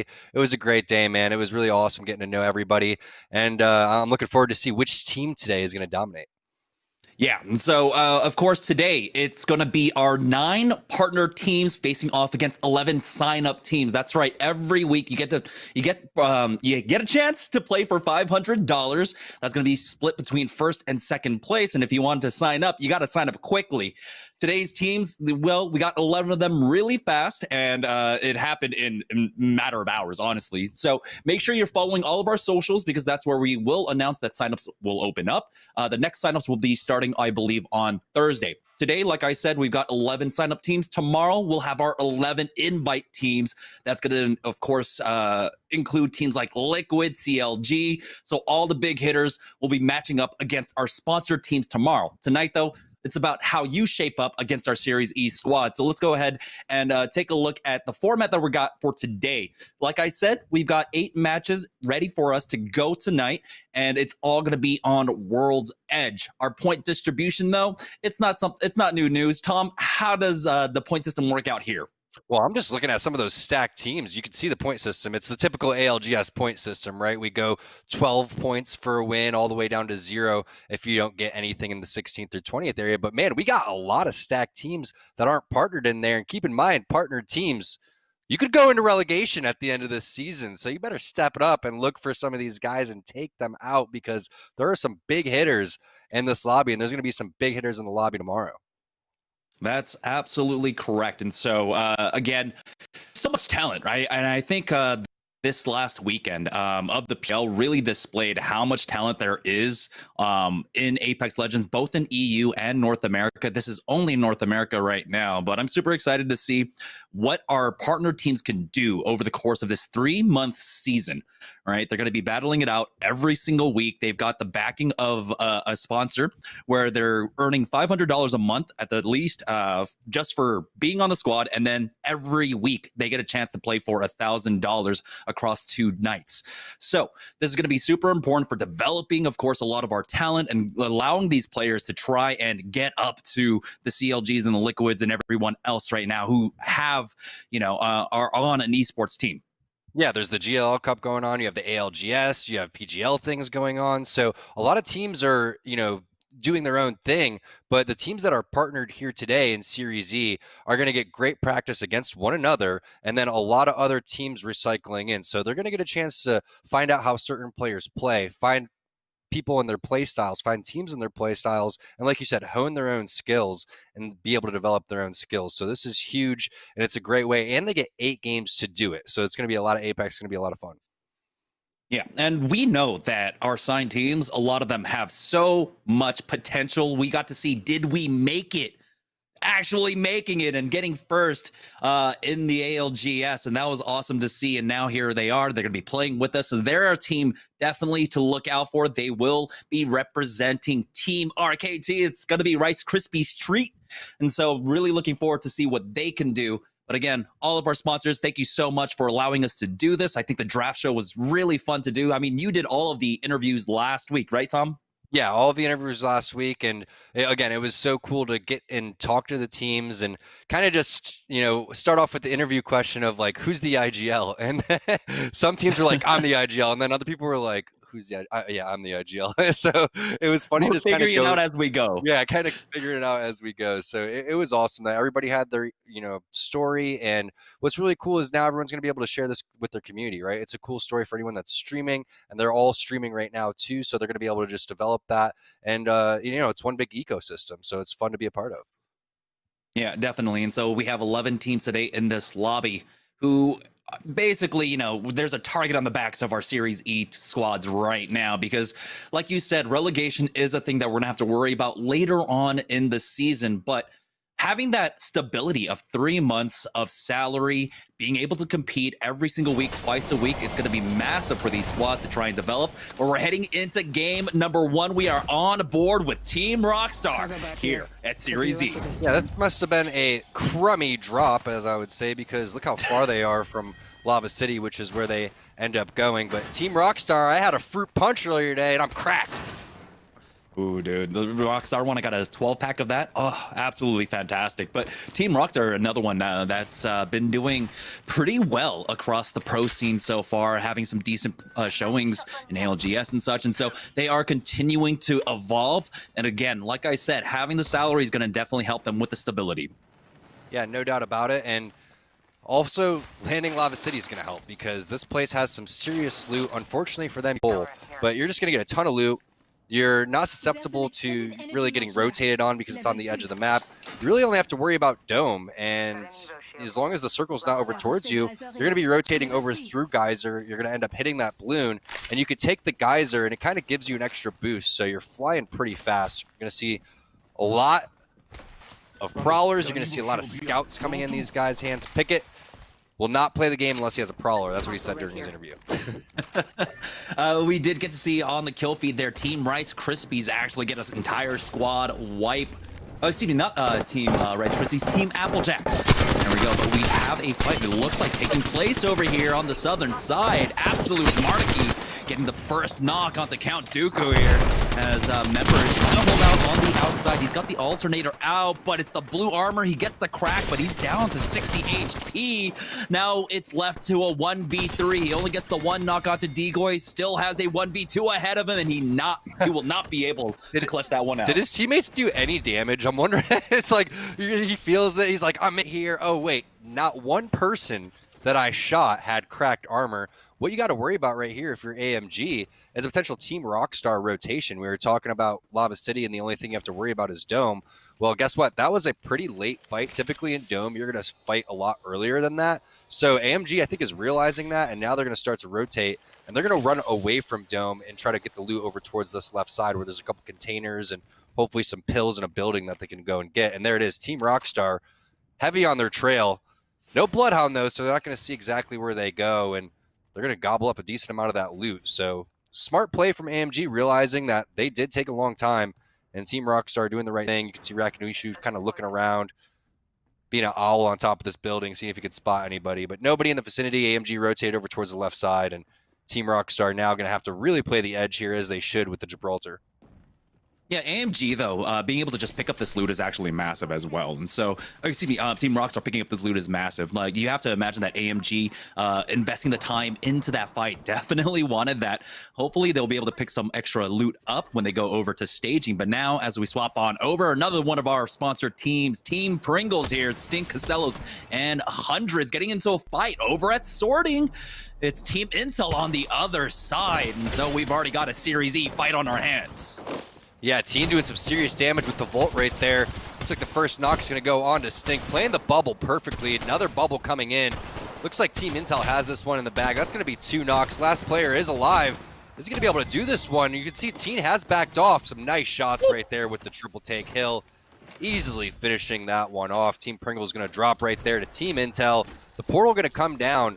This is an escape portal. Smart play by Team. Just in case the third party comes in, they're going to have a way to rotate inside of this building and try to wait for this next Gibraltar Dome to come down in 10 seconds. They should be able to gobble up this loot and then figure out exactly where this zone is. If our ops team could pull up the zone eventually, we'd like to see where this one's going to rotate. And I'd also like to try to get a scan so we can see where the second zone is going to be as well, because that's going to play big on these rotations. Yeah, they do have a beacon right on top of Sorting if they want to work on it, but right now, just taking the loot, this is a team that is playing for the edge. They want to find these fights, so they're in no hurry whatsoever to move into the zone right now. They can take their time, of course, picking up a 3 KP and also all this loot along the way. It's going to be massive for them. With the triple take on Hill, you got to imagine that they're really working towards getting those Evo shields, starting it off with a huge crack off of that. Now you do see another fight. It's Expensive Agents taking someone on here. They do have to back away as Huge Goblin and Stumps. There we go. Gets the blue armor. They're able to back away into a pretty safe position. It looked like a more than 9 to me, man. I don't know. That was a pretty decent shot from Hero, but only getting a little bit of damage there.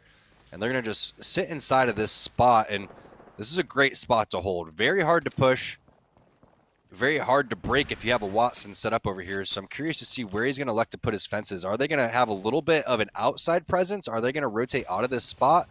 Or are they going to hold more inside? You have another armor swap right there. But if I was them, I'd be putting the fences inside here. You didn't get a chance to put many down when you did have that ult down too. So a little bit of a misplay from Hero. We'll see if that comes back to bite him, as they are running a Pathfinder composition, Jamerson. Something you don't see very often here. Yeah, definitely not in North America. We're seeing more and more of it, of course, in EU right now. The ability for the Pathfinder to back up the Wraith when she gets into a fight has been massive, especially with the changes to how his Q works now. He can relocate if he needs to just grapple a small distance. The cooldown on it is much shorter. But I think right now expensive agents are just playing for the late game, which is why we're seeing the Watson traps going down. They want to try and control, of course, a lot of countdown, as much of it as possible as they can, and get these Evo shields up to purple and red if they can. But it looks like they are going in. Stomps is leading the charge with Huge Goblin, and Hero has to catch up. They haven't taken any damage yet, but it's a full squad inside right now as they're getting burned down. There's a huge knock coming out from Huge Goblin. The Thermite is burning down. Stomps finds another knock. Now they trade for one. It's just bot Shredder, but they get cleaned up. That's going to be a 3 KP fight for expensive agents. Yeah, they really bullied that team, like you were saying, not taking much damage on the initial come through, and they're going to be able to lock this place down. And with the weapons and resources they have, this is one of the teams that you're going to have to take out, because this is going to be a huge gatekeep when you're rocking things like the Hemlock with the Scout. You saw multiple snipers along the area, so they're really taking a decent amount of space here, and they're going to know exactly where this zone's going to be if they're able to hit another beacon here coming up as this zone's going to close. So we'll see what happens and where exactly this one's going to pull. Not quite sure exactly where it's going to be, but that was a great fight coming out from expensive agents.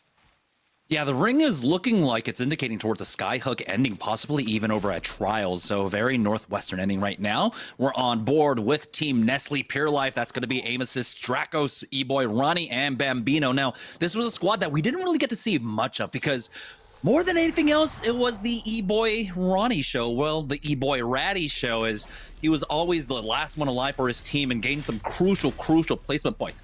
They're going to be fighting Team Rockstar here on the southern side. Yeah, so it looks like the rotation for Team Rockstar was to go over towards Sorting Factory and then go through Harvester, but they're already getting gate kept.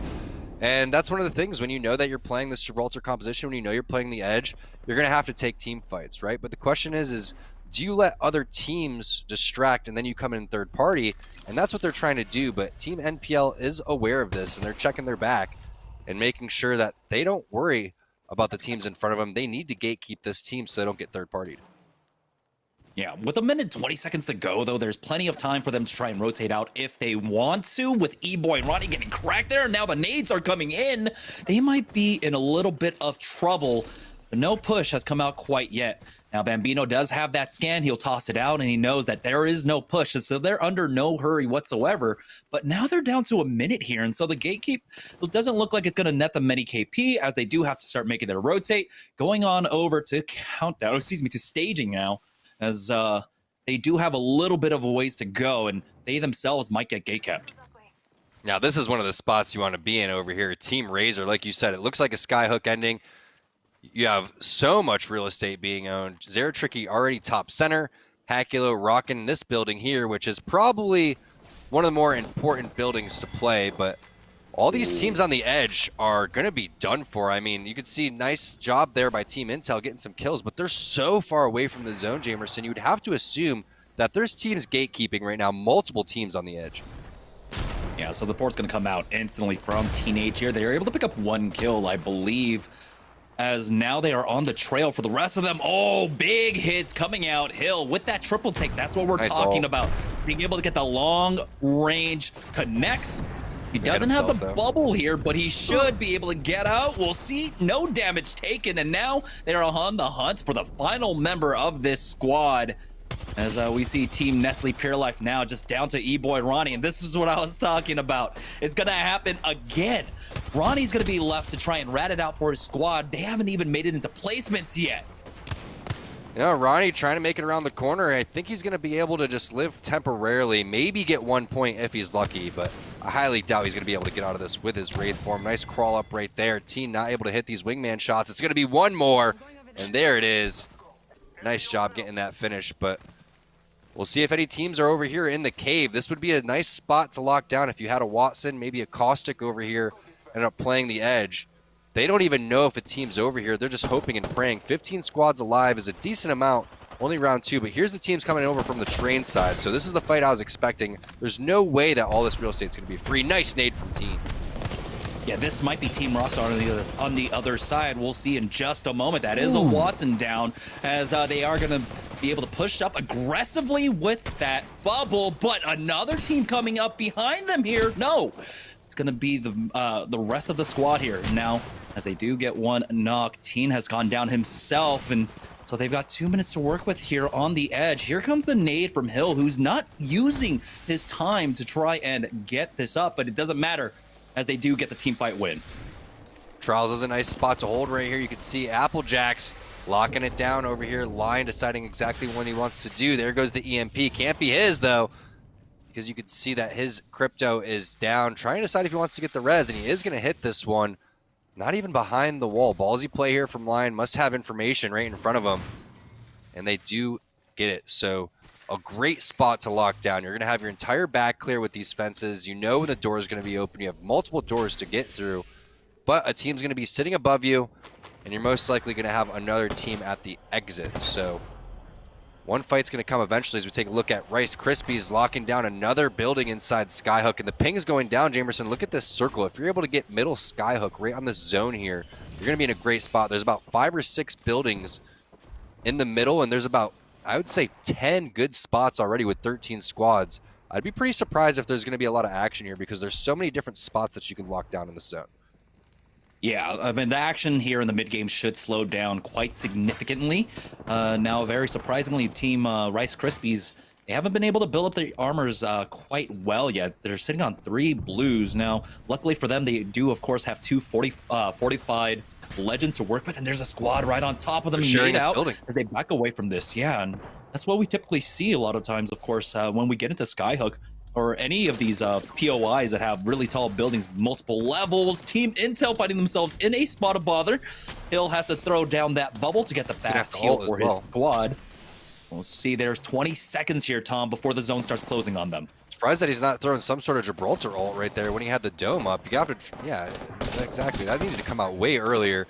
Here goes a nice fight that we were looking up on. Rice Krispies coming through and just slapping one player, but they're going to lose Stunny in the process. There goes the banner grab from Sung, and has 7 syringes, so they should be big chilling, but it's surprising to me that they're even sharing this building.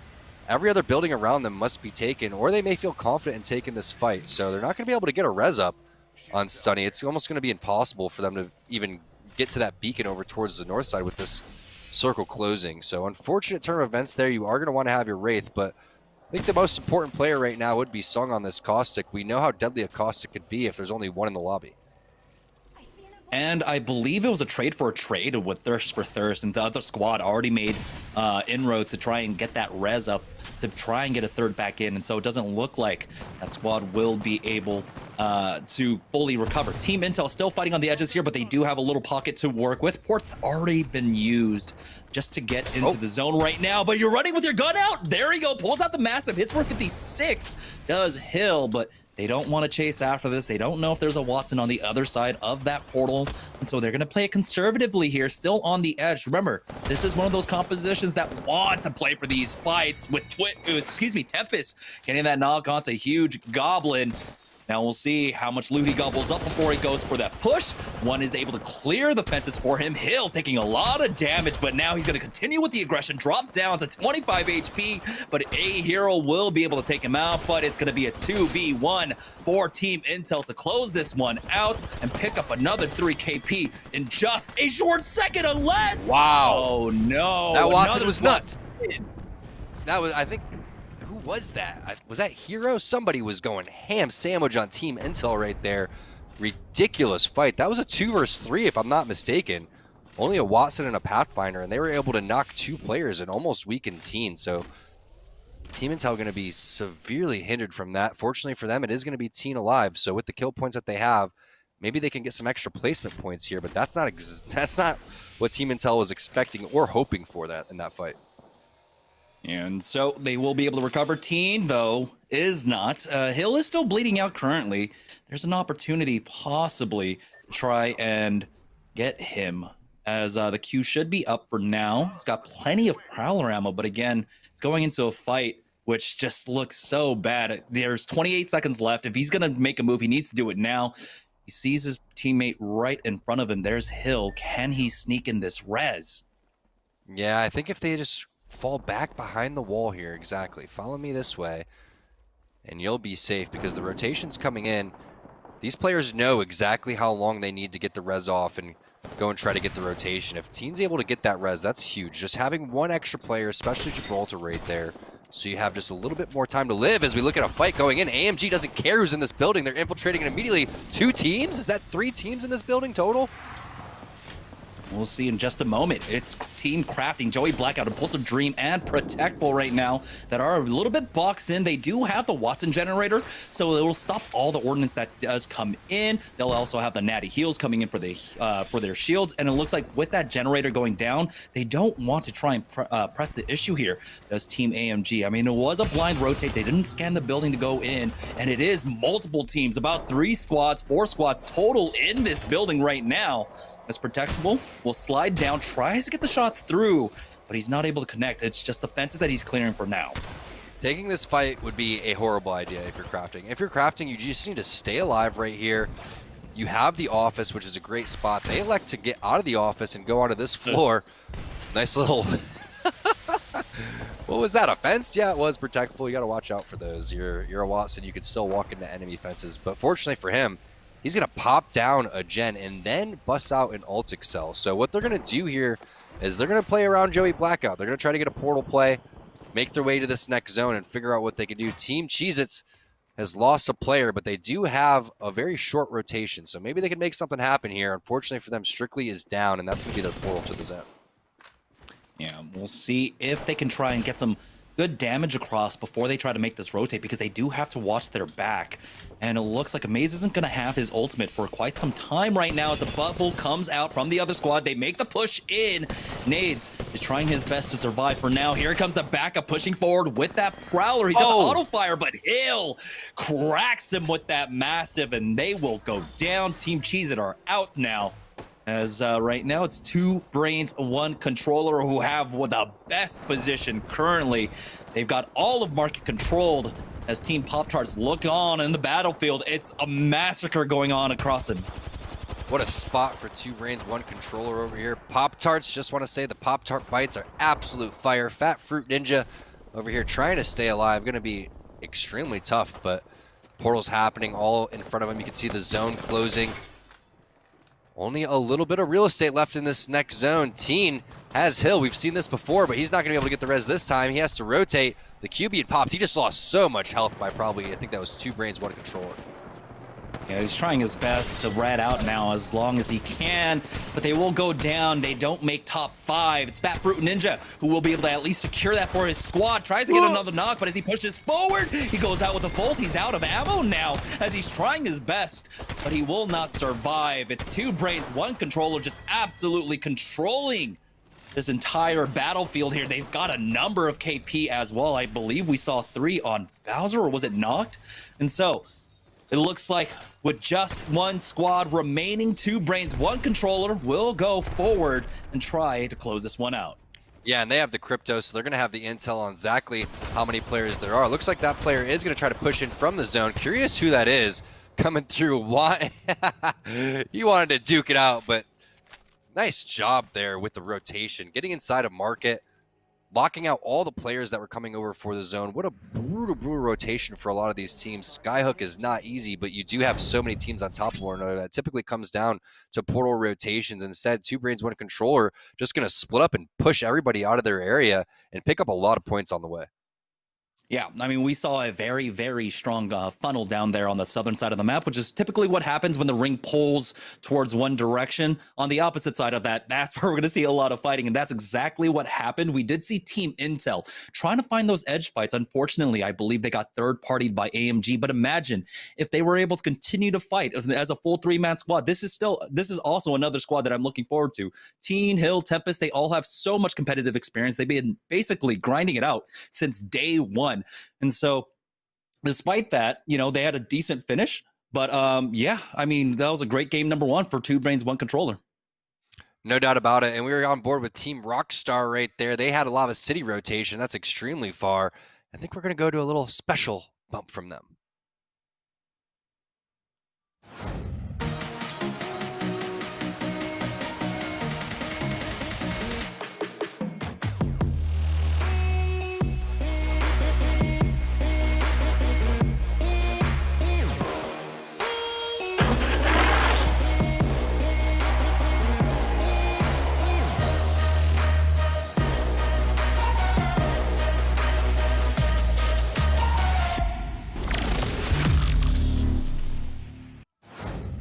Yeah, really excited, of course, to have Team Rockstar on as one of the partners here for Series E. And Team Rockstar, you like that, mate. It's a squad that, we've been watching for so long now here at Esports Arena across our weeklies. They've been getting better and better and getting more competitive experience. It's been great to see their growth.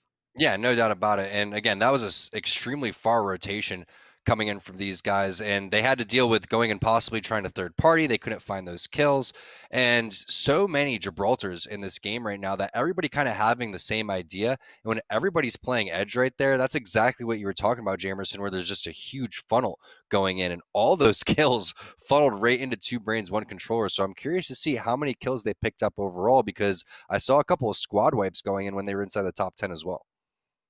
Yeah, and you got to imagine also, we saw that a lot of Wraiths were going down for their squads, unfortunately. So there were not as many ports that we would have probably have seen on that kind of rotate. But again, Two Brains, One Controller, with having that macro control, knowing where this last circle was going to end, having control over market, no one contesting them that entire time, we're able to just slay out.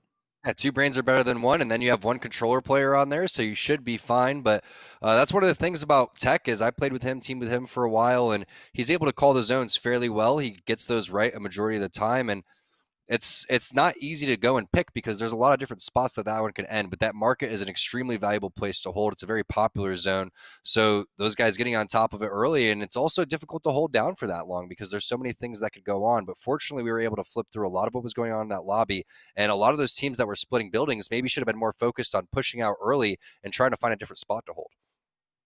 Yeah, I mean, we see that happen quite often, especially in that building in particular. There's so many levels that you end up just being stuck there, right? And so usually I would say just try to completely avoid that completely if possible. Once again, great game number one for Two Brains, One Controller. Hopefully we can get the scoreboard up because we have a long way to go. That was just game 1 out of 8 for tonight. Our competitors are playing for $500, only being split amongst the top 2. And so having a good start and then being consistent across, that's what you need here in this marathon. Yeah, no doubt about it. And, you're going to get a lot of information going on here because we didn't know exactly where everyone was landing to begin with. Keep in mind, there's multiple teams that are filtering in on top of our partner teams. So it's going to be a little bit of free-for-all in that first, drop. So what's going to happen with Team Rockstar? Are they going to be able to third-party Dome? Are the two teams going to be at Dome and continue to fight there? Is the fight going to happen earlier? All these things are going to remain to be unseen, and it's so important to get those early kill points if you are going to play the edge. The only time you wouldn't rotate there if you're Team Rockstar, if you're going to hit the scan and the zone is over towards you. So that's a great position to be in right now. And knowing that you're going to have possibly 3 KP, even more right at your fingertips to start this one, they're probably going to try to loot up extremely fast and head over to that spot immediately. Yeah, and so we'll see exactly how that one works out for them right now. It looks like we do have the leaderboard, so let's go ahead and check it out to see exactly where Two Brains, One Controller stacked up. And so it looks like they were able to pick up, of course, that 12 placement points, but 8 KP along the way. I wonder if that was Team Intel that milked their way into second there with Teen holding inside of the building. If that's the case, that's a great job by him, because we saw numerous times that he was down and out on the opposite side of the map when he got that res over towards Hill. So Pat the Million picking up 15. This is a fairly nice spread. I thought Two Brains One Controller was going to have a lot more KP coming through because I saw them get a full squad wipe. You had the 12 points going on, so they didn't pick up that many kills. Maybe the zone getting a lot of those kills over towards the rotation on that market circle. Yeah, so Team Intel had to do a decent fare of fragging there. We don't know exactly where they placed. We just know the points total right now. But as we do have some live updates going on, AMG Absolute Monarchy, we saw them getting into that first fight down there at Dome, ended with 11 points. And like you said, this is a pretty decent spread. No team really just kind of coming out of the gate strong and having a really strong start to the game, to the day. Yeah, and it's just a tough circle there, right? Because Skyhook, everyone's going to be in a building. You're not getting many skirmishes. You're going to be stuck in situations where, unless you got early KP, it is going to be evenly spread like this. So we'll see. I do like the Skyhook zones, but I highly doubt. I mean, we are playing 8 games, so maybe one more is going to pull over there. But you're going to be seeing a much different game here, and probably teams popping off with a lot of kills. Keep in mind, we saw multiple teams popping off in the qualifications here. So I wouldn't be surprised to see people dropping 30, 35-point games going forward. We still have 7 more left. Yeah, and so with 7 games to go, it's about trying to figure out what's going on. Like you had mentioned, right? It's sort of the Wild West right now in terms of where every team is landing, because we do have some unknown variables in the game with 11 squads basically just here in open signups. And so we've already figured out basically there's probably going to be more fights down there at Dome, unless that team decides to not drop anywhere near Absolute Monarchy once again. But oftentimes we see teams kind of being a little bit hard-headed and really territorial about their drop.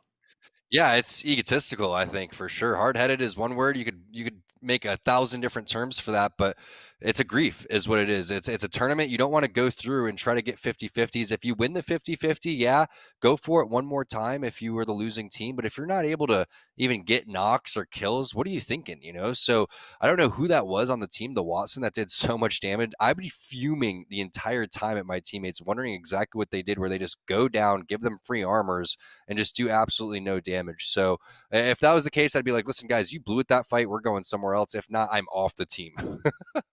Yeah, there's 7 more games to really try and adjust, and we're only doing it here on World's Edge, and so we'll see the kind of tenacity that our squads have, or if they want to try and change things up. We didn't get to see all the drops. We stayed pretty southern there at the beginning of the game, so we know that a lot of our squads are a lot of our partner teams looks like they're dropping where they typically do, so nothing changing really there.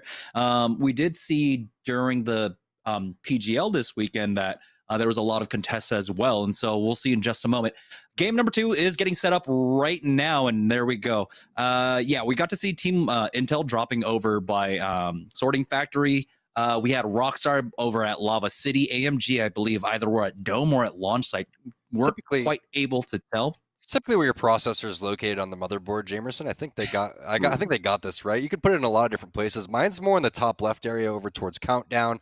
But yeah, I definitely noticed that they were sitting over towards Sorting Factory for quite some time. So it looks like that was going to be their landing spot, and they are going to hold that. So it's going to be interesting to see also what happens tomorrow when we introduce the pro teams that are coming in, to see who's going to end up fighting for these spots that were already being taken from the partner teams too. So it's going to be an exciting way to start off Series E, and the drops are an extremely important part of that, if not the most important part of the game. If you don't have a spot to land, you're not going to ever get your feet underneath you. Yeah, and so thank you, of course, everyone at home who's waiting it out for game number 2. We'll get that going underway as quickly as we can get everyone into the lobby and get that going. So let's talk about the Skyhook poll. We saw a lot of contests going around across Countdown. What was another way do you think teams could have rotated out of that? Because it just felt like every team decided that the only way to get the Skyhook was to go through Countdown. Yeah, there's not many rotations. You can see on the map right there, it's a lot of chokes going over towards Skyhook. So you want to try to hit the balloons, right? That's what you want to try to do. You want to try to get these early rotations in. And again, there's not many KP to be picked up. I'm wondering what happened with Zeratricky and Team Razor, where they saw a lot of real estate being taken up over towards the Skyhook side. They could have had almost any rotation that they wanted, but instead they decided to play over towards the bottom side of Skyhook instead of going all the way over towards the north. So maybe there was some really good gatekeeping going on. I'm not sure. We were more focused on the outside of and people pushing in because there was so much action. But Skyhook, again, is a very fun zone, but it's frustrating when everybody's safe inside of a building and you really want to take fights and you're sitting in there because it's just a lot of constant poking back and forth, shield check, leveling up the Evo shields, and then eventually it all comes down to portal play and rotations. All right, here we go. It looks like we are loading into game number 2 very shortly as there it is. Team Intel are over here at Sorting Factory. Now, typically, of course, when we have our pro teams like Team Sentinels, this is not a drop that you can actually usually get away with. And so right now it's about knowing your lobby and being able to really try bully out for position. And I think Team Intel is one of the teams, that we have in our 20-team lobby right now that can play for this position. But will they do so tomorrow? I don't see why not. And the thing about Sorting Factory is it's got enough loot where this is one of the POIs where you could actually split it and say, okay, let's kind of find out how good this team is, et cetera, because I'm not sure where NRG lands, but I feel like that would potentially be a team that could go over here towards the sorting side. But it's great. One of my favorite places to land. You have so many different options in terms of where you want to rotate from, and you have that balloon and multiple beacons that you could hit. So definitely a huge POI that is going to be contested heavily by all of the top teams here as we take a look at what's going on with expensive agents over towards the trial side. This is going to be an interesting loot rotation, and they're spotting someone out in the open. Man, that Prowler skin is cringe. Yeah, it looks like they probably came over from Fissure, so we'll find out in just a moment. What? There's just a select fire there on the ground for him to pick up? Okay. Hero's happy about that, but unfortunately he's not going to be able to get much else off of it. And so they're going to back away over to Trials instead. We'll see if it's already gotten started. It doesn't. It looks like maybe just one early on. But right now, I don't know where the rest of the squad is because we can't see them on the mini-map. And so there we go. We're going to go ahead and swap on over. Team High Caliber fighting over on Geyser right now. Nice grenade. Is that going to land? No. So I was expecting that one to hit. He's going to slide off, potentially nade himself. Not quite sure where these nades from Member. You just wasted all 3 of them. Could have played a huge factor here as the Pathfinder's just going to send it on him. 102 though. Maybe you should focus on shooting instead of throwing grenades. And oh man, unfortunate turn of events there for High Caliber as it looks like now only Count Dooku, the last one alive. We'll see if the Force is going to be with him. He's going to try to get out of here and do his best E-Boy Ronnie impression. Fighting over towards Geyser means that Team Rockstar could be behind you because that's around that time for a third party to happen if they're going to rotate over towards the Geyser. Path to Millions fighting here on the outside of the map too. Very interesting to see these outskirt fights taking place. Yeah, I think this was the squad that was getting chased down earlier on. Path to Millions backing away. GG Thing tries to slide down, but they've already lost one. And so now they're already in some trouble as Stomps and Huge Goblin are pushing forward, and they will get the full wipe. Nasty shots there coming in from Huge Goblin, but AMG, they're in trouble, and they're over towards the sorting side, so guess who's over there? That's going to be Team Intel locking it down, flying through, squad wipe. Another team up on top. Hill's down, so no bubble. Temp is getting taken fairly weak, too. If they don't get this res off immediately, they're going to be screwed. They're calling out for an armor swap there. It looks like they're just going to leave Hill. There's another knock. Unfortunate third party, but it's going to be Team Pringles eating them up. Yeah, Teen is now left to try and survive on his own.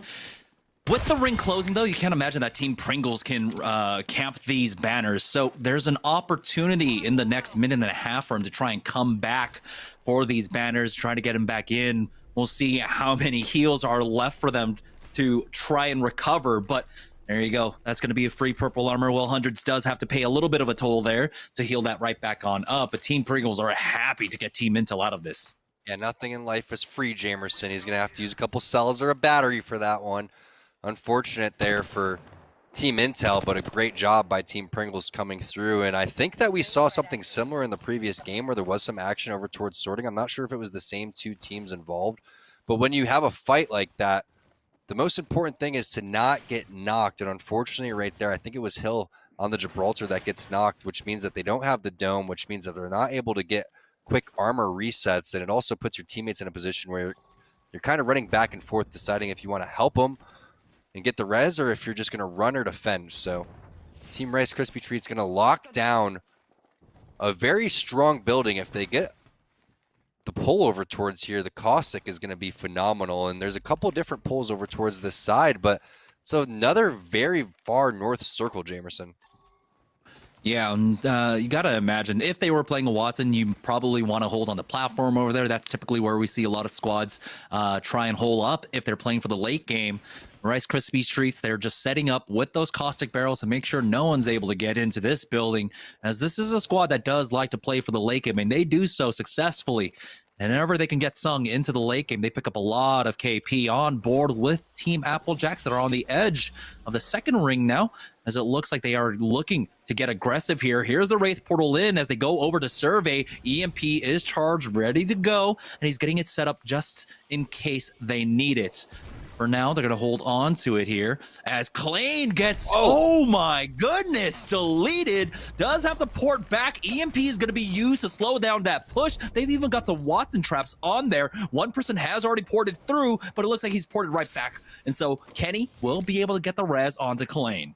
I'm surprised that Lion didn't fence that up beforehand. I think that he came in afterwards when the knock came through. So it had to be miscommunication coming in for Team Applejacks, and that's a dangerous spot to try to pull off a fight. And it's also not the best spot to hold, because what happens here is with the line of sight that teams have, there's going to be a team that just moseys up on you up the hill. And they're not going to realize that you were gatekeeping spots and there's other teams in the area. So there's going to be multiple blind teams that come through here as we take a look at what's going on with Crummy knocking Stink over there on the top right.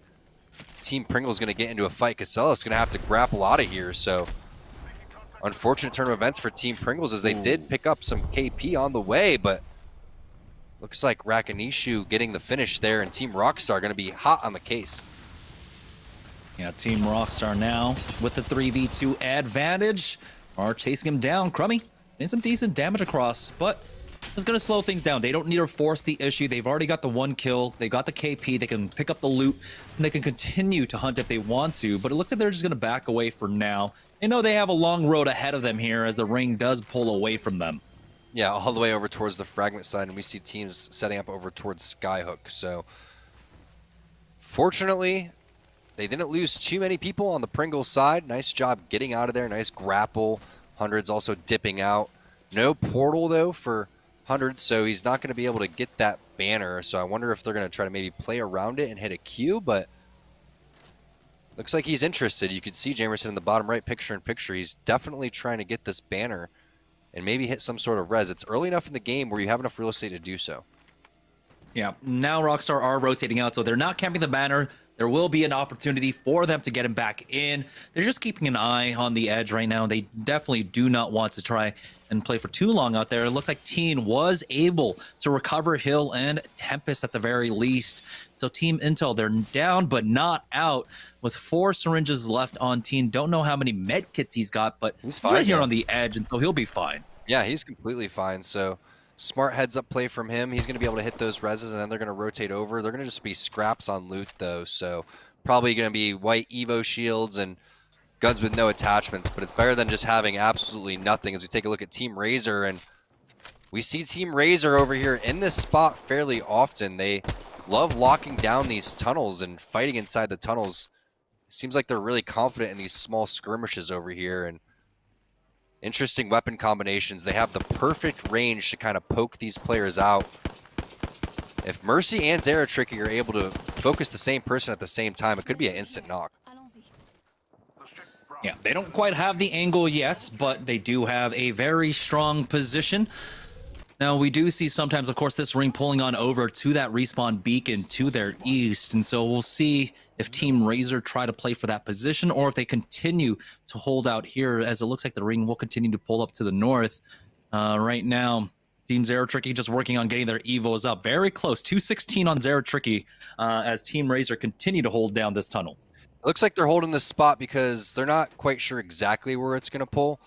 And if they're able to kind of own both sides, they can make their rotation out on whatever side they want. Also, the less teams in that tunnel, the better for these guys. If we take a look at what's going on with Rice Krispies side, I like this play coming in from Sung. He's going to elect to shoot the barrels beforehand so the EMP doesn't destroy them. But he thought that grenade was a different spot. Nice job avoiding that one. Still has his ultimate if he wants to use it. But this is what stinks about Caustic. Literally, you get into this position where you try to push.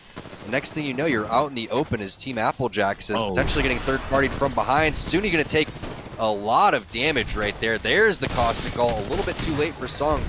Stunny is going to live. Lion coming through. Applejacks infiltrating the building. And there are nades inside the building as well, but Sung is able to dodge that with his next Nox gas barrel.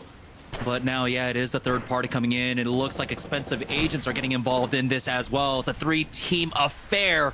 GS Bird has been thirsted. More nades coming in as Sung is trying his best to stay alive as the big boy. He will ultimately go down. That's going to be Hero picking that up. Stunny is going to try and hold it down for his squad, but he will fall. And it looks like that was a huge win for expensive agents. I think they might have picked up every single kill here. As soon as I figured out that was a Caustic team, if I was Team Applejacks, I would not have pushed into that building. It's extremely predictable that the third party is going to come. Not quite sure why they thought they could just go and take that fight. Yes, nice initial damage on a Stunny, but it doesn't really matter because now your team's dead, and that's already 16 squads still, so you don't even really pick up any placement points throughout all that. Nice job by expensive agents being in the right place at the right time. As we take a look at Team Pringles, now back on the board after they res one of their teammates. They're taking a fight immediately. Yeah, fighting over at the diner right now. You got to be careful as Stink climbing up. There are two people up top, and he almost got cracked here. He just backs away. But this squad, they are boxed in, and it's going to be difficult for them to get out right now as we're seeing some decent damage coming across. Casella is forced to heal once more as they're looking to try and push up from different angles, but yeah, he's waiting to see exactly how he wants to go. He's got that grapple. He goes in. Slide. He's taking some damage, but there it is, dropping down with that Mastiff. They've already lost hundreds. They're able to pick up the banner, but will they be able to res him after this team fight? Is that only 2 players? What's going on here, Team Pringles? You got to be a little bit cleaner there. Wonder if they're going to try to get this one off. If they can, that's going to be big for hundreds. He's going to want that loot, and they're going to want to get it fast because this thing is rotating in a minute. And look at this zone. It's so far north. So difficult to get over towards. As we take a look at the pull, it could be that zone that you're talking about, Jamerson, on that respawn beacon, which is so fun to watch, so fun to play. But you do get gate kept extremely hard where Team Razor is. So they're going to have to get out of here if you're Nestle Pure Life. A lot of real estate on your front side, your back side basically cleared. I think they're probably just going to elect to hold this and see what happens in front of them. Yeah, they do have options for their rotate, but we saw that, I believe that was Team Razor still poking out from that tunnel, trying to control the western edge, making sure no one else comes out from theirs. Yeah, again, Razor just holding it down over here at the T-juncture for now. As Zeratricky hasn't had the ability to evolve that shield quite yet. As we do see a team, they are over on the eastern side, over by that respawn beacon. And so it looks like whatever team was contesting them just decides to back out. Now we're on board with Team Cheez-It as they're trying to push into this building for now. Nade is dodged. Nade's pushing forward. That's just going to be a clean team fight until Strictly drop down low, but they will be able to close that out. No trades, and they will stay safe. Great team fight right there for Team Cheez-Its coming through. Ballsy play by Nades. I mean, he took initial damage to 75 and then comes through and just completely rips people up with that R301 Prowler combination, which was just so deadly in this meta right now. And a lot of loot safe inside the zone. Sitting here on this Caustic should be pretty useful for them. They can maybe elect to make some sort of portal play eventually when they want to rotate out of here, but we'll find out exactly where this one's going to pull here as we go into round 4. And we're down to 11 squads now, and that ring continues to pull up to the north. So Team Razor definitely in a very strong spot. We'll see if Team Cheez-It, how they decide to rotate this one out. Can try to go for the east, but we're on board with now Team bubble. Rockstar. We're looking to reset The bubble is down. They've got the Gibraltar ultimate as well, being used by Rakanishu. He's gonna have to back away. Doesn't want to get tagged by his own ultimate now. Just affords Crummy time to reset here as Matt Pickett charging forward on the Watson. He gets the knock onto Stink. Now it's Hundreds trying to hold it down for the squad as Team Pringles will fall to Team Rockstar.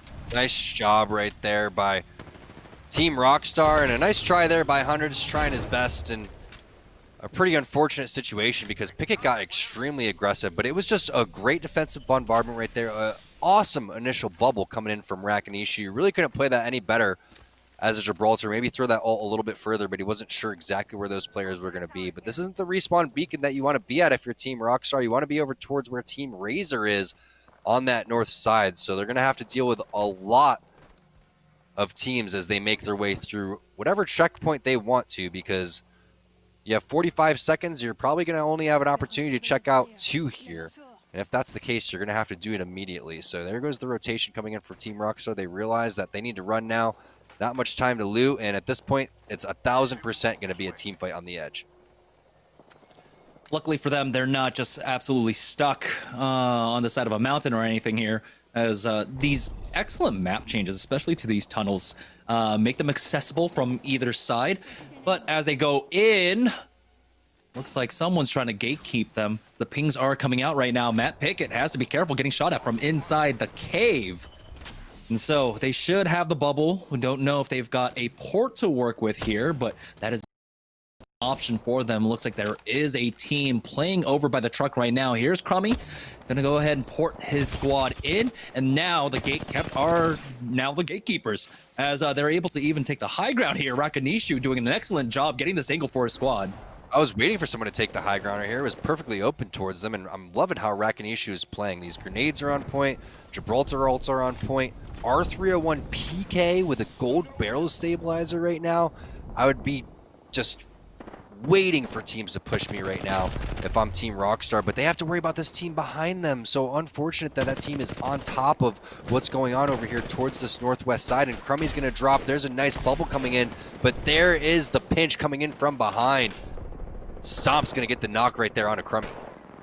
Yeah, Expensive Agents just going for a full 3-man, but here's Team Nestle Pure Life, NPL, pushing forward here for the third party, as there was a trade. Rakanishu was able to get one down on that side, and so now NPL, they're going to come in for the third party. They're going to pick up the kills, as they've got a minute here to try and stabilize, but now they are the ones that have to push in, as Dracos gets pushed from 2 separate sides. Wow. It's Mr. Hakulo, Mercy only coming in. Team Razor cleaning up now as they come in for the fourth party. Ronnie trying not to rat here. He's going to put a portal down, but that portal is going to lead right to each other. And what an impressive play by Team Razor, coming through at the right time, cleaning up all of those kills. They've just been waiting for this time. E-Boy Ronnie gets a knock, though, onto Mercy, hits the portal back. And now we're seeing E-Boy Ronnie go to work. Nice job finally getting the kill, but at least getting a knock right there is going to put a little bit of damper in Team Razor's plans. Mercy has to get res if they want to win this one. Looks like a third. Well, I guess at this point it's the 6th party coming in. Mercy only gets thirsted. And now this ring, definitely a different one, but Team Razor, they can wait this one out. They've got a balloon to work with as well if they want to. It's going to be interesting here to see how they really deal with this one now. We're down to 4 squads as Team Razor now on a little bit of the back foot, as they don't have their Watson, but they do have their Gibraltar. And so there's an opportunity, if there's no Watson on the other side, for them to use that ultimate to try and clear that out for themselves. Would have been so awesome for Team Razor if Mercy was able to live here, because they predicted this circle so nicely. They're even predicting where this rotation's coming in by that player over towards the edge.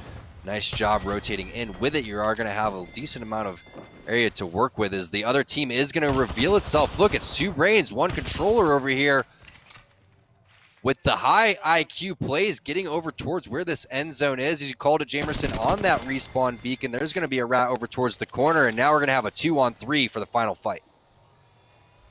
They have to go straight across that corner. There's almost no chance for Team Razor. You gotta imagine 2 brains, 1 controller. Will they be able to get 2 dubs in a row?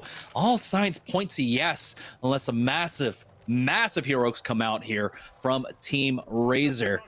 As we already know, there's a Wattson on the other side, and so that Gibraltar ultimate, even if they're able to get it up, which doesn't look like he's anywhere near at 40% right now. So it's just a matter of time. Team Razor, can you clutch this up, or is it just the inevitable 4 2 brains 1 controller? This is what they need to do. Right where Hakulo is, they need to drop armors right here and put multiple armor swaps and then take a fight and bait people with the armor swaps. That's the only chance that they have in order to try to get this one off. But I'm not quite sure if they realize the situation. They're maybe a little too afraid to drop their armors. They're probably just going to try to do a bubble play, which they elect to do. And there's the climb up. All players sitting over towards the top. A great 104 coming in. Multiple nades coming through. I love the shots coming in from Hakulo. Looks like they're doing a great job staying alive. And Team Razor, are you kidding me? In a 2 versus 3, they don't need the armor swaps. They just bullied 2 brains 1 controller, even going through the cat's cradle.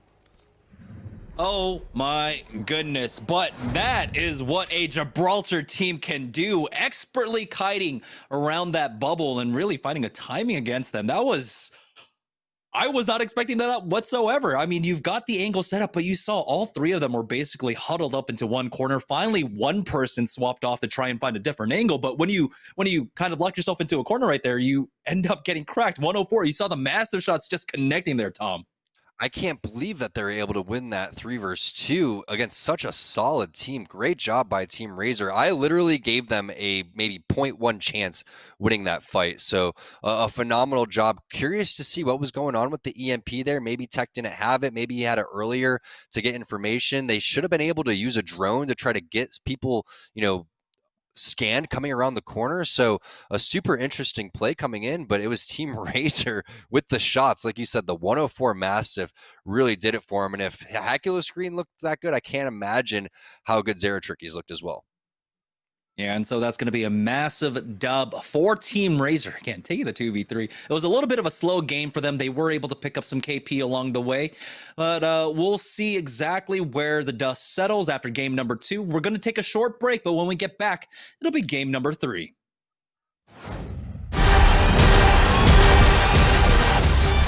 One shot, now the future for sure. Verses coming daily under pressure. Working on applying the scheme. The true sound trademark is at the edge of your dreams. I'm talking. Yeah. One shot, now the future is yours.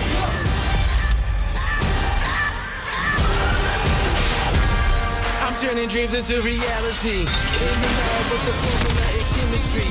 Your memories spark and motivate and make the industry shake. With the bars and the breaks, I'm talking one chance at the soul goes where the goal is one shot, now the future is yours. Let's go.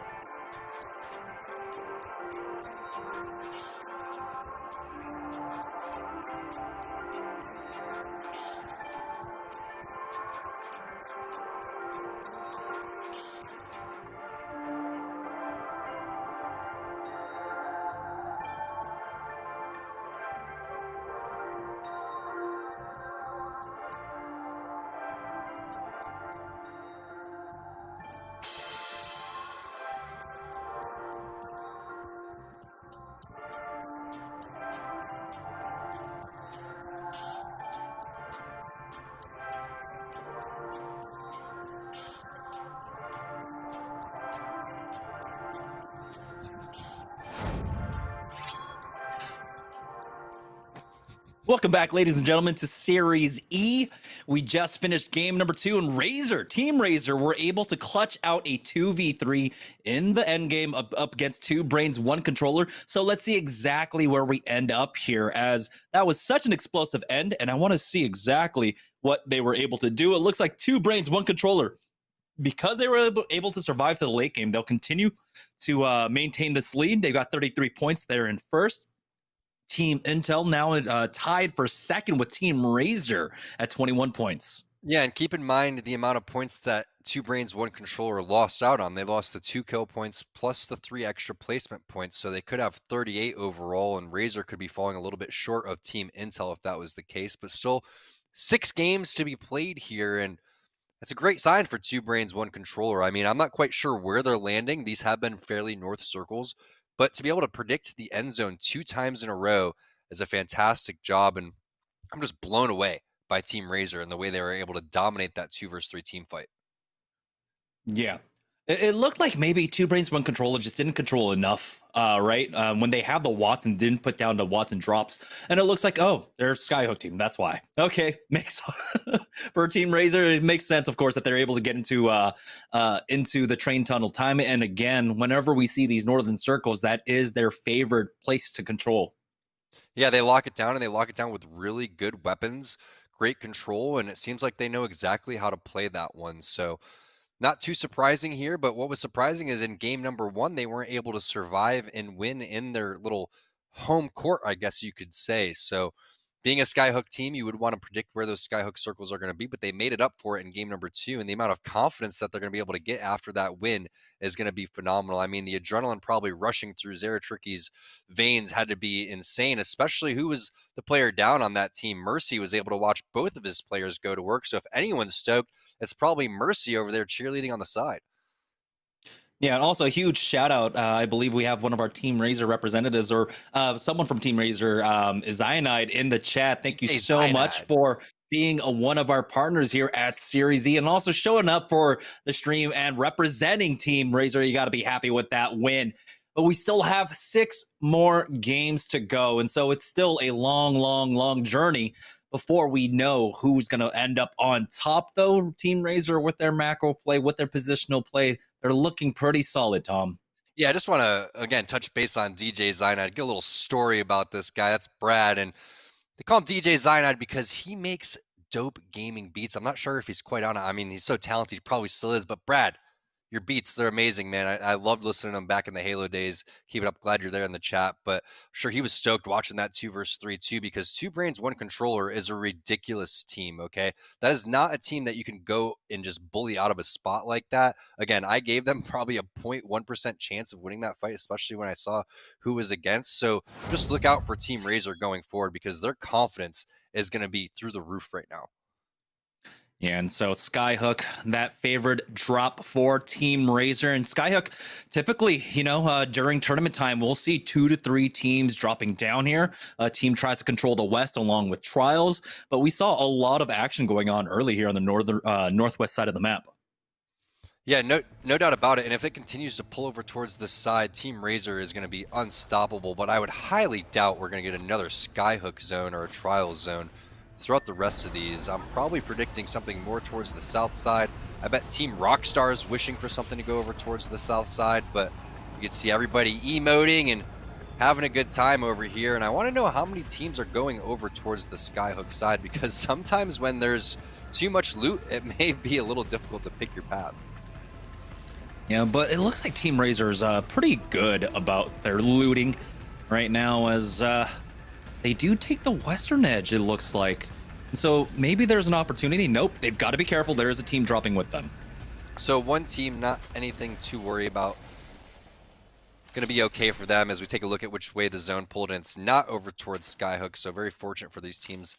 But look at the amount of moving Zeratrick he's doing. He's ready for some more blood, looting up this building as fast as possible. And this is the better spot to take, in my opinion, because of the fact that if the team isn't smart, they're going to rotate directly towards you. If you're the team in the back, the best way to rotate would be through that back area and go through the train tunnels over towards where Survey is. So we'll see what happens and who lands over towards Team Razor's side. I'm sure they already have a good feeling on which team that is. Yeah, it'd be awesome if production can give us the map real quickly so we can see where the circle is pulling. It is definitely pulling away from them right now. We just don't know how far. And there it is. We've got info. It's going all the way over to Geyser. So this is going to be an interesting one. You have to imagine teams that are dropping like Fragment East or something will try and control the chokes. But it's Team High Caliber now. They had to change up their drop. They were over by Lava or by Dome in game number 1, came here for game number 2. And it looks like this is where they want to make their stand. Oh, Count Dooku, be careful. Yeah, this is such an important fight. The first 2 teams over towards Geyser, they're going to want this building. This is by far the best building to hold. Where that team is in the choke, that's not a bad spot, but it's not a guaranteed top 5 position. This spot over here, you get the zone pulling over towards where this respawn beacon is. That's very common. You get another one over towards more the left side of that building where the door is. And then there's the 3 crates all the way over towards the side right behind where Count Dooku is. That's another popular spot. And then you have another zone that's over more towards the west side, kind of down by the hill. So this building is in the middle of basically all of those, and this is by far the best spot to be in the game right now. Yeah, but there might be a little bit of a pinch going on here as they were just way too focused on trying to get in. It's Team Crafty that came in, were able to clean them up, and now they control the vault tunnel. They have the options of their rotations. Curious to see what the plan is going to be here for crafting, because you do have this gatekeeping area. You can lock this down for quite some time, but the longer this goes, the more teams are going to get into Geyser. And while this is a decent spot, it is kind of a tier 2 spot to be in. You may get some kills throughout all of this. You're going to be doing, again, a great job of gatekeeping all the teams that come out of No Name, etc. But you can see the rotations coming in. Team Applejack's trying to fight for this building over here, and they know that this is the one team that's gatekeeping them. So if they kill this team, they're going to be able to get vision on Geyser and see exactly what's going to happen. But it's going to have to start with a good EMP. You can see the EMP coming in over towards the building. A nice job hitting all 3 players from the enemy team, but they're going to block the door, which means Klane's going to have to get out of there with his Q. Yeah, Clean was getting shot at from Geyser as well, and so just not as clean of an execution. But Lion and Kenny are there. Lion's already got the knock on to decoys from AMG. AMG answer right on back. It's down to a 2v2 as Clean tries to hold it down with that Volt, but now he has to back away with Kenny, as they're just not going to be able to survive that at all. Yeah, the third party comes in from another one of our partner teams, Team Intel, looking to clean that up. And now Team Applejacks left in shambles there as they've lost Lion and they just have to back away from this. It's the EMP, right? And that's what's going to happen. Team Intel sees that over towards the Geyser side. They probably set a portal. We're just waiting to go and hit that third party. It's still pretty early, so there's not going to be a ton of teams over towards the Geyser side, but that's the time when everyone starts to rotate over there. And you're wondering, why didn't he continue to fight after getting some great initial damage there?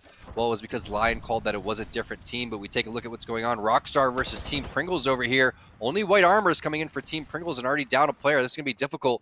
Casella's going to elect to play the high ground, and this is the best idea for them to try to get over towards the top, try to get a player that's going to be clamoring. Just like that, free damage. It's going to be 112 on the Gibraltar.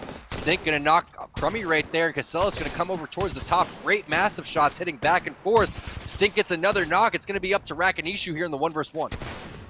Yeah, Casellas, though, with that massive has been hitting heavy, but the heavy boy, the big one, is able to clutch this one out for Team Rockstar right now. He's going to go ahead and throw down that Gibraltar ultimate here as he backs away because another team is coming. The third party is strong in this one. Team Intel again coming through and just mopping up everything on this side of the map. All the teams that are fighting, they're on top of multiple third parties. This isn't even close to where they were before. They're already rotating through. Again, not enough teams over towards Geyser yet. Not sure if they're predicting the zone or maybe what's going on is Crafting is keeping all the teams over towards the no-name side.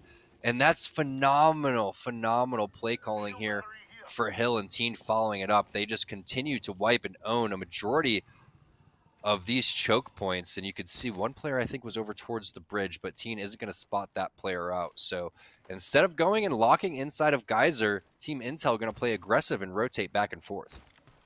Yeah, being very proactive with this composition. Of course, the ring pulling very close to where they like to start off. They need to stay proactive here in the early game with this composition.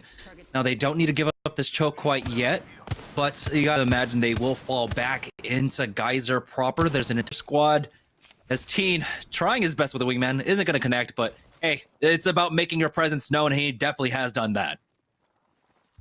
No doubt about it. And Wingman Mastiff, my favorite combination. He's going to have the purple bolt on that one. And very unfortunate for the teams that they wiped, but that's what happens when you're going against a solid team that knows the circle and knows the scenario, that has experiences, isn't afraid to make plays that are going to continue to give them points. And I think that's what a lot of teams struggle with, right? They get into a spot and they just hold it down. They're afraid to kind of rotate around, but if you're able to know your surroundings and you have experience with the portal plays on someone like Teen, you're able to do plays just like that. And now they realize, okay, time to go and own this real estate, time to get inside here and find out exactly where this zone's going to pull and maybe get some kills on the way. Again, that's a spot where a rotation's going to come through. You're going to have multiple teams coming over towards that spot. Huge Goblin gets a knock on his area tricky, though.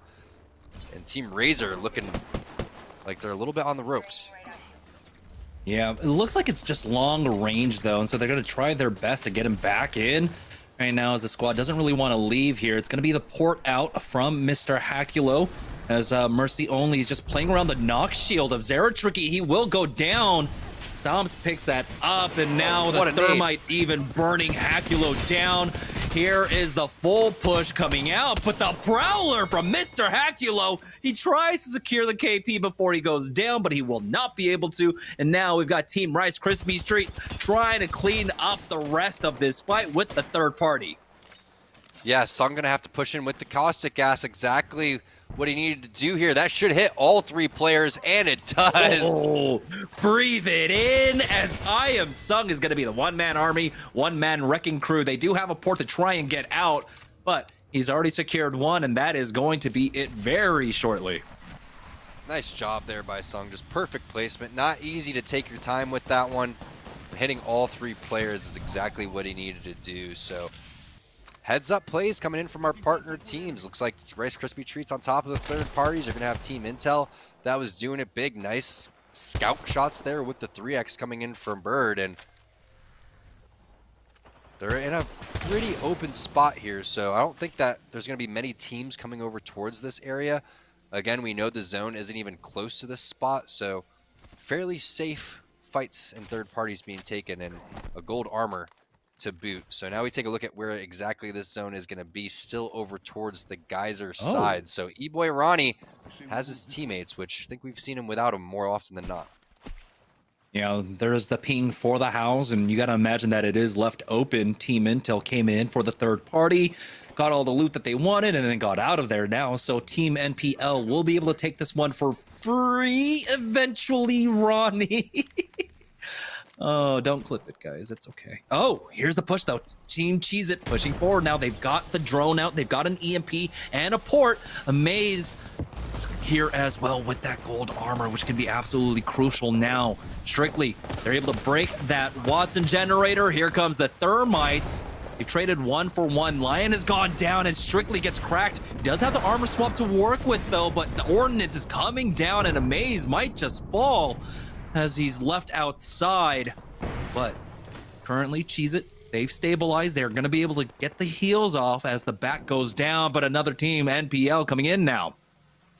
NPL actually setting a portal here to probably play both sides. It looks like they want to get aggressive, but they also want to have a rotation. E-Boy Ronnie with the shots right there. And that's exactly what they wanted to do. They wanted to have multiple outs, multiple angles that they could take, and now Team NPL on the hunt over here. It's great seeing these guys work together with multiple players over here as we take a look at what Bambino's doing with this Spitfire, and it has the purple mag.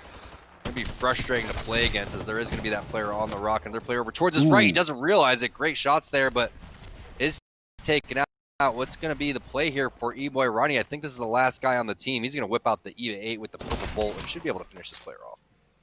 There we go. Ronnie just connecting with that EVA 8 as Bambino will get rezzed up. And so Team Cheez-It out, Team NPL, the ones to knock them out.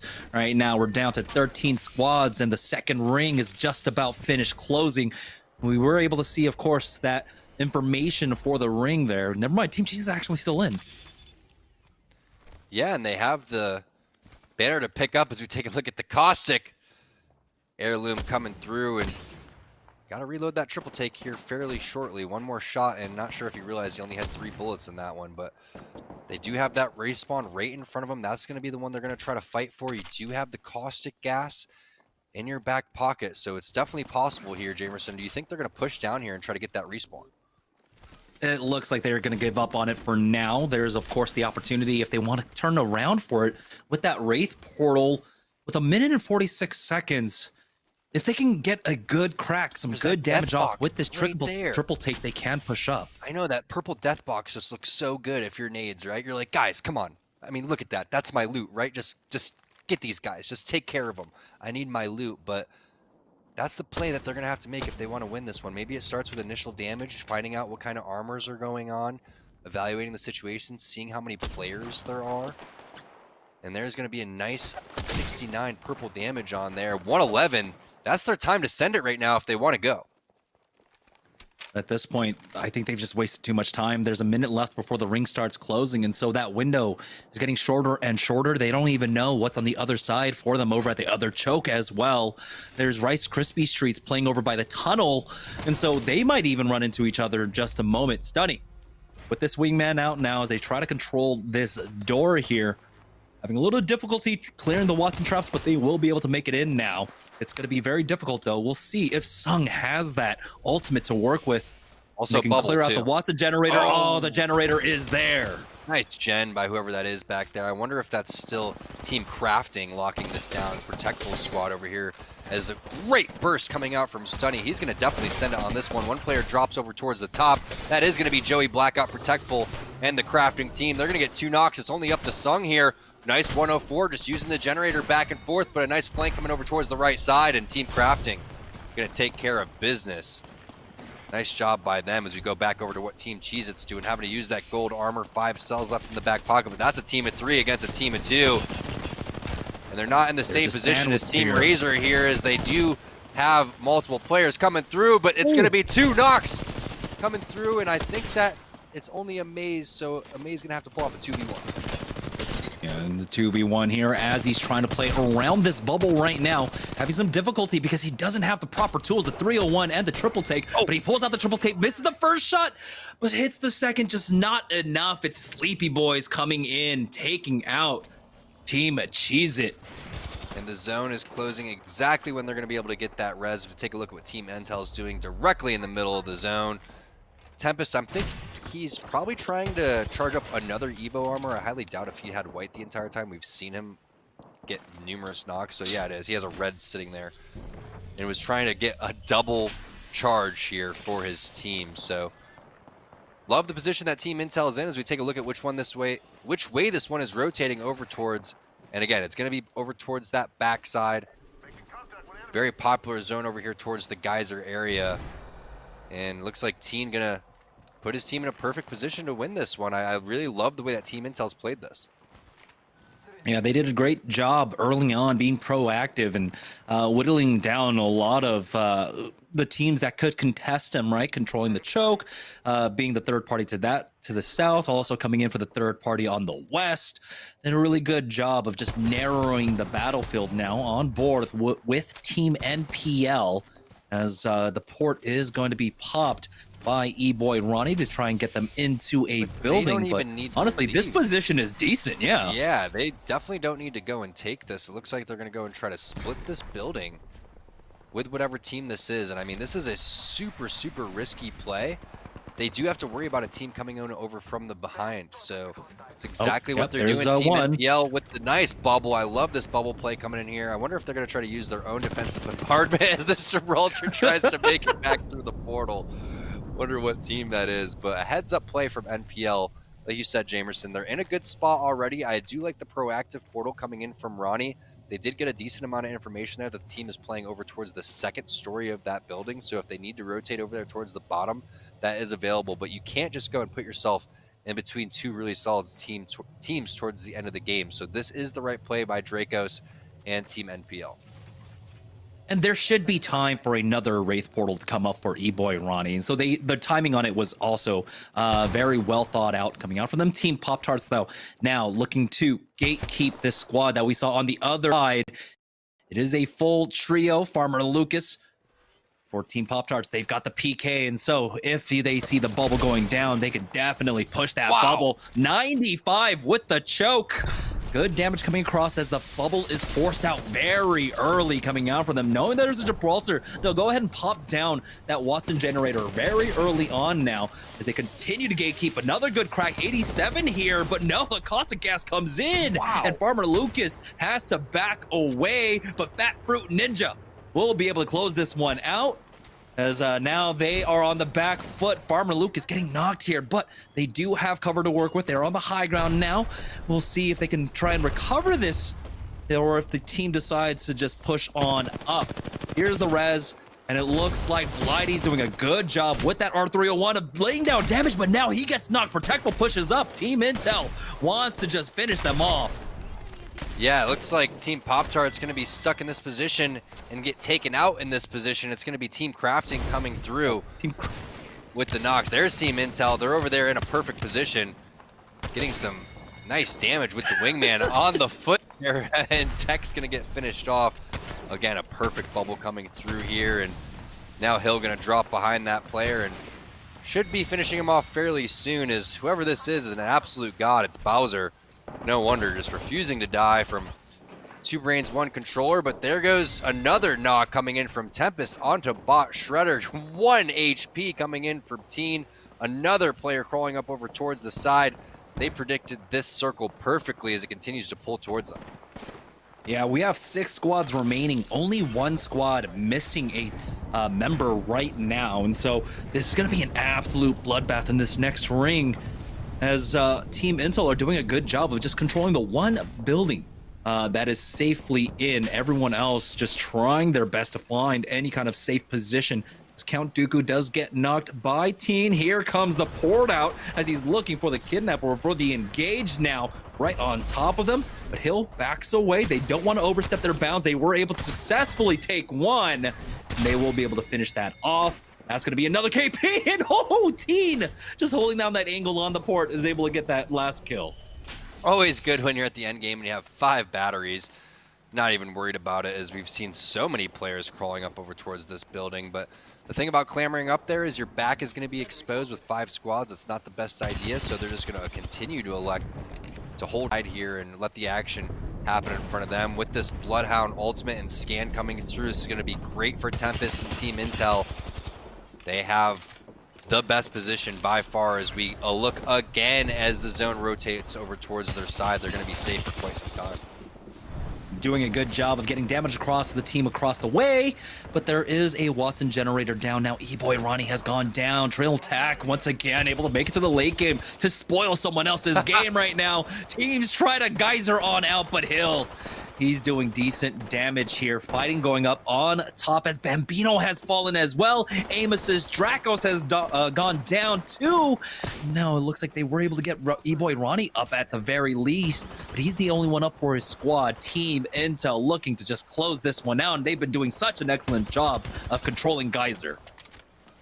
Yeah, and again, you're going to have Ronnie probably finding a phenomenal rat spot somewhere in Geyser because there's so many of them, but this has been such a perfect game for Team Intel, exactly how you'd want to play this. So glad we were on board with these guys. The majority of this one is the team on the roof is doing the right play right here, is you're going to have Ronnie taken out and they're going to drop to Team Crafting, who's been the other team putting up some serious points this game. So I feel like this may come down to Team Intel versus Crafting, as you do have another team on the opposite side of the Geyser who's been playing fairly passive.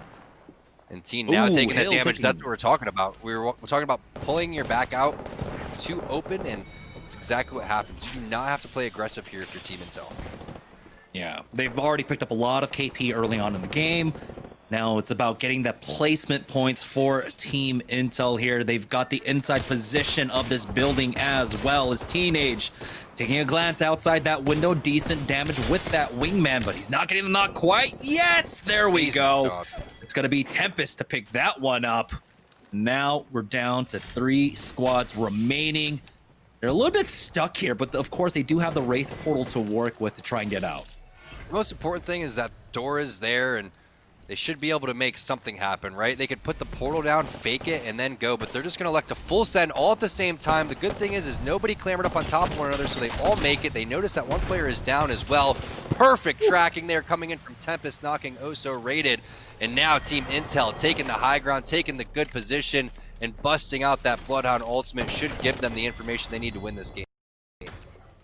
Yeah, and they take their time to popping the beast of the hunt, and they will take this game. Team Intel with an extremely clean game, a number 3 win.